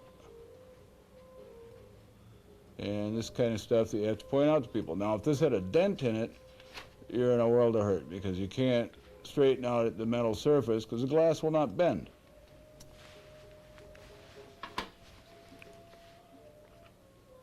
Here's another piece with enamel. You can see the damage, chips, typical conchoidal fracture right there. You see how it's scooped out? I mean, it's kind of porous, gritty type glass that they use for this, but your basic BB hole in a window type fracture. Best way I can describe it. Yeah. We have that broken ruby, that broken synthetic kicking around here. Yeah, let me show you a different type of a fracture mark. Just, I've been talking about glass a lot. And, oh, this happens to be glass. See how that's curved? And it's shiny. Basically, it's shiny. You got little lines that's running through it. All right, now this is a piece of a synthetic ruby. And you get some shininess, but you don't have that concavity as much as you did with the glass. It's more irregular. See, it's not as smooth a fracture. It's different. Now I'll show you a diamond that's been broken. This is a very sad affair when the diamonds break, but you can do it. All right, this was the top of the diamond here, and you can see it's pretty well shot. Let's take an even sadder affair here, and we'll show you a bigger one that shows the damage better.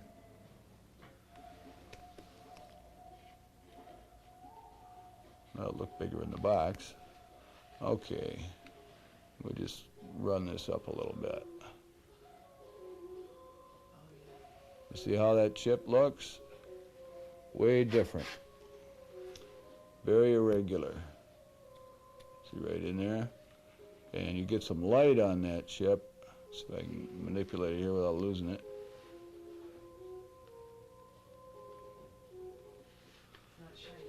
I know. It's very irregular. not shiny, it's kind of ragged and rough looking.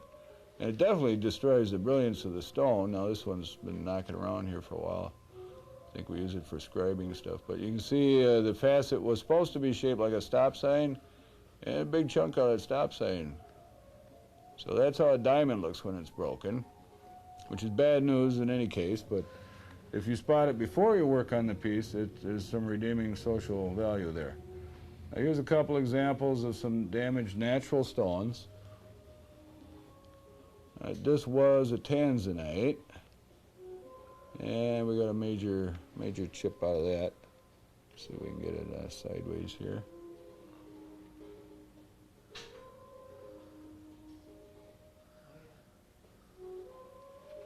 See if I can get the light on that for you. You can see there's big chunk of it fell off. That's again an irregular kind of surface there. We get some light on it. So you kind of look for the reflections. This one not cooperating here, but different than the glass. Alrighty, what do we got here? This was, looks like it was a peridot.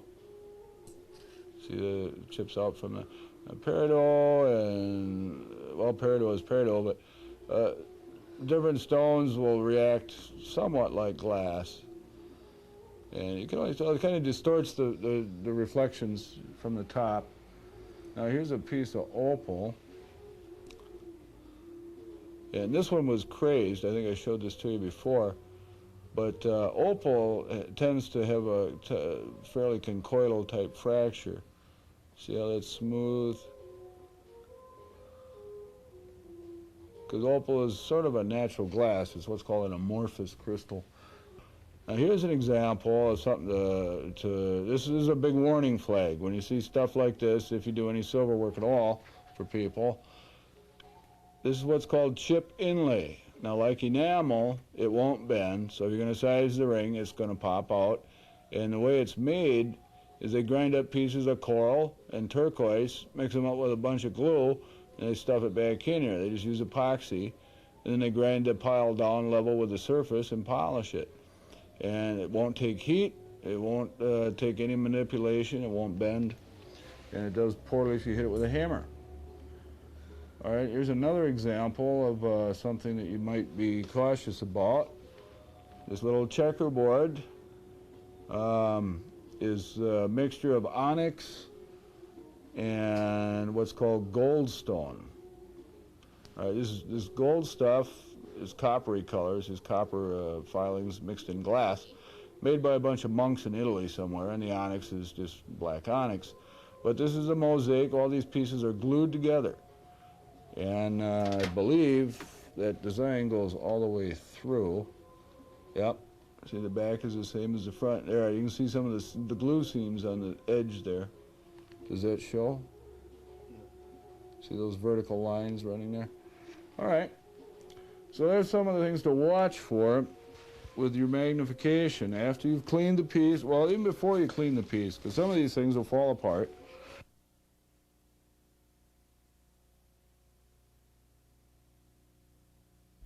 All right, one of the things that you do with a steam cleaner, it'll clean things very fast. It gets rid of soap, scum, and, hand lotion and the kind of things that people, put on their hands and naturally get accumulated. Let me get this wire out of the way here. And it'll flash it off in a quick hurry. So you use a plastic tweezers. Can we see what we're doing here? Use a plastic tweezers, and you've already counted your stones. And then what you do is you just pump the pedal, and you get a blast of steam. And this will clean this stuff very well. Now what we're using here is not a reservoir type cleaner. This one stores heat instead of steam under pressure, and that way it doesn't have a tendency to blow up, which I've never had a problem with them blowing up, but some of them will. I don't know if you can see this, but it looks a little bit cleaner now. And be advised that the steam coming out of here is well in excess of the boiling point. So you want to hold it with a plastic tweezer, something that won't mar the work. Don't stick your hands under there. And this comes out between 60 and 90 pounds pressure. So if you have loose stones, or you haven't thoroughly troubleshot your piece, you could launch the stone lord all over the place. But if you know that there was X number of stones in before you do it, it won't happen.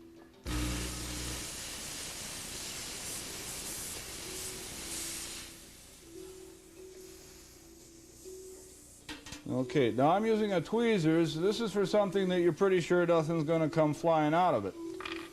Next thing you could use, if you're worried about stuff flying apart, you can use a little sieve like this. You just put the piece in the sieve and then manipulate it. I got this set up over a garbage barrel. I was throwing garbage at me. Okay, another thing you can do is hoist it with your tweezers and then hold the sieve underneath it. That way if you blast a stone out of it, you'll be able to save it because it'll go into the sieve. But you see that's got a fair amount of pressure there. So that's your basic steam cleaning operation there. All right, now in another case, let's say you wanted to clean what's called a loose gem. If you've got a watchmaker in your shop, he may have one of these little bitty sieve baskets like this. Another thing that'll work well is what's called a tea strainer, or tea ball. And you can buy them. It's got two little, well, it looks like two miniature sieves like this. Only there's two of them, and you squeeze it and they open up and go back and forth like that. So you can put things inside, put it in the ultrasonic, or use the steamer. But in the case of, like, you want to clean a bunch of little diamonds before you set them or do some other operation to the piece, you get a firm grip on this little basket, you screw it back together, and then get a load of steam going, and it'll shoot through the mesh and not blow the stones all over the place. You don't dare try and hold the stones with the tweezers, or it will launch it for you. Again, you want to be a little cautious about the types of things that you put under here. Things that are subject to damage from thermal shock, which I will demonstrate in a minute, are bad. Glued stuff, like triplets and doublets, that type of thing, you don't want to have under your steamer.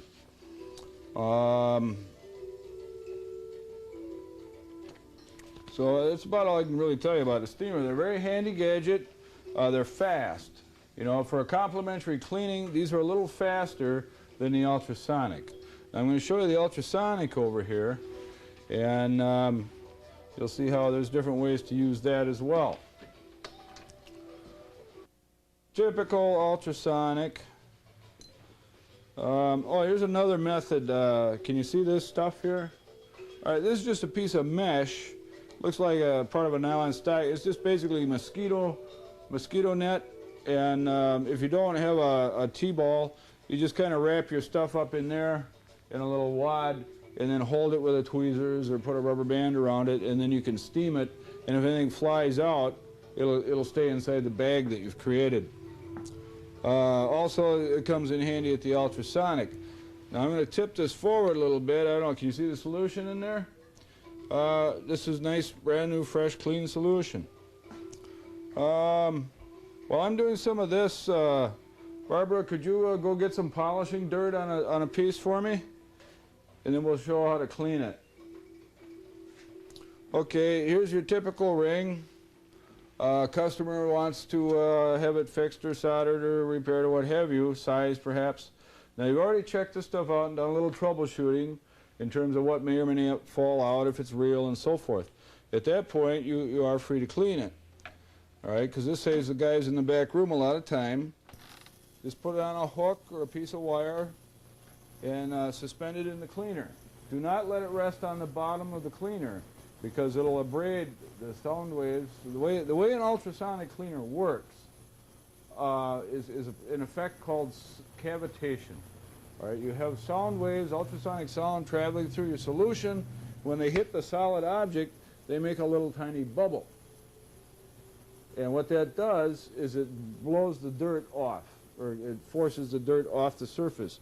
So here you have a sound wave coming, it hits the solid object, makes the bubble, and the bubble bubbles the dirt away, or rattles it off.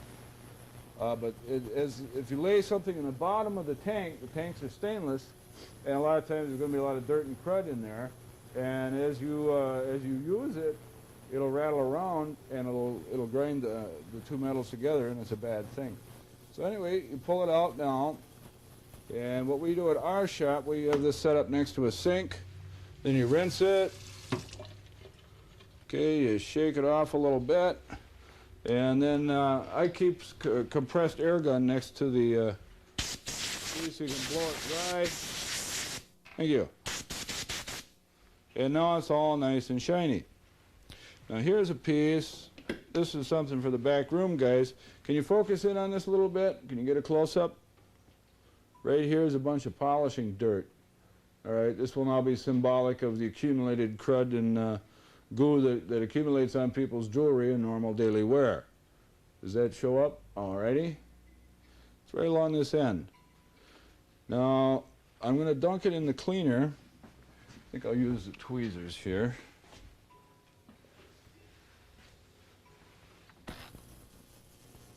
And we had a nice blue solution. I'm going to tip this forward a little bit so maybe you can see what will happen.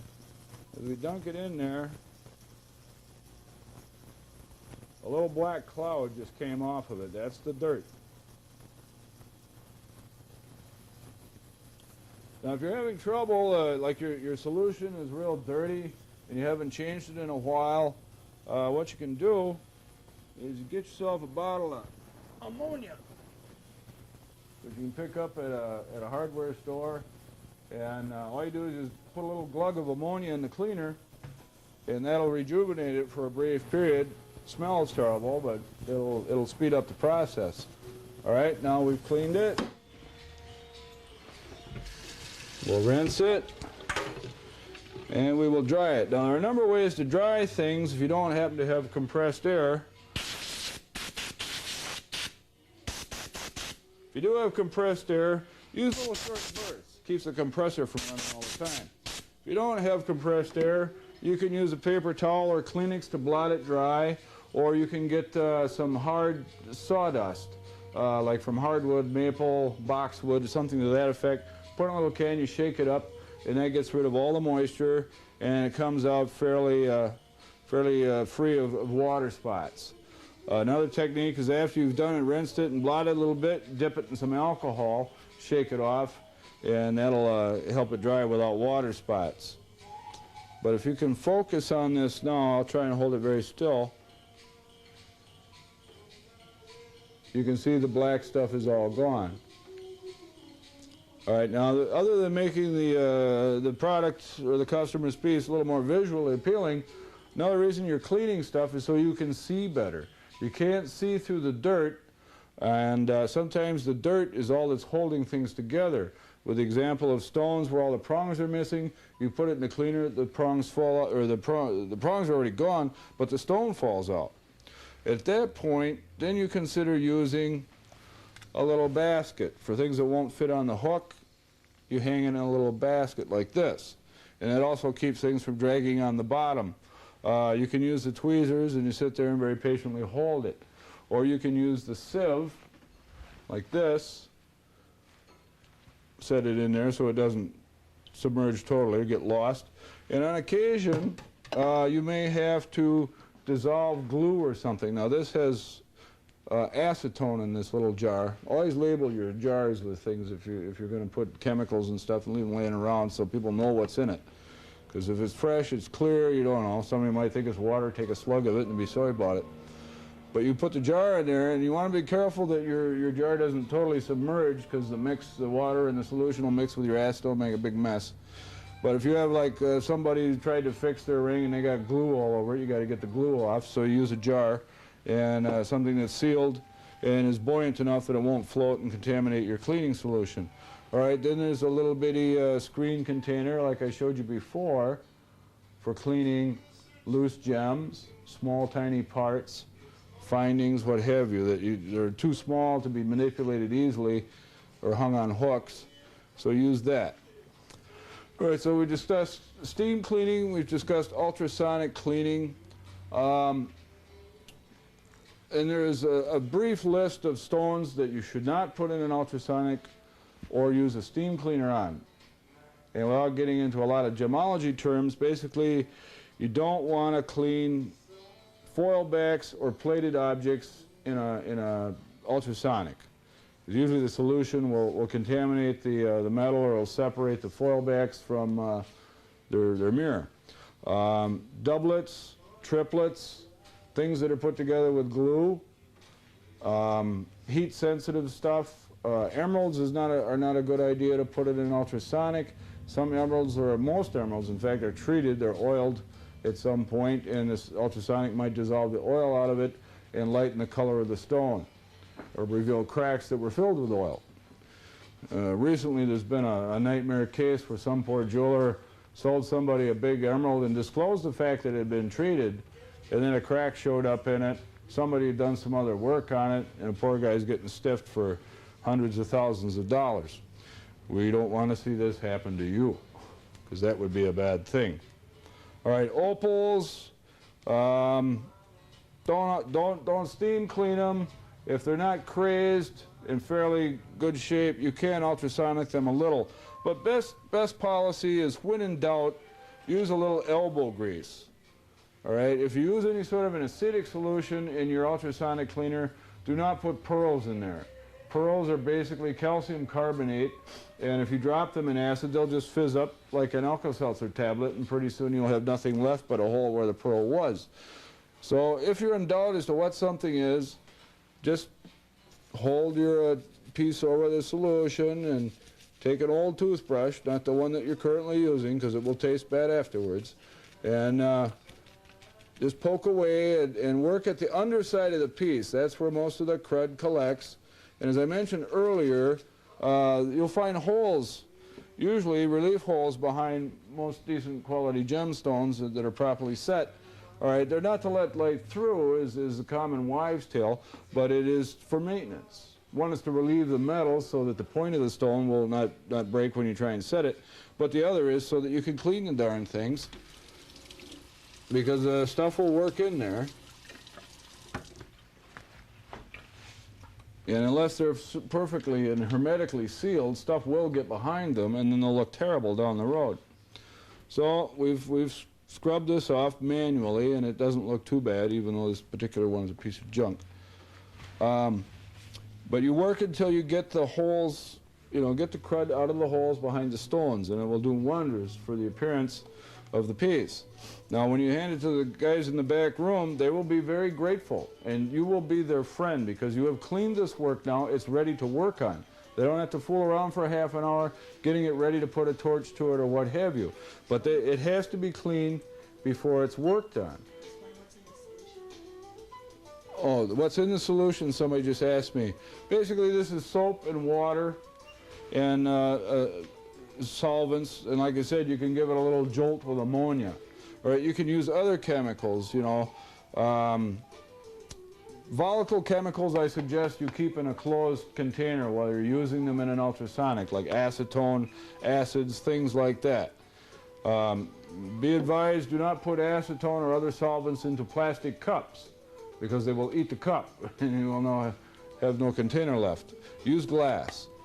The solution, they're commercially available cleaning solutions. I have a bottle of one here. This is produced by Polychem, and this I got from I think it was Iowa Jewelers Supply, Guess Wine, Rio Grande. Most all of the jewelry suppliers are regional, and they will carry some type of a cleaning device, a solution like this.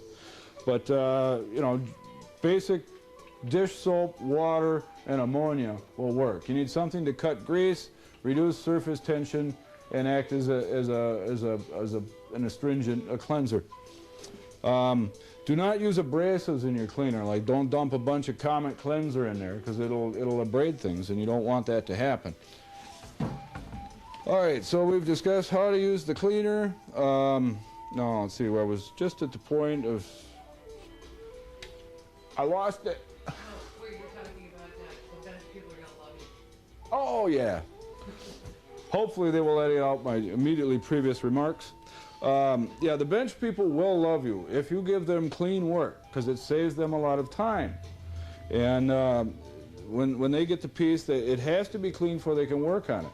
One, they need to see exactly what the condition of the metal is, what the conditions of the stones are, and if you heat up a piece that hasn't been cleaned, you will burn that stuff on. Now you got a major cleaning hassle, involves a lot of extra time and effort to get that black burned out crud from inside the stone holes and so forth behind the gems, and it just makes extra work, and it's miserable. So you as a counter person are the first line of defense. So what your job is to help identify things, go through the take-in procedures, ID the problems, identify the repair work that's needed, and if it's a little beyond your experience, then you consult with the guys in the back room, who are usually overworked and sometimes overpaid, but most times underpaid. At any rate, they will appreciate all the help that you give them. And then when you need a favor or you need a rush job, they're more inclined to do it for you. So now we will go through a little quick list just to reiterate the types of things that you want to do when you take in a job. I think we've already shown you this list. You may or may not have copied it down, but I'll just go through it once real quick. All right, at take-in, this is at take-in. When the customer comes to your counter, you visually troubleshoot for missing stones, damage, wear, quality of metal, quality of stones, and the condition of them. Are they damaged? Are they broken? Are they missing? And so on. And is it real or fake? You know, ascertain if it's worth fooling around with anymore. And then you can clean it. And then you ID needed repair work after you re-examine it. And then you consult with the bench personnel if required.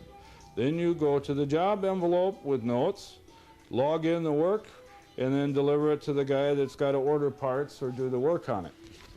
All right, here is your standard issue job envelope. Very important. You need a name, an address, including the city and zip code, so you can add it to your mailing list. A phone number at home and work where they can be contacted during business hours. All right, and then a short description of the item. All right, the date it was taken in, the date it was promised, any special instructions. All right, usually there's blank spots on the back of the envelope, or you can write more stuff in there. If needs be, you can put it on a separate piece of paper, and then you can draw any special design or what is required. A common situation is a bunch of birthstones in a mother's ring. All right, we need to know January goes next to March, April's by June.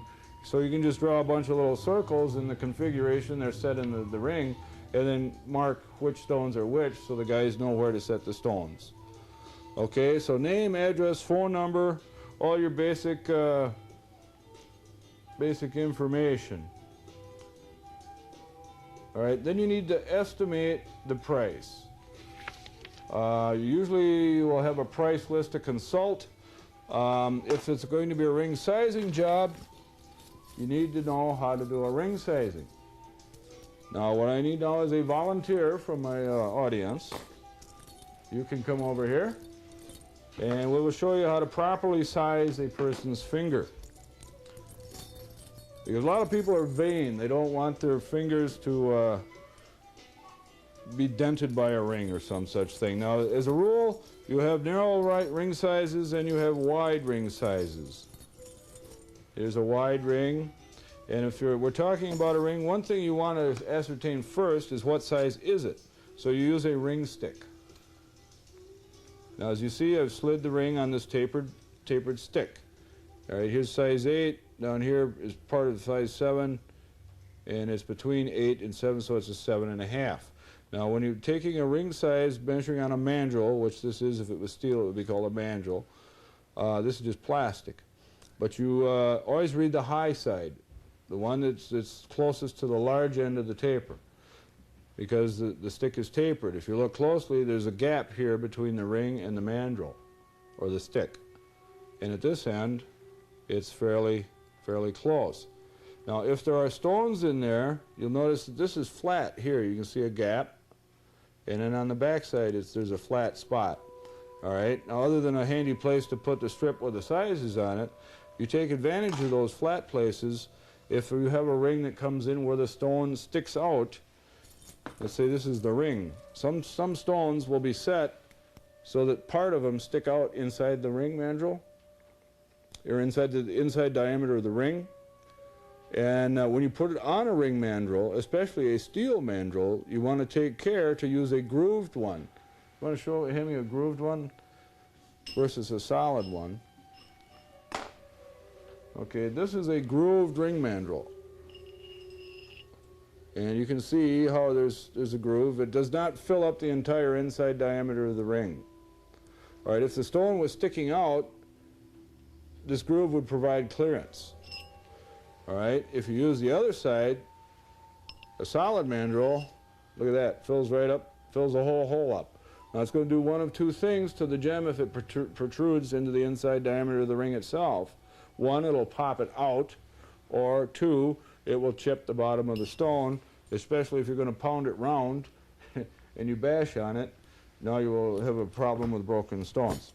So anyway, first you determine the size of the existing ring, because we know, are we sizing it up or down? So you have to know where you're starting from. All right, then you take the person's hand, and if it's a wide ring, use wide sizes. If it's narrow ring, use narrow sizes. All right, you ask them, do you know your ring size? And they will say, yeah, no, maybe. And you listen with a little tongue-in-cheek, because they don't usually know what their size is. All right, then you kind of look at it and you say, oh, that's too big. You go down, and you find one, oh, that's too small. Now, do not jam it on the customer's hand, because you can get them stuck. All right, that one goes on fairly handily. Now, when it pulls off, it always comes off harder. The reason being is the skin on the knuckle, if you can get a close-up here, bunches up.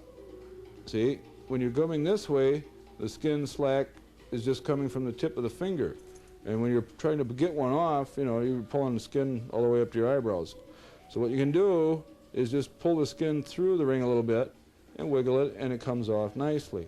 Now, a lot of people will have large knuckles and then narrow backs. So see, there's a fair amount of space back there. But it should be comfortable enough so it comes off with a little bit of struggle. All right, if it slides off and on, like this, it's obviously too big. But some people will say, oh, it makes a dent in my finger. Well, you can point out to them that any ring, no matter what size, if it's worn for a little while, produces a dent in your finger, whether it's large or small, and that'll go away. See, once you put it on, the finger looks normal enough.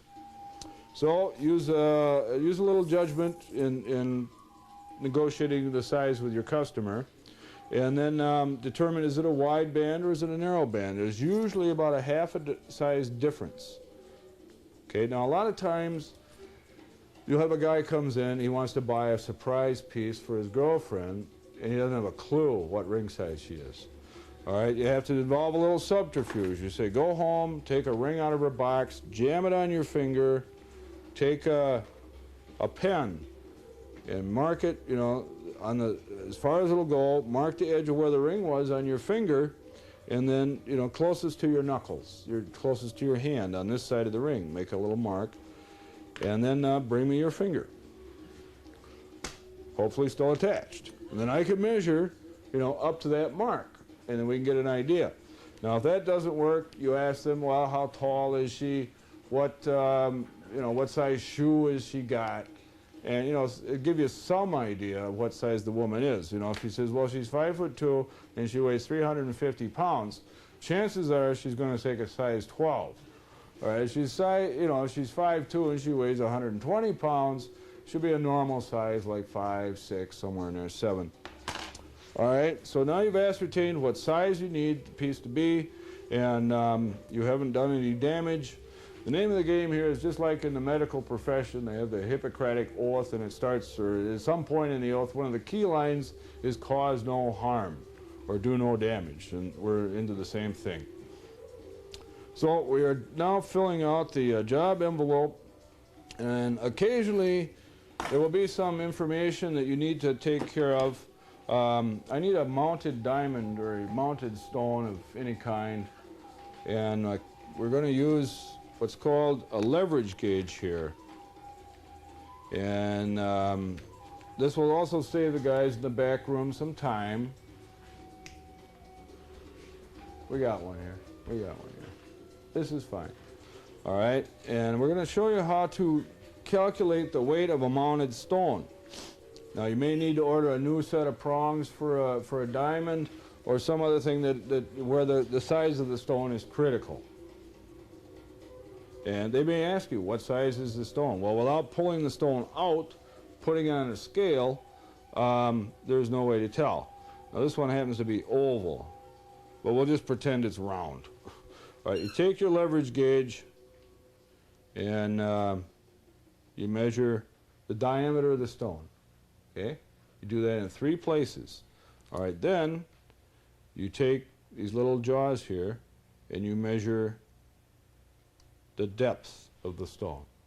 In other words, from the table to the cullet, from the top to the bottom.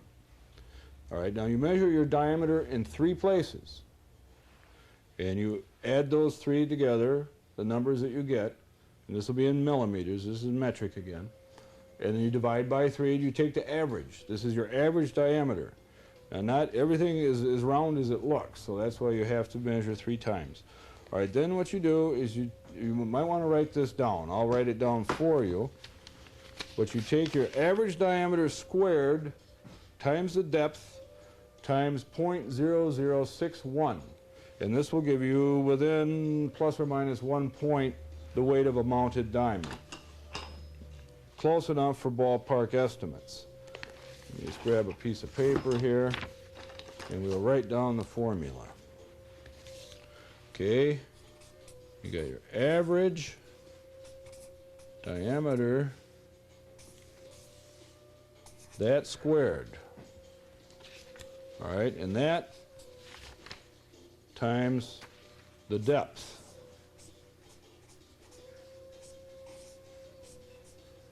Now these are actual measurements. All right, and that equals X. All right, and then you take that number times 0.0061, and that will equal your estimated mounted weight in carats.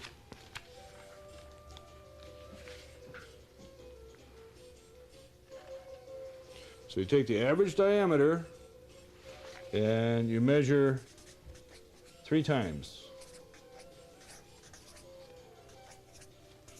Average diameter, measure 3 places, square that, multiply it times itself.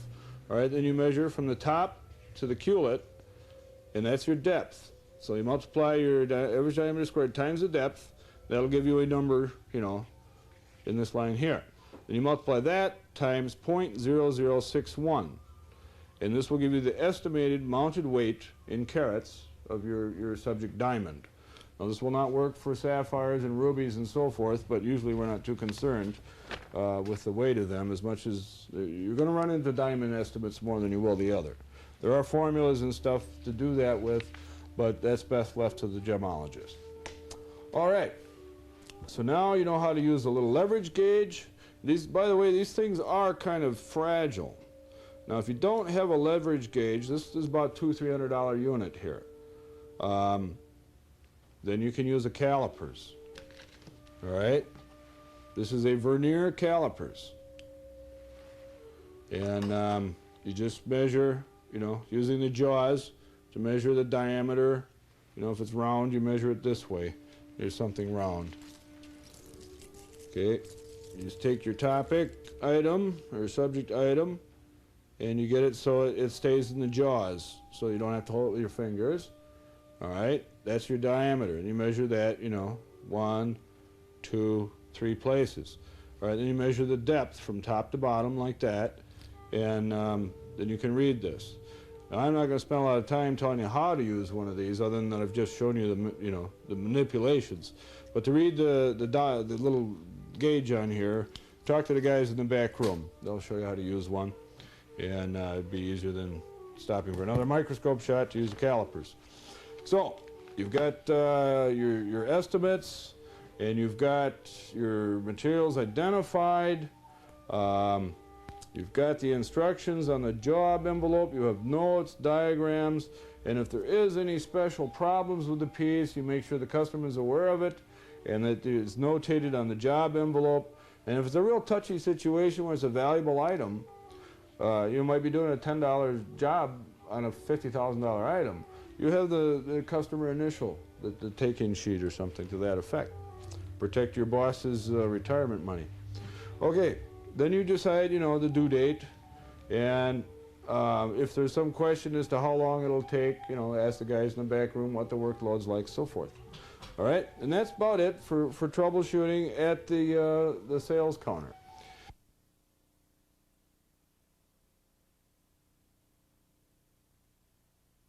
This is for the guys in the back room, the unsung heroes of the jewelry business. Okay, this is troubleshooting at the bench. First thing you do, double check the take-in data. Because it might be a new employee out front, or it may be a seasoned, experienced employee out front, but it never hurts to double check. Better safe than sorry. Then take your loop and examine the work and ID the work that's required, and whether you agree with it. And then you look for cracks and other possible problems which are away from the work area. You might be doing a sizing, but there may be a crack up near the shoulder of the ring or some other spot, and somebody else might have missed it. Then you look for nasty flaws and wear on the stones, and make sure that the customer was aware of it. A lot of times this can be done verbally. You don't have to write up the Magna Carta every time you take in a repair job, but you should at least make sure the customer is aware of it, and if possible, that they are informed in front of a witness, so that if it does come up later, you don't have problems legal-wise.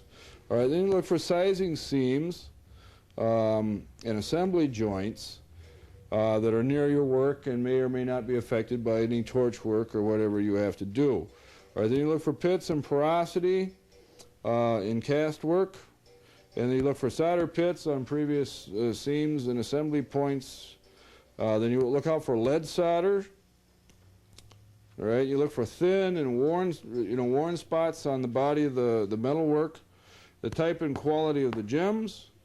You've already established the type and quality of the metal.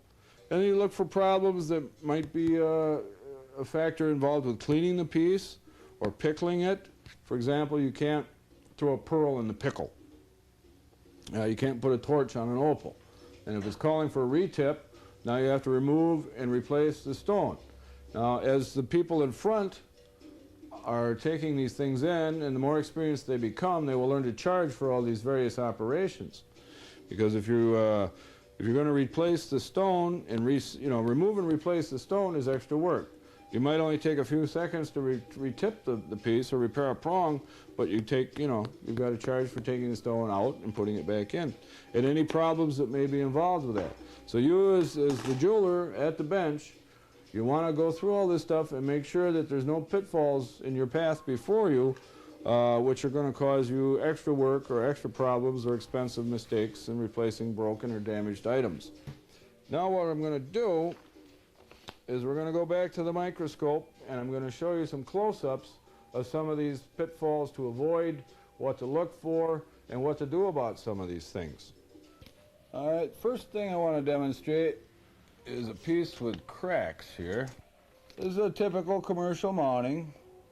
It's tanzanite with some little diamonds. And at first glance, it looks pretty good. Now from the side, you'll probably be able to notice, well, looks like somebody touched this one up a little bit. Usually the prongs are sticking up. They snag all over the place. All right, now I've marked 2 dark spots on the ring. And if you look closely, right there is a little crack. You see that dark line there, right next to the right black ink mark. It's right there. All right, now you may be going to size this ring. Maybe you're going to size it up, maybe you're going to size it down. One thing to remember is any more than 3 sizes is going to distort the top of this ring to the point where it's going to loosen up the stones if you're taking it down, or it may crush the stones if they're touching each other. It's going to, you know, change the ring sizing is either going to make it go bigger this way or smaller this way, and you're going to have problems as a result. So let's see if we can get a better focus here. All right, so we have the crack right up here. Now the best way to fix this, just pass a saw through the crack. You cannot solder metal that's cracked. The crystal structure will not absorb the metal. Now you could use hard solder, which is what I recommend for stuff like that, but since you've got a stone right here, you're going to have to use what's called a heat sinking technique, which I'll demonstrate a little bit later. All right, once you fix that spot, then you can do your sizing down here. Now let's see if we've got any existing seams in this. Not that I can see. Now a dead giveaway for existing solder seams is just measure the piece. If it's not a 6, an 8, or a 10 or something like that, if it's some fractional size, you can assume that it's been sized somewhere, and you better take time and find the seam wherever it is. So there's a cracked piece. Gives you an example of that.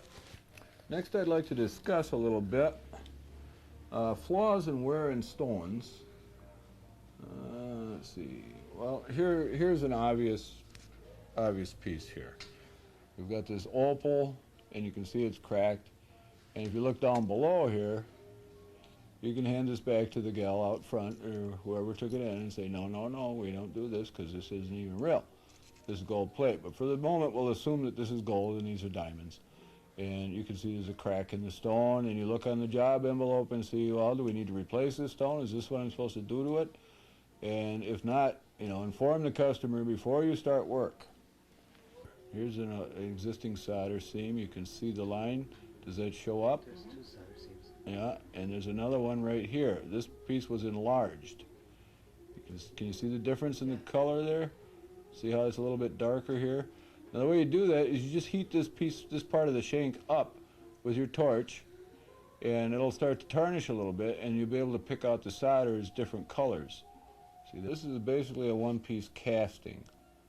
Now if we look closely here, you see it's kind of irregular. There's a little parting line right there. Does that show up?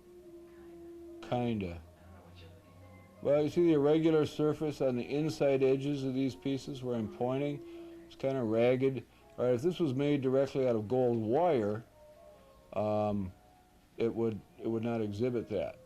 All right, now here's something that's very common. You see this little dark spot there, and then above it, those are casting pits. But here is a classic example of a solder pit. And in this case, usually 9 times out of 10, these pits are caused by overheating. You overheat you wanna work fast with a torch. You've got less chance to do damage or cause harm if you work fast, because the heat won't spread as far. But that is a solder pit. That is not a casting pit. Now, to fill or fix these, you either drill it out or burr it out with a little steel burr, fill it with a little piece of metal, and then resolder it. Sometimes you can get away with just reheating the solder so it reflows. This was something that was brought in that somebody evidently attempted to fix with lead solder. Not a good thing. All right, now this is not solid gold. It is a diamond, but you can see the lead solder there on that pin. Now, they stopped, I think, before they did too much damage. Yeah, you can see that dark gray. See the difference in color back there? Well, what happens is when solder gets heated, especially lead solder, it's very, very corrosive. Now we made a little sample here to show you worst case scenario. Where's the tooth that goes with that? Somebody brought in some gold teeth. This is a gold tooth. And now this is solid gold. It was cast. And it's usually 15 to 18 karat gold. By the color, I would say this stuff's probably 18 karat. All right, and they wanted this tooth on the top of this cheap little ring here, which had some kind of a ball on it. So what they did is they filled this up with a chunk of lead solder, and then had this sitting upside down, you know, to go in like this, and thought that they could stick it together that way. Well, as you notice, that tooth is not anywhere near an original condition here. It's all eaten up. And what happened is they were just thoroughly amazed and chagrined that it happened to this good piece of gold. See, it ate hole there, ate away most of the side. But this 50-50 lead solder, which is your typical lead solder that plumbers use or electricians, and it just eats gold like there's no tomorrow. And this was done at just slightly above the flow point of this solder, which is about 400 or 500 degrees. And look what it did to the gold. It just ate it. And before you can work on this has to be scraped off. It has to be manually removed. You can't remove it with acid. You can't get rid of it with solvents. And basically the whole top end of this ring is shot.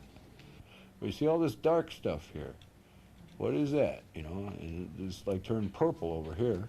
You turn it over and it looks like, oh my Lord, look at that. It looks like lead all over the back of this piece. See if we can get better. See all this dark stuff here? And this is different colors. We got green gold, red gold, and yellow gold here. Now, at first glance, this looks like lead. But you just do a little scratching. See, you see the yellow coming through? What this is an example of is very low carat gold solder. Very low carat. It's like super easy flow stuff, and a lot of people will use this stuff because it's easy. All right, here's an example of assembly seams, which is something you need to be aware of. This is a handmade piece, but most commercial pieces you have, you know, your settings, your head, which would be this part of the ring is called the head. Sometimes people call these things heads, but basically your head, shoulders, and shank. All right, the head would be this marquee-shaped or football-shaped area. All right, here's your shoulder assembly point. Then sometimes they're down here. It would be your shank assembly point. You know, bottom half of the ring is usually where the shank is assembled to the shoulders are assembled to the head. But where these points meet, you can see the solder. This is called a fillet. And when you heat solder, it contracts surface tension, makes it flow as it does. And you get a nice smooth seam. If you don't overheat it, you have no pits. But you can see this piece has been worn, but the solder has not turned color because this was appropriate carat gold solder. And that's one of the points that I wanted to show you. But you need to be aware of where these seams are and where you're pointing your torch. You know, like maybe you're working down here, you don't want the torch coming through and burning a hole in the back of this ring. On the same token, you don't want to be working up here and blow a hole in the back of the ring. Okay, now here's a piece that somebody fixed something up here or did some work on the side. Oh, here, this solder pit's over here. But they weren't watching the other end of their flame, and look what they did to the bottom of the shank here. Another thing you want to be aware of is different types of finishes. You know, like I showed you, this is like what you call a scratch finish, you know, which I'm doing as we speak here. All right, now a lot of times you'll see what's called a satin finish. You see how that looks? First finish is smooth and shiny. Now this piece shows some wear. This is 18 karat. Another type of finish is what's called a Florentine finish. This is a giant example, and this is also a piece of crud. But this is a good way to show you how it is done. This is graver work. Somebody actually spent some time and engraved this piece of work to create this thing. Now, if you buff all this stuff off, it has to be restored. See, it stopped at this point at the bottom of the shoulder, and it went up to the top part of the setting. All right, things like this have to be restored. You have like sandblast, you have satin, you have scratch finishes, you have little dappled finishes, hammer-toned, stippled, you could call it. And these types of things need to be restored to render the piece back to its original condition when you give it back to the customer. And a lot of times you'll see two-tone pieces like this, where it looks like white gold and yellow gold. So there's yellow, there's white. And the white is frequently done with rhodium plate. It's not actually two solid pieces of metal. Here's an example of some bad porosity. I just wanted you to see that. All right, this was a link style bracelet. See, it's pretty well kaput. But what happened is, you know, where the links and so forth attach to each other, there's serious wear. See that this is worn all the way through. And it opened up and the thing fell apart. And stuff like this, you just basically tell them, can't save it, it's scrap. Because there's no point in trying to repair all that. It would cost them more than it would buy a new piece, and it's just a lot of extra time and work. So you can see on this one here. And if they're not made aware of these things, you know, they'll go to somebody else and they'll get ripped off, and they'll just fix the one that's broken. And I personally consider that unethical. I don't think that people should. See, look how thin that's worn there. Nothing left of it. And, you know, you can fix that one, and then the one next to it will be just like it, and bingo. See, it just breaks. Nothing to it. It's called a Kagan ring sizer. This is standard design. It's probably the most popular model on the market. And I do not recommend the use of these, but if it's for limited sizing, you know, like half a size or something like that, on bands primarily. Like, we have a couple of wedding rings. Right, now this one's pretty round. This one is out of shape. You can come in for a little close-up on that. One is round, one is not. All right, before you put a ring on this thing, you want to make sure it's round. To do that, you just stick it on the mandrel. After you drop it. Gotta drop them for luck, you know. All right, you pound it round with a leather mandrel.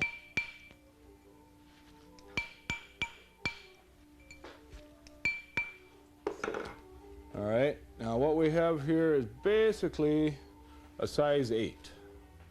Now for the purposes of demonstration, I'm going to grab a marking pen, and we've got the ring on the mandrel here, and I'm just going to make a mark on either side of the ring so you can see what size it is now.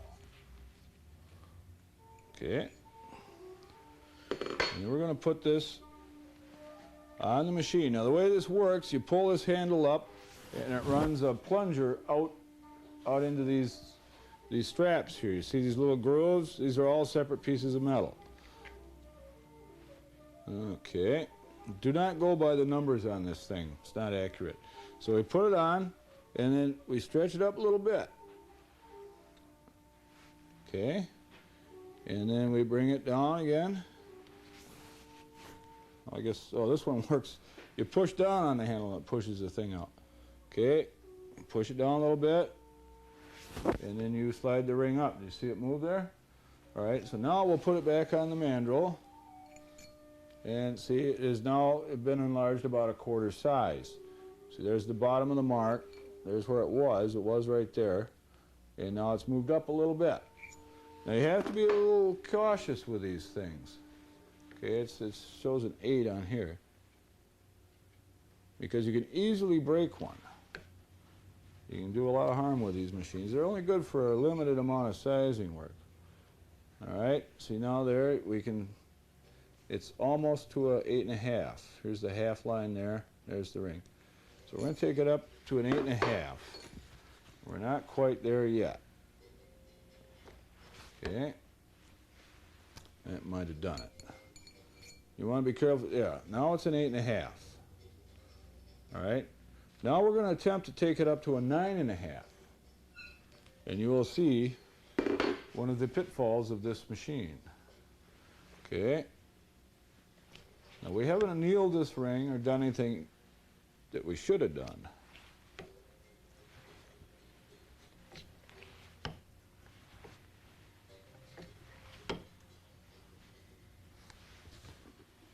It's a little oxidized on one side there. Oops, now it's a 10. We took it up too far.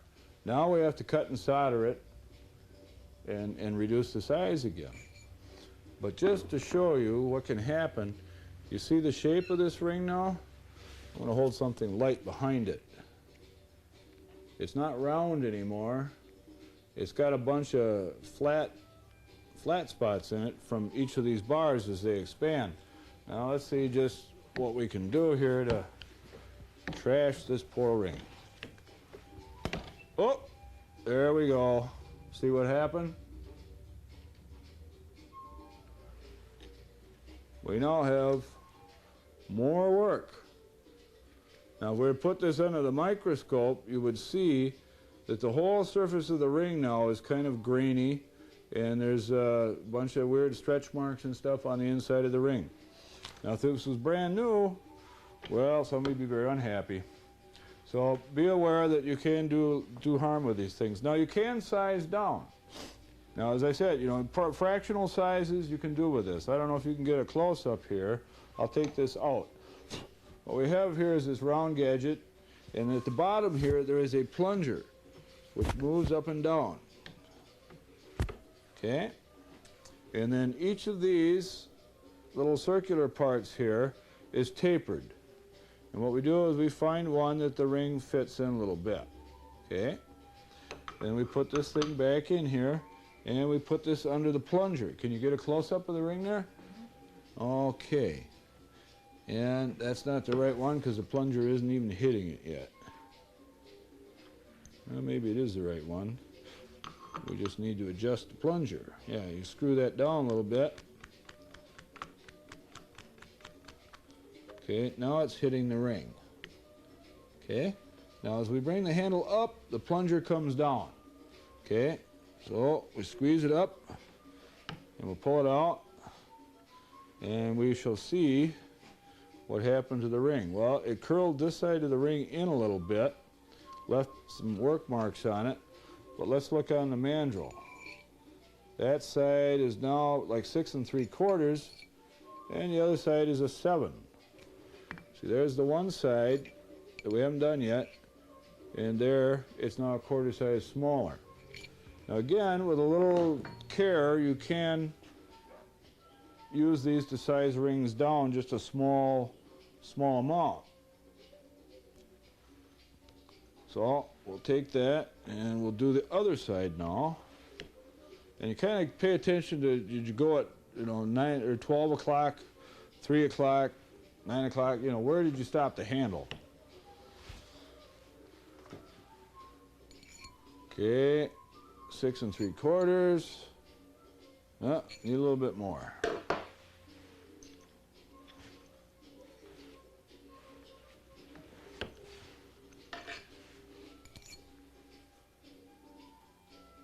Okay, that's now 6 3/4 and 6 3/4.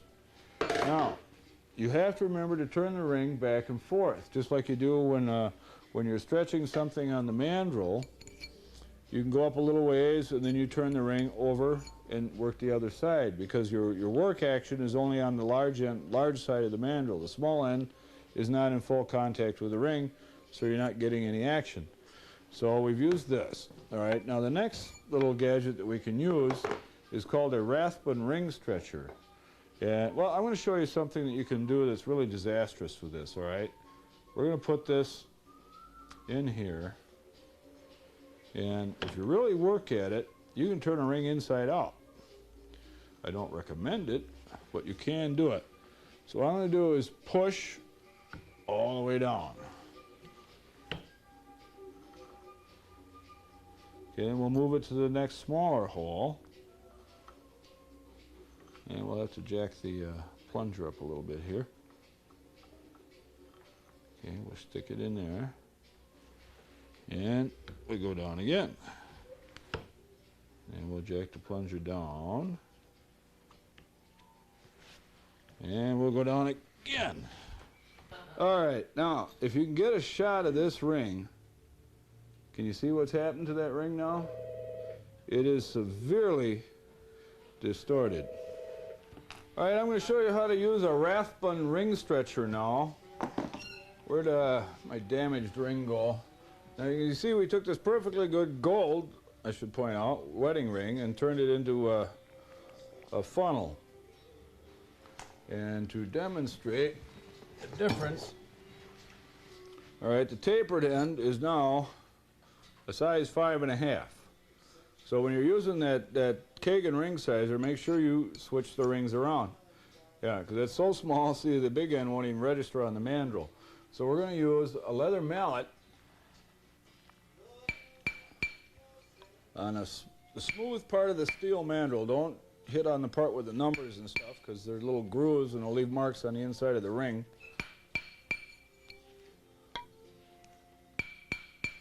Okay, now by pounding on the face of the ring, you compress and stretch the metal a little bit, and it enlarges. See, now it's up to 5 3/4.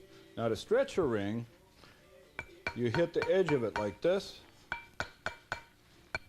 All right, now to forge a ring, you use a chasing hammer with a shiny surface on the face, and you can use the ball end or the flat end. And this will compress the metal, and by forging it, you harden it a little bit, which is not bad, especially in the case of castings. Now we have to keep away from those groove numbers and stuff. Now the problem with using a metal hammer is you leave work marks on the metal which have to be sanded and buffed off. All right, now we're up to a size 6. And it still doesn't register. You see how there's a black line here between the ring and the mandrel? All right, now if we turn it around, use the small end, you see there's no gap there. That's why you have to use the wide side to do your measuring with, because this side is not in contact with the mandrel. You're going to get an inaccurate reading. So anyway, to stretch this, we'll keep going like this. And unless we stop and anneal this ring, which I'll demonstrate in a bit, I think that's next. It's going to be a slow go. We're up to a 6 now. So all this banging around here, we've managed to move the ring a half a size. All right, then you can use something like this. This is called a rathbun or rathbone, but I think it's rathbun. And you stuff that in there, and this little thing here, if you watch the wedge, when you get it all the way in, see, that'll drive the wedge out. Can you see that wedge moving? Okay, we'll back it in, and then we push that in until it won't move anymore. All right, and then what you do is you bring this screw up to the end of that wedge, and then back it off a couple of turns. All right, then we'll set it down on something solid. Okay, and gently tap it. Now, see, the handle won't move anymore. So we'll back it up again a little bit. And tap it lightly. I mean, I'm hitting about as hard as you would clap your hands, not enough to cause pain, and not enough to cause any sudden stretch or tear in the metal. So we'll back it up a little bit more. Now, if you were sizing this up, you would normally do this both directions.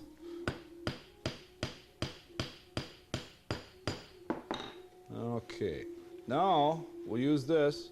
See, that drives that wedge out. If you can come in on that a little bit, you can see the wedge moving as I turn the screw in. And that's how you get the wedge out, because you can't pull it out until you get it, you know, far enough to do that. But if we put it back all the way in, there's no way you can pull that out. So we'll use the purpose, we'll use this for the purpose for which it was designed. We screw it out. See, now it pulls apart easily. All right, now that distorts the edges of the ring according to the number of tines on the stretching device. Now this one works just the opposite of the way the other, the Kagan ring sizer. The Kagan ring sizer, the plunger goes in this way and expands, you know, expands these tines. With this thing, you pound the wedge in this way and it expands the tines. Same action, little simpler device. All right, now we're up to a little over 6.5 and a little over 6.5. So avoid hitting your finger when you do this.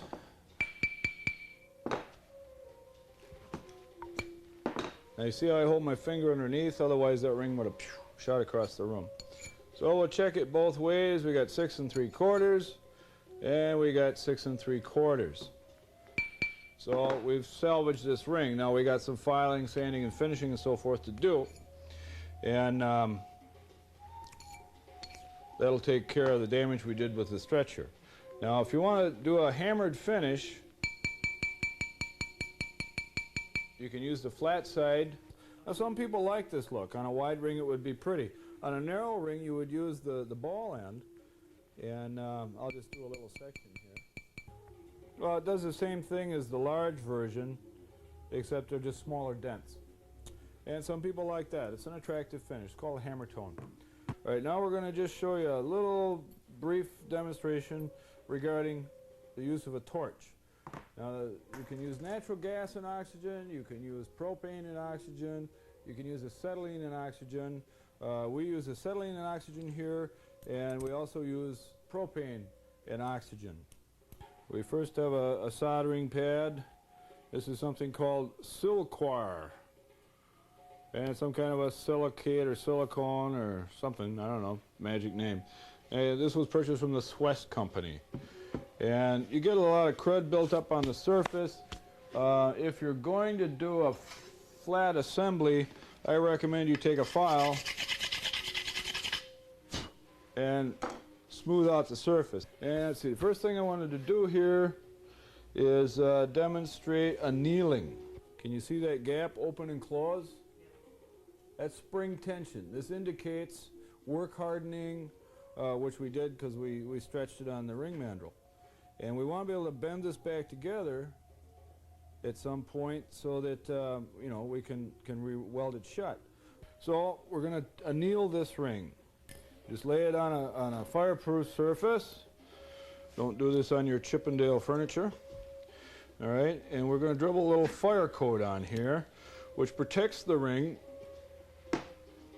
while it's hot from the atmosphere. And all fire coat is just, we use powdered boric acid and denatured alcohol, which you can get at the drugstore and the hardware store. Okay, now you have three types of flame, just briefly. This is fire. This is good for burning things, producing a little bit of heat, but as a tool it's fairly useless. Now we've got rid of the yellow. This is called a reducing flame.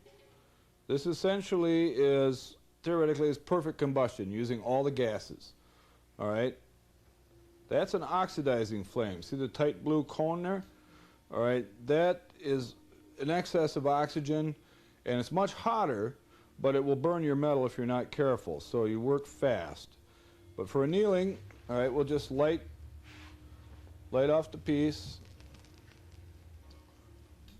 And I don't think the camera is going to pick this up because the glare from the torch is going to be more than the camera can stand for the subtle redness of the metal. But you heat your metal to a dull red. Okay, and obviously you don't heat it to a bright red because at that point it's going to melt. So we get it nice and hot, and then we're going to pickle it. All right, now pickle is a whatever you use to clean your metal. It's usually an acid compound, and you want to do it right lively like while it's still hot. You drop it in the pickle, you hear that sizzle, and pickling is the action of dropping a piece of metal into an acid compound.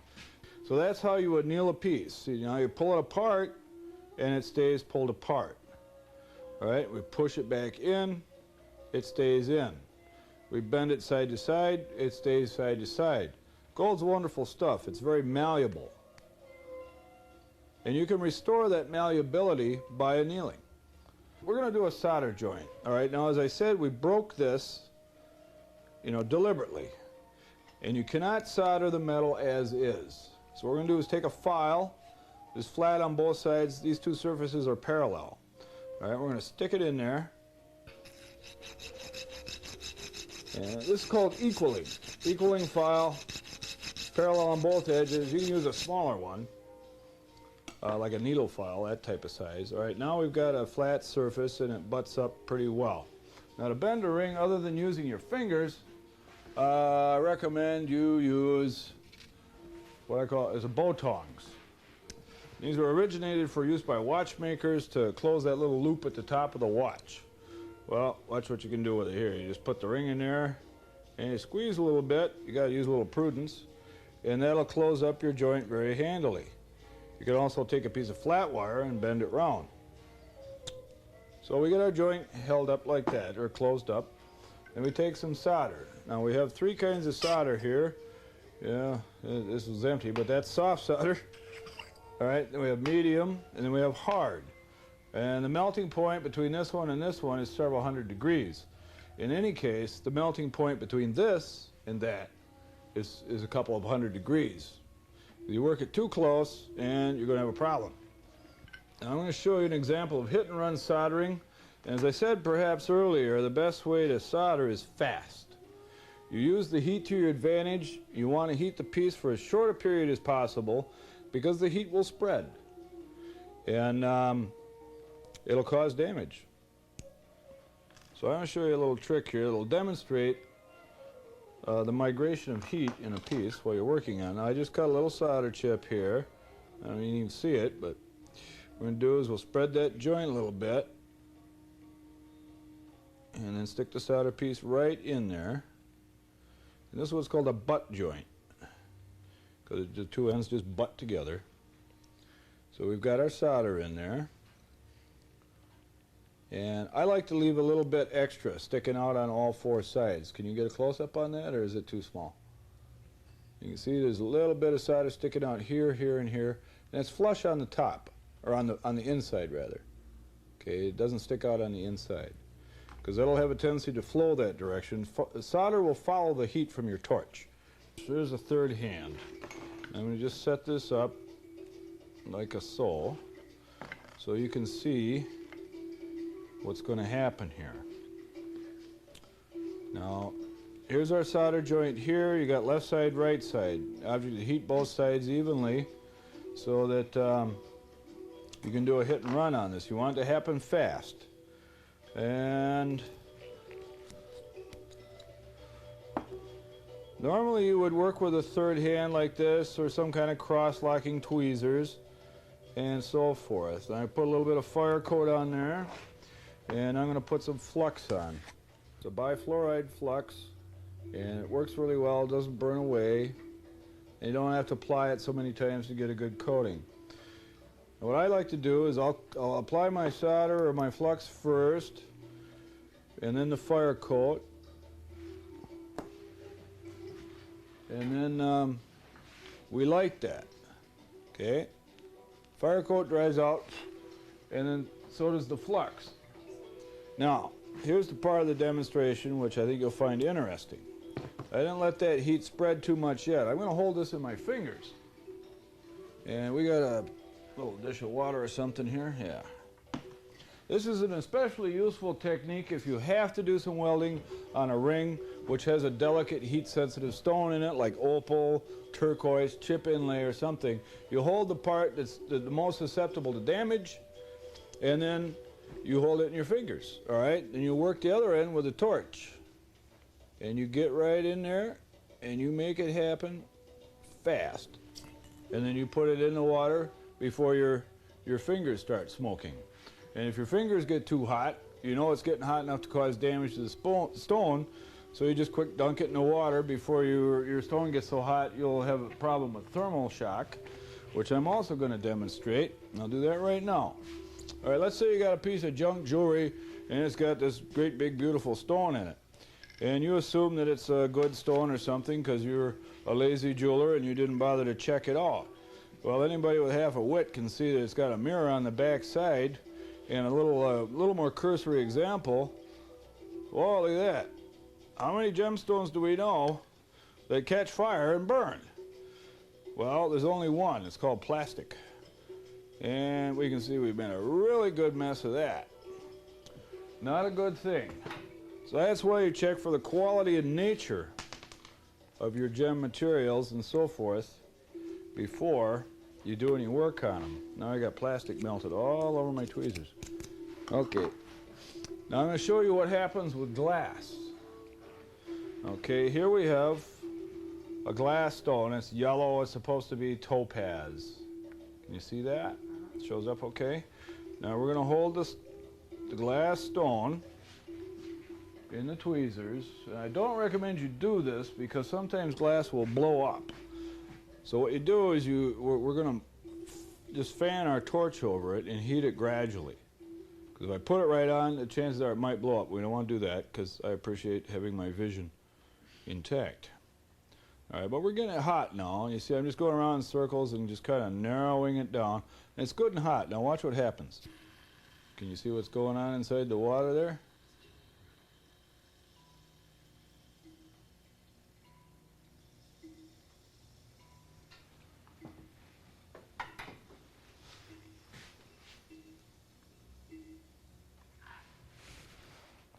I think at this point, even to the camera's limited eye, it's going to be pretty obvious there's something drastically wrong with that stone. Now, I'll show you. I'm going to hold it up here, and I'm going to drop it on this piece of steel. You see what happened? Pooey! Kapooey! Lots of little stones. Well, if it's a diamond, you like it to stay a big diamond, not a little diamond, or a bunch of little diamonds. Now here we have a synthetic ruby. And I want to show you something if you're careful. First I'm going to put it upside down, and I want you to get a close-up of the condition of the stone. And I'll just rotate it a little bit. So you can see it's fairly clear. And if we turn it over, even though it's an old stone with some damage on it, it still has, you know, a little sparkle to it. Can you see that? All right. We'll put that on the soldering block. And very slowly, we're going to heat this stone up. Now, diamonds, you can work with a torch. Rubies and sapphires, either natural or synthetic, you can work with a torch. But be advised, you must take care to observe the flawed nature of the stone. If there are some really bad cracks or what look like veils running through the stone, be careful. Heat it very slowly and cool it very slowly. Now I started out going around it in circles, and I've gone towards the center of the circle, and now I'm putting the torch directly on the stone. Look at that, stone turned black. Can you see that? Now we're going to heat it even more. Watch what happens.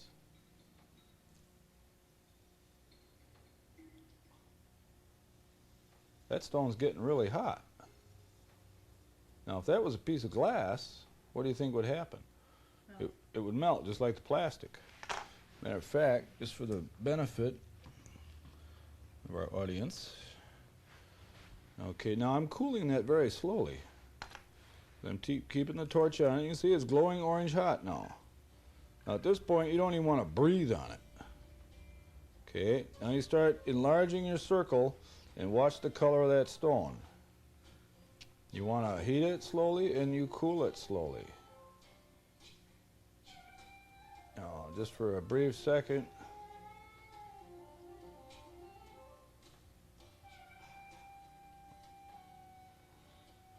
You see what happens to those pieces of glass? There. We had 3 of them there.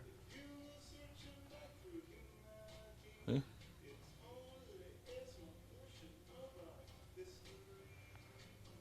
Got a nice little smooth glob now. We'll let that cool off a little bit, then we'll show you later. All right, now the stone's back to black. Okay. You don't want it to cool too fast. I've taken this to extremes. I don't recommend you do this. And you should never ever get a stone so hot that it incandesces. It's just asking for disaster. All right. I think at this point, this ruby is cooled off enough that we can take a look at it. Now the paper isn't catching fire. Can you zoom in on that? All right, it's still pretty clear. Now it's got some crust on it from being melted to the flux and stuff that was on the board. Okay, but you can see it's still in pretty good shape. There's no cracks in it. Now, I will show you what disaster can be created in a short moment here We'll just heat it up. If you heat it fast, like I'm doing, instead of going like this and then coming in on it, you're subjecting it to great stress. Now, we aren't even going to bring this up to red heat. It's just black now. And I'll even wait for it to start turning red again. You put the camera on it, I'll hold it over the water. And when it starts to turn red, I want to drop it in there. And it's getting to like brown. And it's starting to look red now. Oops. Now if you look at it, it changed color drastically while it went into the water. Can you see the color in the water? Does it show? Here, I'll hold it up. Can you see it through there? All right.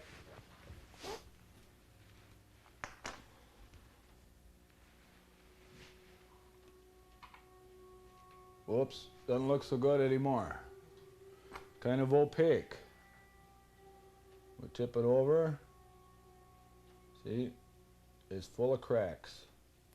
Now, I'll show you an example of heat sinking, okay? I'm going to hold this ring here in my fingers, and I'm going to set this up here. And let's see, I'm going to use a different pair of tweezers. Whoop. Changed my mind. Okay. Got the torch over here.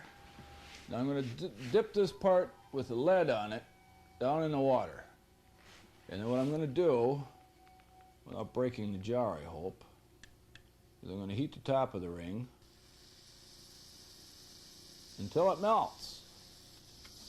Okay, then I'm going to cool it off. Now that's just how fast you can trash a piece. See, I melted all the way through the ring shank. But it didn't do any worse damage down here at the other end where that lead was. All right, you've seen thermal shock, you've seen heat sinking. We showed you some finishes to restore earlier. I'll just give you a brief list. You can just make notes of these. Satin finish. Okay, Florentine, which is a crosshatch type thing, resembles fabric. Scratch finish, which is usually produced with an abrasive wheel. Needle point was just a little stipple deal where you, like I showed you with the hammer on a very small scale, use a pointed punch or something and you make a background pattern. Peening was done with a hammer. Sandblasting, it's pretty obvious, just a dull matte finish on the surface of the metal. And if you don't happen to have a sandblaster, it's very difficult to restore, so take care not to make that mess if you can avoid it. Paint, some rings are oxidized or highlighted with paint. You'll have to repaint them, the black stuff. Some rings are oxidized with, chemicals to produce an oxide on the surface for decorative purposes. Silver jewelry is very common. You have black backgrounds on silver stuff. You need to restore that. Rhodium plate is another one. I showed you an example of diamond cutting. And, the best way to restore these finishes is not to destroy them in the first place. But be aware that they need to be restored. I'm going to do a destroy mode here. All right, now, here are some of the things that you do nots. These are do nots. Do not take in plated base metal. Try not to work on any inlays. Now, there's some very fine jewelry, 18 karat gold and such, which is inlaid like with curved pieces of solid opal and things like that. But if you're going to size a ring, I recommend those things be sent back to the manufacturer because they're set up for it. Invisible setting, unless you know how to do invisible setting and you have the equipment necessary to put the little grooves in the diamonds and so forth, do not size invisible setting because they will fall out and then you will have to pay extra to get it fixed. Don't take things up or down more than 3 sizes.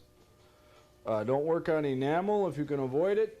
Heat sensitive gems, glass, margazites, half pearls, junk, stuff with really nasty flaws in it. And if you're opening up a job envelope and you pour it out and there's a bunch of stuff in there with undocumented damage that is not listed on the repair envelope and it's of the nature that the customer should be informed of such things, then don't go ahead and work on it until you've made sure the customers are aware of it. Now, when you're estimating time on the job. You know, try and be realistic. You know, people always want to hear what they want to hear, but try not to tell them what they want to hear if you know from the get-go it's a lie, and you're never going to get it done in 2 hours when it's probably going to be 2 days. Saves you some embarrassment, aggravation on the part of the customer, and that type of thing. You know, you have to learn when to say no. You know, no, I don't want to do that. It's just more trouble than it's worth.